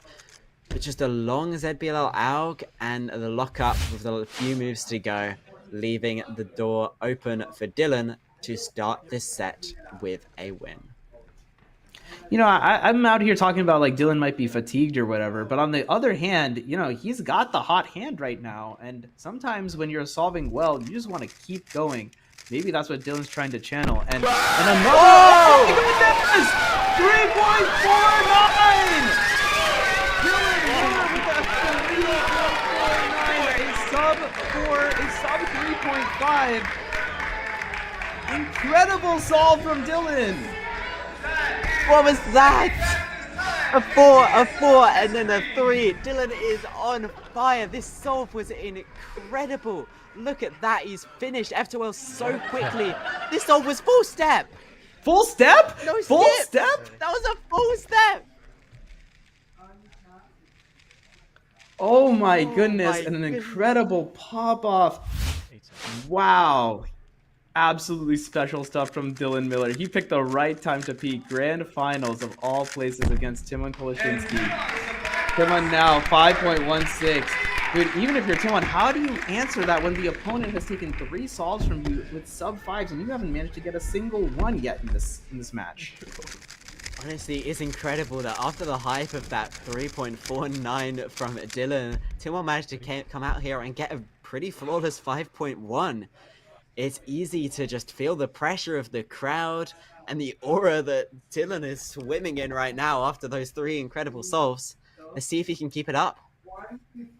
What he needed to do, he needed to take that sweatshirt off. He was limiting his power. Now he's unleashed. Dilly Unleashed is on an absolute tear. Needs to be 5.16 in order to take this point here. Some good turning. Doesn't look like his solution is short enough, unfortunately. 6.12, and it's 1-1 in the set. The sub 5 streak from Dylan has ended, but still a 6.1, a solid time. If he was at a WCA competition right now, he'd be on for a fire average of 5. But that doesn't matter here. It's certainly. all about who wins the solves. Indeed, absolutely. Timon now being able to set the pace. I wonder if he feels a little bit more comfortable in this position, not necessarily knowing what the other, what Dylan has got. And again, not the cleanest solve from him. 6.78. I said it earlier. Timon looked a little vulnerable, and I wonder if not going back to back. I wonder what his warm-up situation looks like, because he just does not look like the Timon we're just known to see. Yeah, I mean, when you're going up against a Dylan Miller who's on fire, you're going to be a little cautious and a little bit thrown off. And his ZBLL execution has just not been what we're used to seeing. And he's really given Dylan an opportunity to get up in this set. Can Dylan convert? A big opportunity for him. 6.78 to beat. He's had some pretty good turning. And a very solid, very, very easy ZB there. 5.33. He is up. He's up 2 solves to 1 on Timon, and he might go up 2 sets to none. That was an incredible solve from Dylan. That average of 5 is certainly sub 5. What is he on right now? Surging Dylan, he's got his tail up. Timon Koloshinsky trying to fight back against it. U2 in order to do his recognition. 6.72. I wonder if Timon is just like, whatever, man. Like, it's fine. This set is over. I have 3. He has actually 6 sets to lose before he's, completely knocked out of the tournament. So maybe Timon just using this as kind of a way to reset and just kind of let let this one go by and collect himself. And he has a whole bracket reset to worry about. Yeah, remember, even if Dylan wins this match, because he came from the loser's end of the bracket, he then has to go up against Timon again, because Timon is yet to lose, and you have to lose twice to be out of the tournament. So even if Dylan can miraculously win this match, he's got to go again right after. Well, can he take advantage of that made pair in F2L? Yellow cross is the choice. Another really long solution, and the sloppy execution at the end is not going to do it. That's 8.07. He was not able to use Timon's 6.7 to his advantage, and it's all 2-2 now. This would be a huge swing. If Timon can win this solve, suddenly the set count has shifted from 2-0 to 1-1.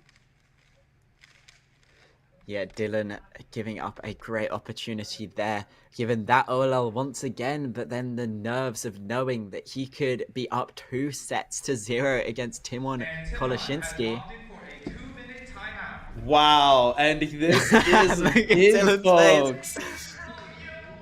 Wow, I wonder, you have to wonder if Timon is feeling the pressure a little bit, because like I said, if he loses this one, that's a huge shift in the match. We could be talking about 1-1 right now, where the first two sets basically didn't happen, or we could be talking about 2-0 Dylan up in this first match in grand finals.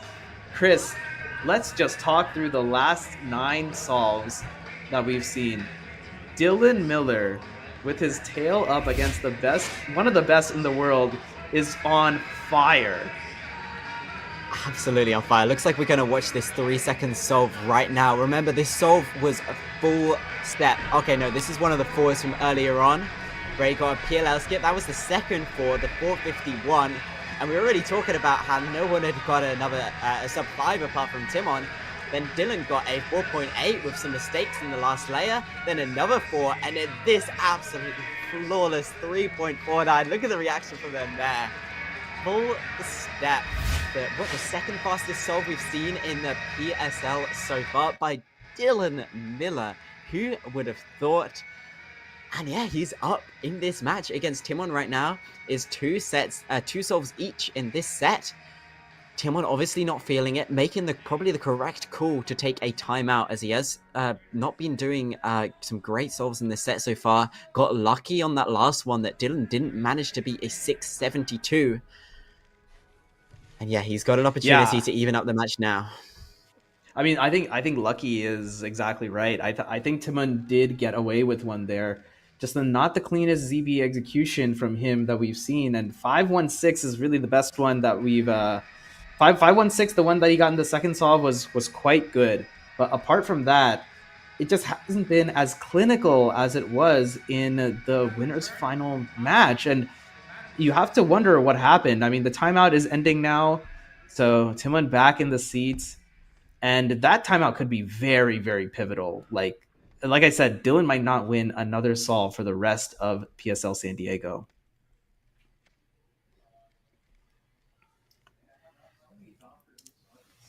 Once again, folks, this is a huge solve here. Dylan Miller could go up 2-0 against Timon Koloshinsky. Needs to execute here. Fast ZB recognition, 5:02.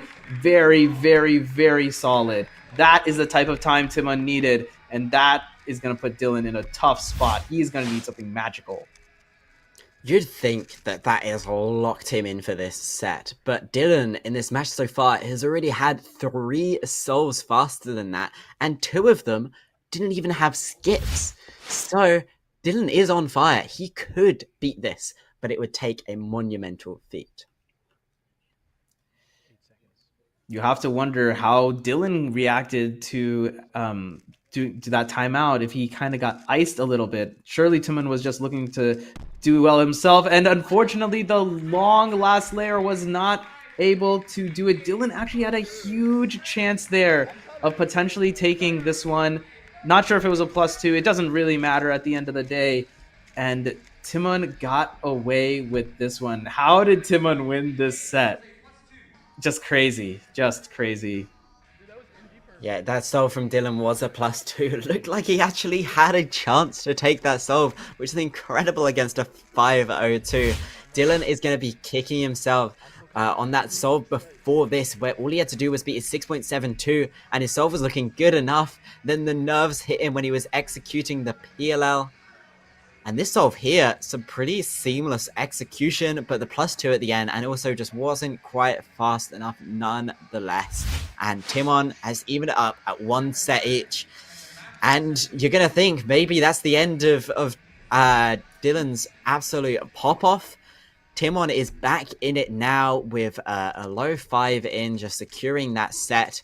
And who knows, maybe Dylan can throw down some more incredible times, but that might be it for him. And honestly, I think he would be pretty satisfied to end the match after that incredible feat of solving.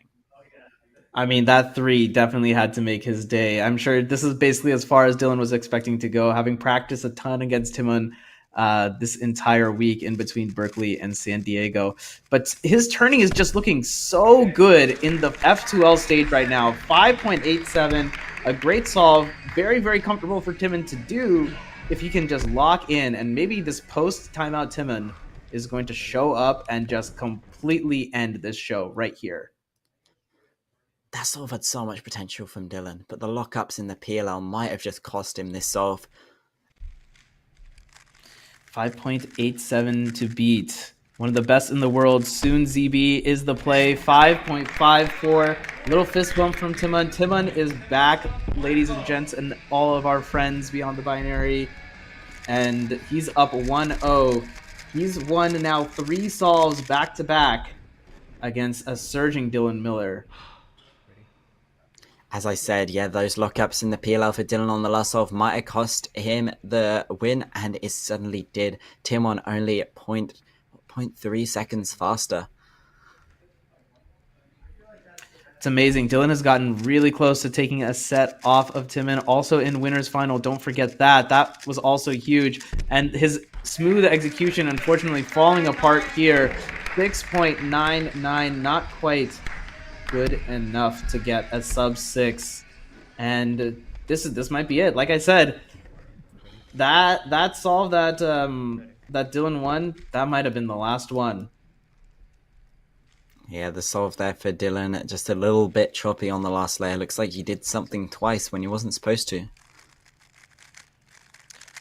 Here's Timon now, very smooth, very, very smooth turning through F2L. Only complaint you could have is maybe a little bit on ZB recognition and the very last turn, but very comfortable, up 2-0. This is much more of what we're used to. Yeah, Timon is back, and he is not letting Dylan get another solve on him. He is looking to sweep this third set and put him up 2-1 after almost being down 2-0. Dylan, he still has a chance to claw some points back. If he wants to win this one, he's going to need to reverse 3-0. One of the hardest guys to reverse 3-0. If anyone's going to do it right now, it's Dylan Miller. 626, just barely not sub Mitch, but almost certainly is not going to be sub Timon. Especially after that timeout was really important for him. I mean, he was going after 2 6s when he took that timeout. After that, Timon has gotten a 502, 554, and 538. He's solving lights out. 6:26 the time to beat, and it's just too comfortable for Timon. 4.84. Wow, that is a Timon set. The Titan Timon has woken up from his slumber. He is now up 2-1 after winning back-to-back sets. Very, very dramatic fashion, and he only needs one more to close this out and put an end to PSL Berkeley. Oof. Wow, what could have been? What could have been on that? Just a couple of solves here and there are going to decide the entire fate of this grand final. And you have to think that Timon's decision-making there, realizing that he had a timeout, that's something that is not available if you're like at a WCA competition or in like other formats. And being able to use that and use it to his advantage, genius. Just genius. Yeah, Timon is back. That timeout he used seems to have been crucial in securing a solid lead in this match.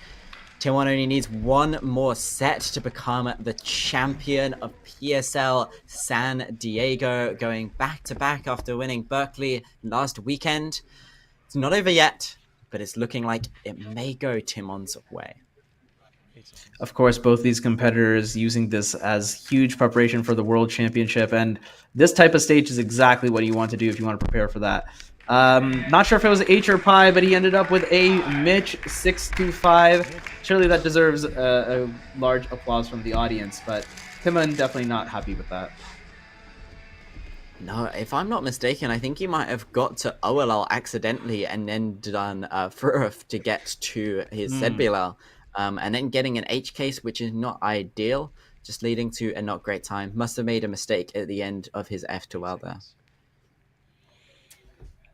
So Dylan has a chance here, just needs to solve similarly to as he was doing before, and that required smooth F2L and some good PLL, just like this one. Almost threw it away there, 604, and he's taken another solve off of Timon. Great save from Dylan there, dropping the cube with an M move to go, which would be a +2 at PSL competition, and that would have given him the loss against Timon 6, but very quickly picking it up to correct his mistake. That's the risk of the MUU perms we've talked about, but still he managed to get the win against Timon. Yeah, I mean, he put himself in a position where even with the cube drop, he was very far ahead. We're definitely going to need to take a look at the replay here, because that is not a Timon solve. 774. It's not over, folks. Timon has just got a 7.7, giving Dylan the opportunity to go up 2-0 in this set. Here we go here, just messing up a multi-slot and then just completely losing the plot for the rest of the solve.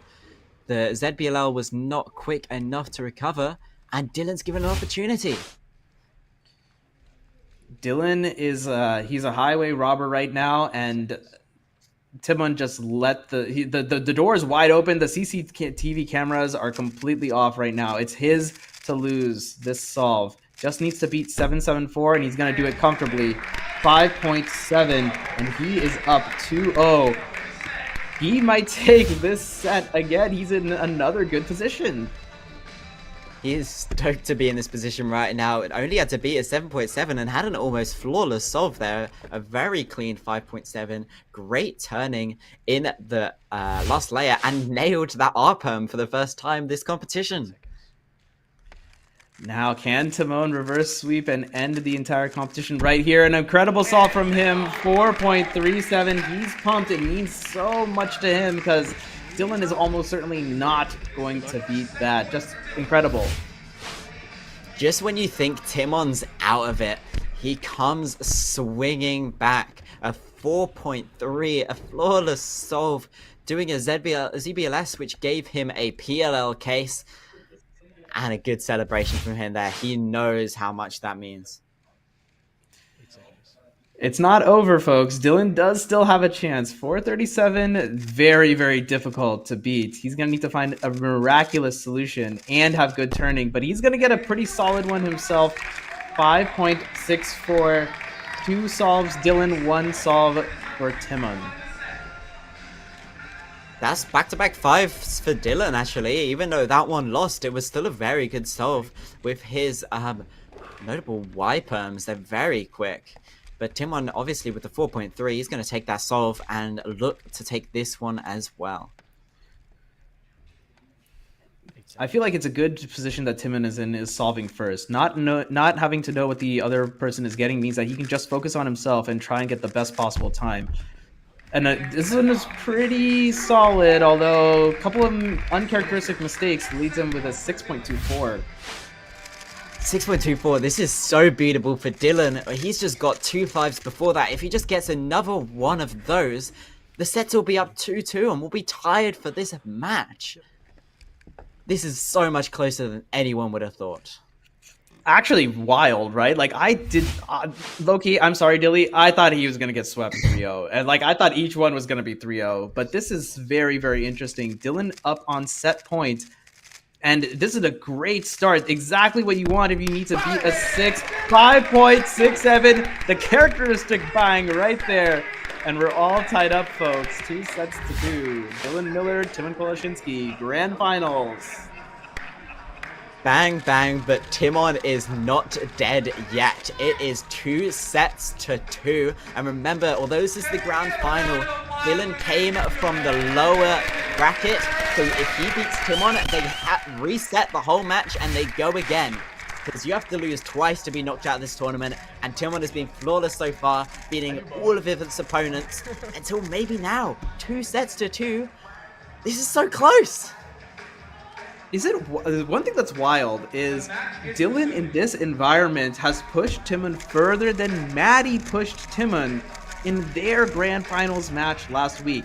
What world are we living in? Like, yeah, like I'm saying, Dilly, great solver, but like, what? He's really showed up here, and Timon has just looked just like a bit off the pace, unfortunately, and it's all just tying up to great big drama, and that's the wonderful world of speedcubing, I guess. Oh my goodness. The deciding fifth solve of this first half of grand finals, potentially the last half if Timon can capitalize. There's Dilly, flawless execution once again, 507, and he has put the dart right near the bullseye. What a start for Dylan, some flawless turning. I said earlier I wanted him to have flawless F2L turning and flawless last layer, and that happened right here. Bit of a mistake doing a U'-U before doing the U-perm, but 507, that's tough to beat. This is nuts. Like, I mean, Timon is amazing, don't get me wrong, but an exec error in F2L means he's already lost it here. 5.74 is not good enough, and Dylan Miller in set number 5 is up 1 solve to nothing. We're seeing a Dylan Miller I feel like we've never seen before. We've seen glimpses of hope from him from competitions before, but this is on another level. Going head to head with Timon Koloshinsky and currently winning? That is insane, and he's going to just have to try and keep it up for the next few solves. Oh man, they're going blow for blow. 4 5s back to back to back to back for Dylan Miller. Can he make it a fifth? 5 5s in a row? Not quite. 6.51 is going to be the time here.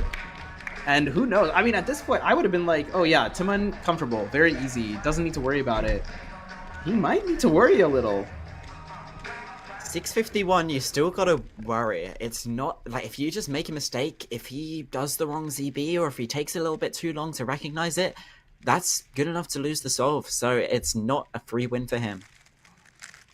Yellow Cross is the choice here. Just an amazing F2L. No, absolutely no problems. Edge is already oriented. 5.62. What's really interesting is his turning looked really fluid there, but he still ended up with 5.6. When I looked up, I thought I was going to see like 5.4, 5.3 or something like that. Yeah, a lot of moves to do. Not some great cases for the F2L. 2 of the really ugly ones into a pretty nice ZBLL. Yeah, the turning was fluid, but a lot of moves to do. But still good enough to beat Dylan. Yeah, we're all tied up 1-1 now. Dylan's going to need to... He's going to need to keep throwing bullseyes if he wants to keep this up. But he's got the hot hand right now. Some sloppy turning, unfortunately, in the tail end of F2L has kind of set this one off the beaten path. 6.75. Not quite good enough there, although you never know. Looks like he had a lot of edges oriented, so a pretty good opportunity to just spam his way through the rest of the solve. But just a few mistakes, some turning errors there, cost him an opportunity to challenge Timon on this point. Yeah, unfortunate, and Timon's got a really good chance to go up 2-1 here, and that would be huge for him. You know, we're talking all about Dylan, but if Timon can just claw back, which it looks like he's going to do right here, Timon now is 1 solve away from just ending it all, and it just won't even matter that Dylan had an amazing run. He got a 3 in there. It's just going to be Timon, and it's just going to be him, just at the top solo. Here we go. This could be match point, tournament point here. If Dylan doesn't throw down a pretty solid solve here, Timon is just going to take it. But he's done it before. Can he do it again? oodles of edges that are oriented here. Just needs to execute. A little bit of hesitation in OLL and a Z-perm potentially 5.86. Very possible that Dylan ends up getting this one, but a tournament point, if you're Tim on 586, definitely there could have been a lot worse when you're coming up to this. What happened in this OLL here? Looks like, what did he do? Two look OLL? I guess maybe it was OLL CP, but he was given a Z-perm, so it definitely wasn't worth it. Honestly, quite lucky that it still ended up being a sub 6. And here we are. Timon needs to solve flawlessly to win PSL San Diego. 5.86. Can he beat it? Oh my goodness, it's just too simple! Oh my goodness, a huge cube drop, but he's got it! 5.71 in dramatic fashion. Dylan Miller gave him a run for his money, 3-2. But oh my god, Timon Koleshinsky, when it came down to it, backed himself and he did it. Champion Timon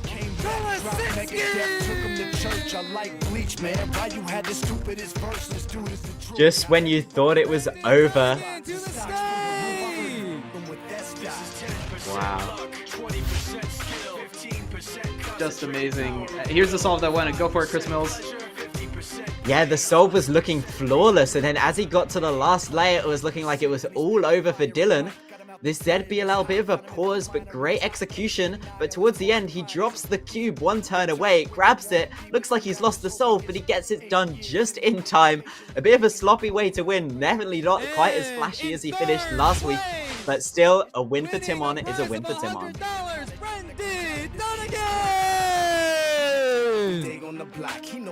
In second place, winning a prize of $250, Dylan Miller. And a back-to-back PSL champion, Timon Koleshinsky. Lift that check up high, and you gotta be proud for this one. He doesn't look too happy about it, but it was not pretty, but he got the job done in the end. Match that we just witnessed. I want to ask you a few things, but first and foremost, how are you feeling? Tired. Really tired? All right. In that last set, what were you thinking? Like, I know there was a lot going on in your head. Are you relieved that it's all over? You ready to go home? I'm not sure what happened today. The whole day I was just solving pretty terrible. And Dylan in the final just decided that he's the best. So great job to you, and I hope you can win next time. You really deserved it. Yeah, I don't know. I need to sleep. No worries, no worries. Great job. Congratulations once again, Timon. All right, Dylan. You came in with the second best single in PSL history with a 349. Walk us through that solve. The solve just looked pretty easy. It was like really short X cross block into like back left, so I felt good about that. And then yeah, I just like didn't stop turning. I don't know. I kind of just like zoned out up here. Like normally I don't do that, but yeah, I was really pleased with that. All right, and I wanted to just personally thank you for representing the PSL. You mean a lot for us. You mean a lot for the cubing community, and thank you so much for doing this continuously for us. Thank you, thank you. All right, and we have our newcomer here, his first competition in the PSL, Brendan. I wanted to ask you a couple things, but first, can you give us a review on a scale of 0 to 10? How was this? 15 out of 10. This was insanely fun. Awesome, awesome. We love seeing you solve up there. I want to give us some real feedback. How are you feeling as a cuber dealing with the stage lighting? I know that's a big factor for cubers. I don't know, it was weird at first, but I got used to it, and I started solving pretty well towards the end. But yeah, I really enjoyed solving up on the stage in front of everyone here and against head-to-head with these guys. Awesome. Congratulations once again to our podium. It is time to go. Good night, everyone. Just amazing solving we saw today, Chris. I was a little bit worried that, you know, after Luke Greiser unfortunately tied at 5th, that we'd kind of end up with kind of a Timon swap, right? He just gets the mop out, cleans it up, full business, and we're out of here in a very, very timely fashion, maybe like an hour ago even. But Dylan really showed up, and Varun, amazing solving from him. Bendy, obviously fantastic, and everyone in this top 8, just amazing. Just give me your thoughts. Let's hear it all, Chris Mills. Your very first PSL commentating. This was incredible. As you said, it kind of looked like everything was going to be set in stone, and the close matches were going to be between Luke Greiser and Dylan Miller. And then I was expecting Luke to beat Dylan in that first time they faced off against each other, expecting them to go up against each other again. But yeah, Dylan managed to take that. Luke went diving into the losers bracket, and we were expecting him to make a run through there, but Varun made a stop to that in an incredible match with high drama. And then Brendan Dunnigan really surprised me as well. He wasn't on my cards to make the top 3, but obviously with Luke getting knocked out by Varun, all he had to do was beat Varun. And then the match between Brendan and Dylan, that was high stakes as well. It was who's going to get the chance to face off against Timon again. And then after that, I was like, all right, this is probably the drama over. All we get now is just to watch Timon do his thing. But all of a sudden, Dylan's like, you know what? This is the time I'm going to solve the best I have ever solved. And we saw some world-class solves. That 349 is probably the best solve we have seen in PSL so far. We had a faster solve last week from Timon, but remember, that was a Sexy Sledge PLL skip, and Dylan's was full step. So I am stoked to have been here today, to have witnessed all this, and I'm so excited to watch this all again. Yeah, it's just amazing. Let's go back to 349, because I think that was a very, very special moment. That has to be one of Dylan's best solve. I know he has like a couple 2s at home, and he's gotten some 3s here and there as well. But I mean, to do it in this, it's like a pseudo official capacity. Even almost all the elements are already right there. Just huge from him. Break it down once more for us, Chris. Yeah, the F2L, absolutely flawless, just so clean. And then given not a lucky last layer, but a very nice one, double fat anti-soon into T-perm, just executed absolutely flawlessly. Honestly, watching this as slow-mo, it's hard to see that it's a 349, but when you watch it in full speed, it's absolutely incredible. The scream from Dylan as a very warranted reaction for such an incredible solve. Just amazing stuff from PSL, and I'm glad that they're the best solvers are able to come up here against like crowds and in this tough situation, right? Like as Chai mentioned, the stage lighting was not kind, and maybe the stage lighting was what caused Luke Greiser to make that very fatal mistake in that ZB recognition in the end. But at the end of the day, when the lights are on, whoever shines the brightest is the biggest diamond, so to speak. I don't know. I just made up that saying. If that's legit, maybe people can repeat it or whatnot. But it's just incredible, and not surprised that Timon ended up taking it away. You got any last thoughts, Chris Mills?